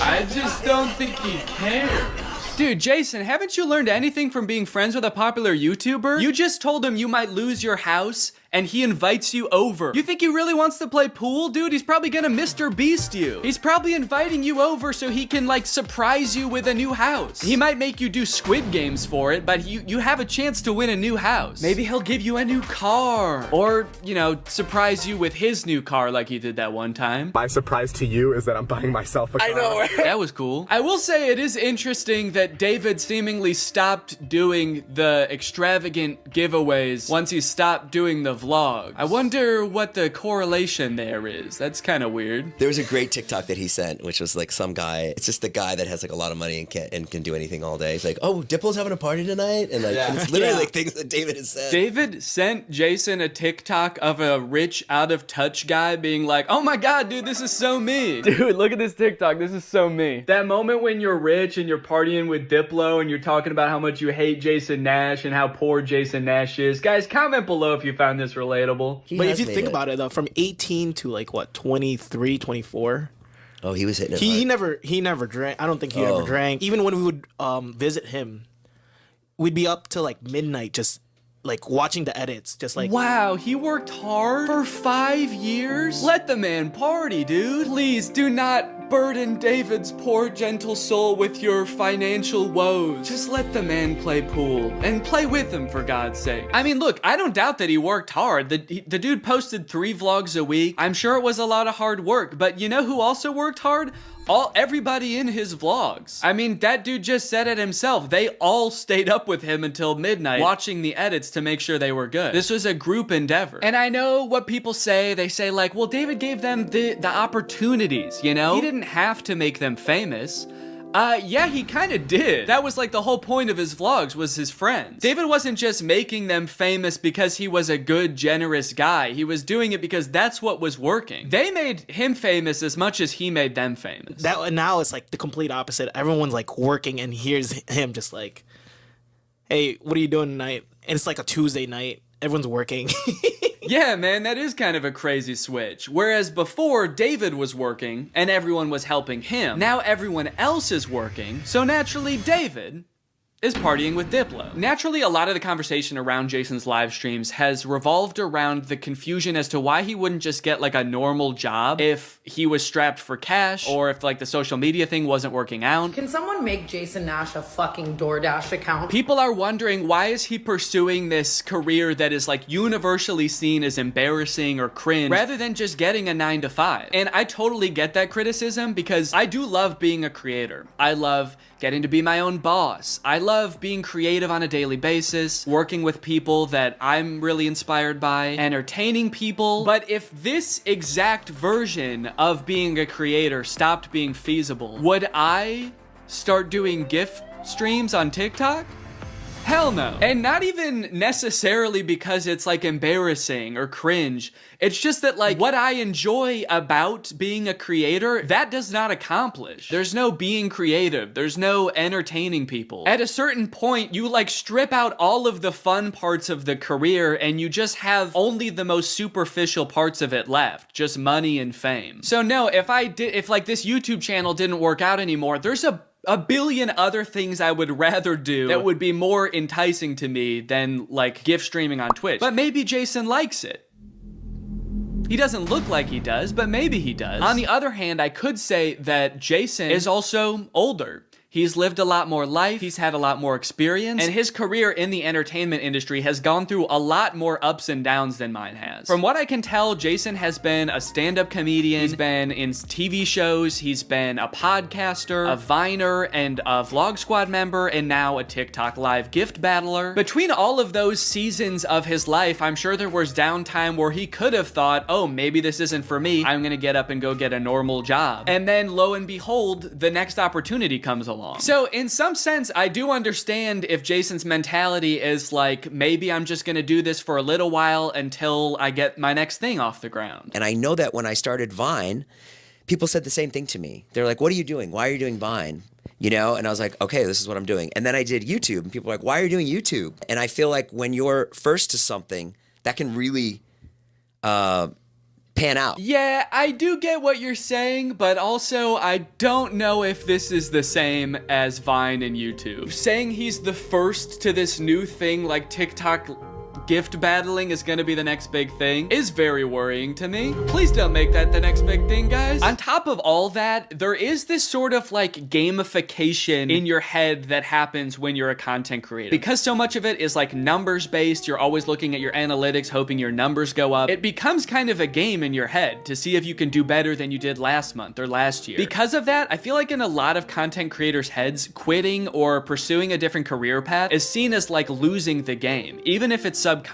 That being said, I don't think that's a healthy way to look at it, and I would encourage people who are pursuing being a creator to find other passions that, you know, if this didn't work out, you could pursue that instead, because I think just clinging to relevancy for relevancy's sake is not a good thing. But why try to guess what Jason's thinking when someone literally asked him on his own podcast why he doesn't just get a job? This isn't me saying this as a negative thing. I'm just totally asking. Please. Yeah. Why don't I get a real job? No, I know why you do it. Yeah. But like... No, man, I know why you do it. It's pretty clear to me. But could you tell everyone else why you do this? Someone said that the other day, why don't you get into real estate? I'm like, I hate it. I don't have a real estate license. Bo Granny? Oh yeah, I forgot. You have to be born with a real estate license to do real estate. But darn, Jason Nash was born with a TikTok account, so he has to do that instead. Right. Now look, would I be on TikTok Live if I wasn't in like a financial hole? I don't know, probably not. But also like YouTube wasn't really working. And I needed to find something.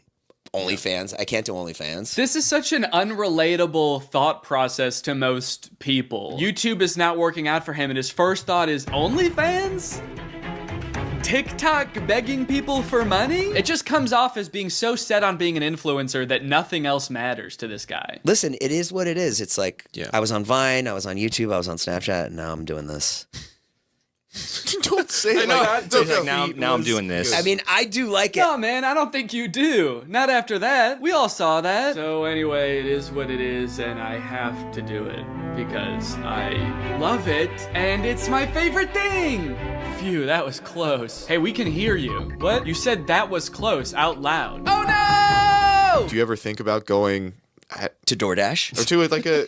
I just never thought it's entertainment or nothing. I don't care what it is. Like, what would you suggest I do? No.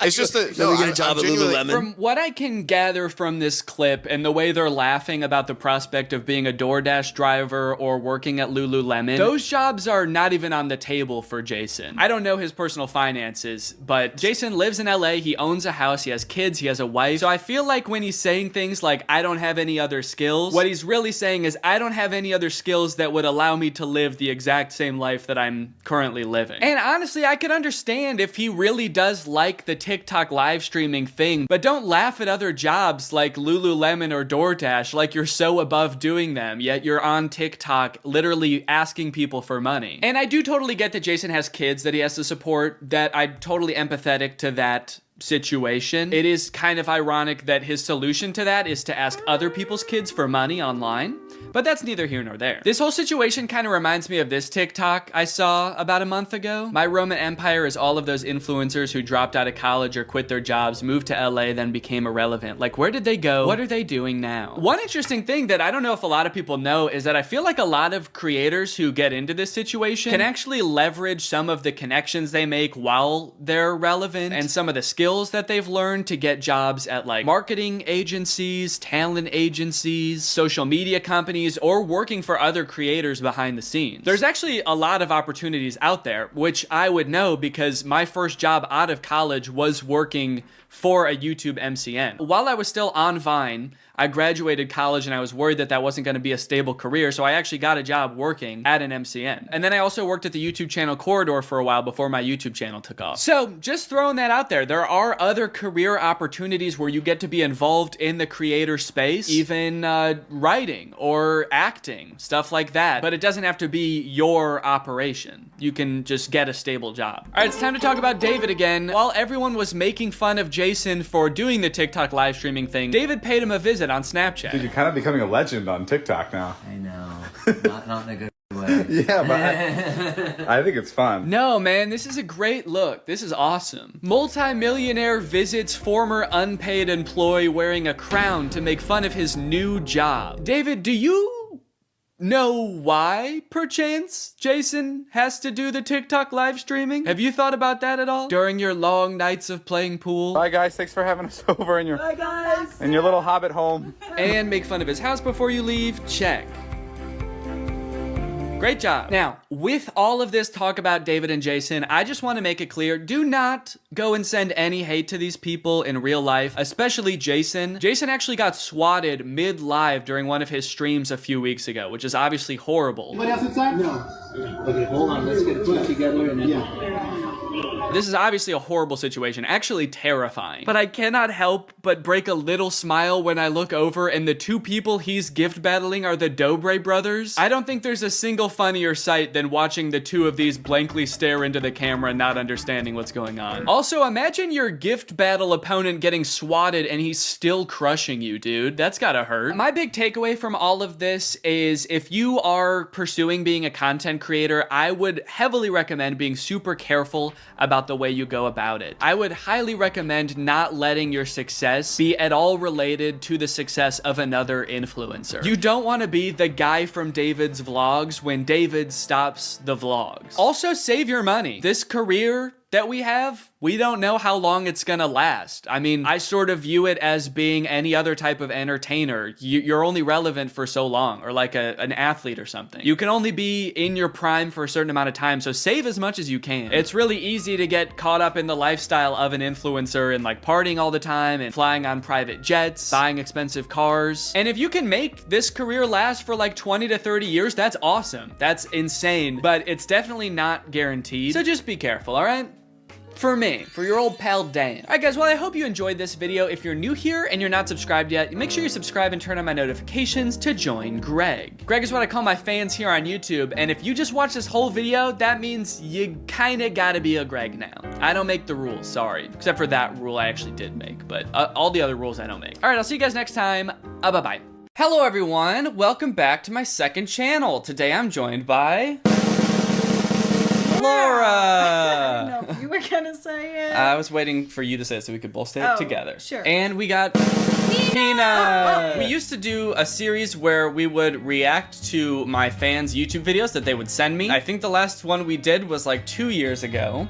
It's been a while because we forgot. But I thought it would be fun if we did that again, especially on the second channel where things don't have to be as, you know, structured and we can get a little bit wackier and a little bit sillier. So I asked people to submit videos. This was weeks ago because in the fashion of these videos, I forgot again. So this was on March 18th that I tweeted this, but I tweeted that I'm gonna do another one of these videos and there were 1,200 responses. It's too many responses. Yeah, that's a lot of tweets to go through, but we're gonna go through all of them and we're gonna watch all of the videos. So let's get started. Also, this video is sponsored by Audible.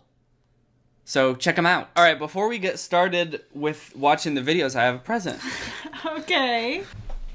Oh. LaCroix. LaCroix! This is my second channel where I like to get a little bit wacky and drink LaCroix. Oh yeah. Are you gonna cheers? Oh yeah, cheers. Clink. Today we've got a nice lemon LaCroix. Okay, this person says, me and my bro killed this one. Okay, it's called Minor Inconveniences. It's from 2018, and it's got 269 views. Nice.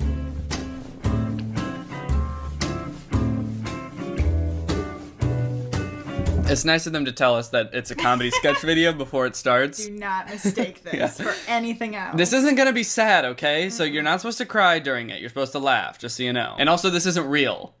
It's just a comedy sketch video. Just checking how long it is. Okay. What are you already bored? I just want to know what I'm signing up for, you know?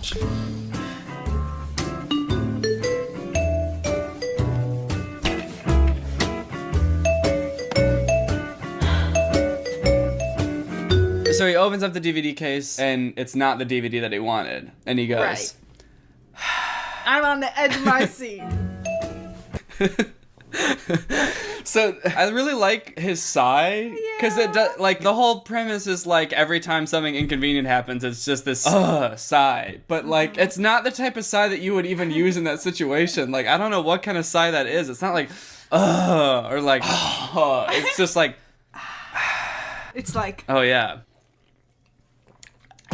Every sip of LaCroix is a minor inconvenience. Taste it. Catch. Oh. All right, well, I think that's the general premise of the idea. I don't know if much else happens. Let's go to the end. Oh! Oh! Look at him. He's happy. Yeah, he's smiling. Oh! Oh, yeah. Uh-oh. Oh God, he's denied.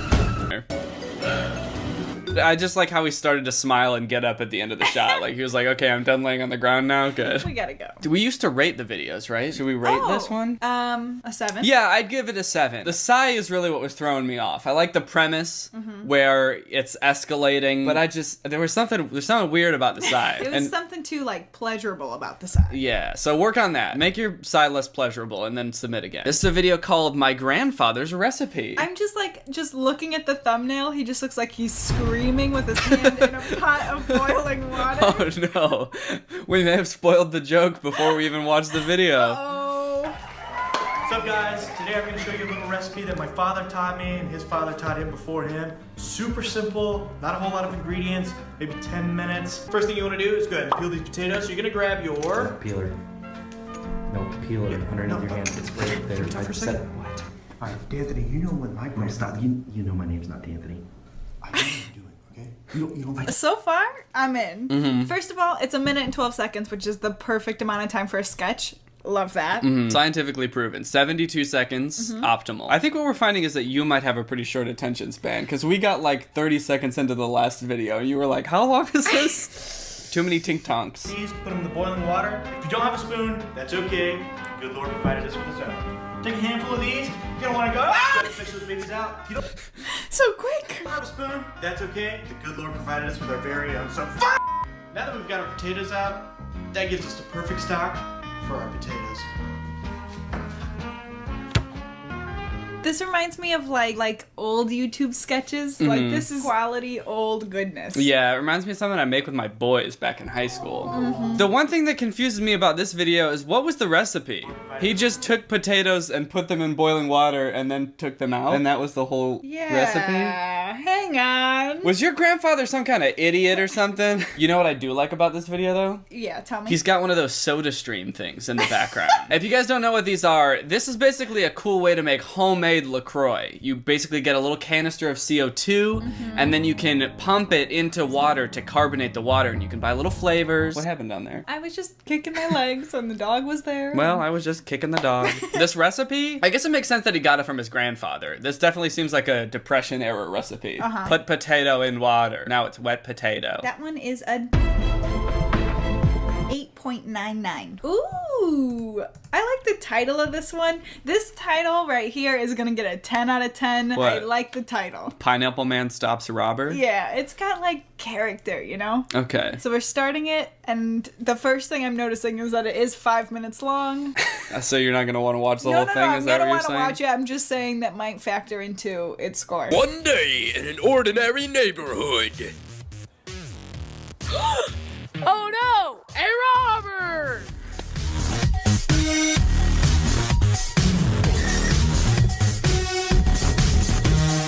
Why is the robber wearing a cape? I don't know. He's a super robber. Yeah, he do be kind of sneaking though. Like, Sneaking so hard. look at him sneak.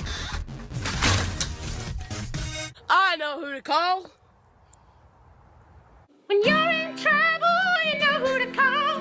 There's one superhero who's better. Did you sing this? Huh? Did you sing this? That doesn't sound like my voice. Okay. No, what the fuck? When you're in trouble, you know who to call. There's one superhero who's better than them all, Pineapple Man. What makes him Pineapple Man? He just has a pineapple on his shirt? Yeah. Okay, I'm curious to see if he has any, like, pineapple powers, or what is, like... What would a pineapple power be? To make your mouth hurt? Yeah.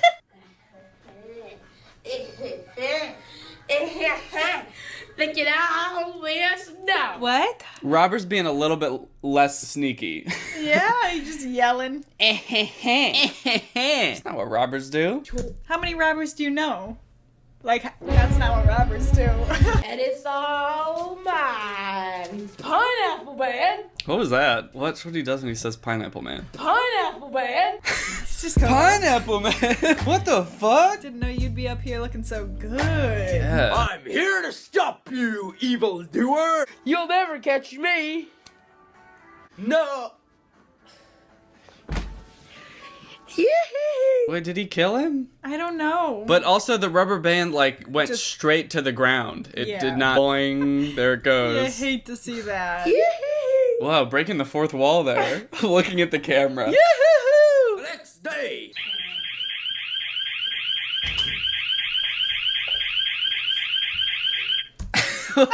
I feel like whoever directed this video didn't tell him how we were supposed to react to that, and so he was just like trying out everything. He was like, Is this good? Stop right there, evildoer. What you gonna do? I'm gonna fight crime. That's what I'm going to do. If you haven't seen my superpower yet.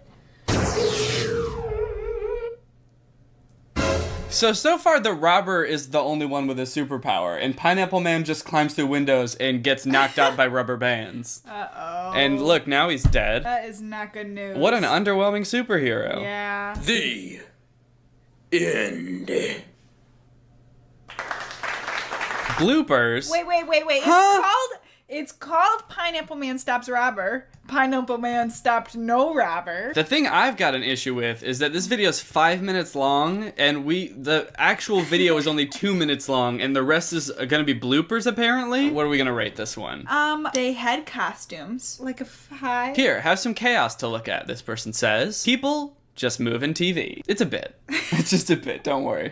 I like that, like, this is the theme for these videos. People had Yeah. to tell you it's not real. It's just a joke. Please don't be offended by this. This one's got, like, production quality. Yeah, I guess they made this recently. Oh. It's got 500 views. That is all.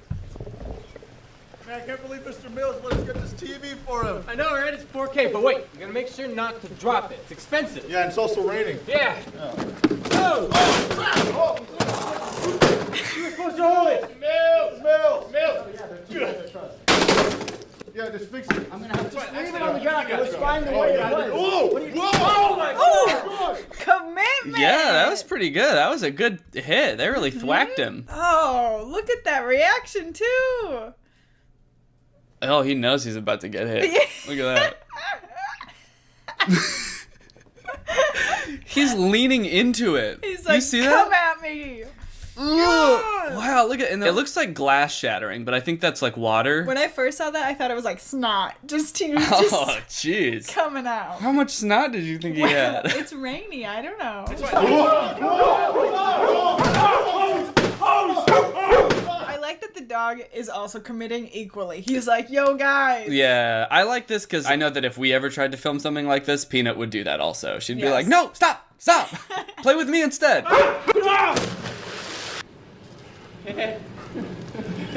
That'll be $250. Sir, your hand is on fire. All right, I like that video. That was good. Good commitment, good joke, good destruction of a TV, and good dog. 10 out of 10 dog. Good dog. Yeah. Okay, this channel is Topographical Gang. Click. Good Click job. on it. Oh, click? Yeah, let's click on it. Voice activated computer. Click. You want to watch another one of their videos or what? Yeah, let's do delivering pizza in Houston. Augusto's hot and ready pizza. We keep it baked. Can I take your order? Yes. Can I get a large pepperoni pizza, please?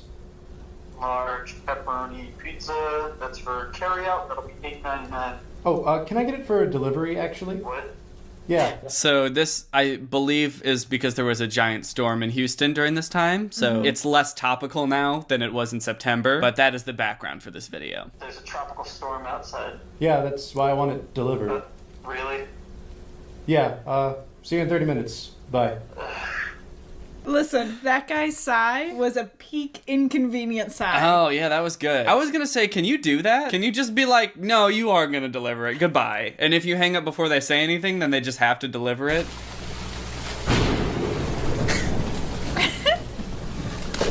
Oh, listen, they commit. Yeah. They commit. He doesn't know what's in that water, and he just whoop right down. Yeah, there could be anything in that water. We're 30 minutes late. Why is it wet? That's disgusting. I'm not paying for that. Oh, that's it. That was kind of a sad ending. I'm glad that we knew the first one was a bit. This one doesn't say it's a bit. Maybe it's not a bit. Yeah, was that real? Or were you guys just being silly? Are you 'Cause goofing? this is my second channel where we like to get silly and wacky, so if that wasn't silly, you guys have to tell us so I don't put it in the video. Okay, this next video is called 1 Subscriber Special. So she got a subscriber for some reason, and this is for you, my guy. 1 subscriber special. Listen. And that was the whole video. Now she's got 6. Oh shit, she's got 6 subscribers. Also, did she have a video before that? Like, how did she get the 1 subscriber? Yeah, that's a good question too. Let's go to her channel and check it out, because I want to see if she's got another. Oh, yeah, she's got a 5 subscriber special. Okay, but she didn't have any videos before then. Who subscribed? Well, now she's got 5, so let's check it out.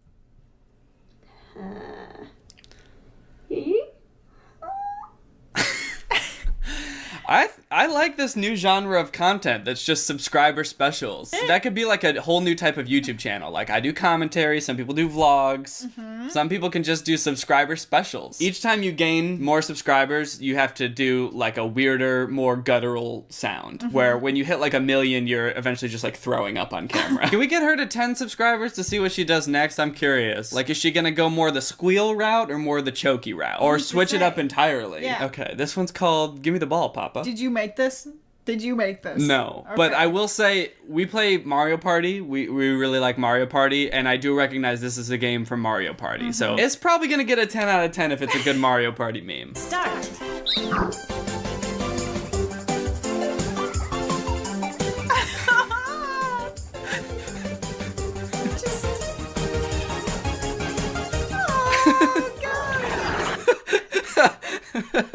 Damn, he got balled on by Papa. Oh, I feel like Papa. whoever sent us this didn't make this video. This video has 3 million views. Yeah. And their name is Jimmy, and the person who sent me this, his name is Val. Val, the video gets a 10 out of 10, but I think you get a 0 out of 10, because I think you cheated.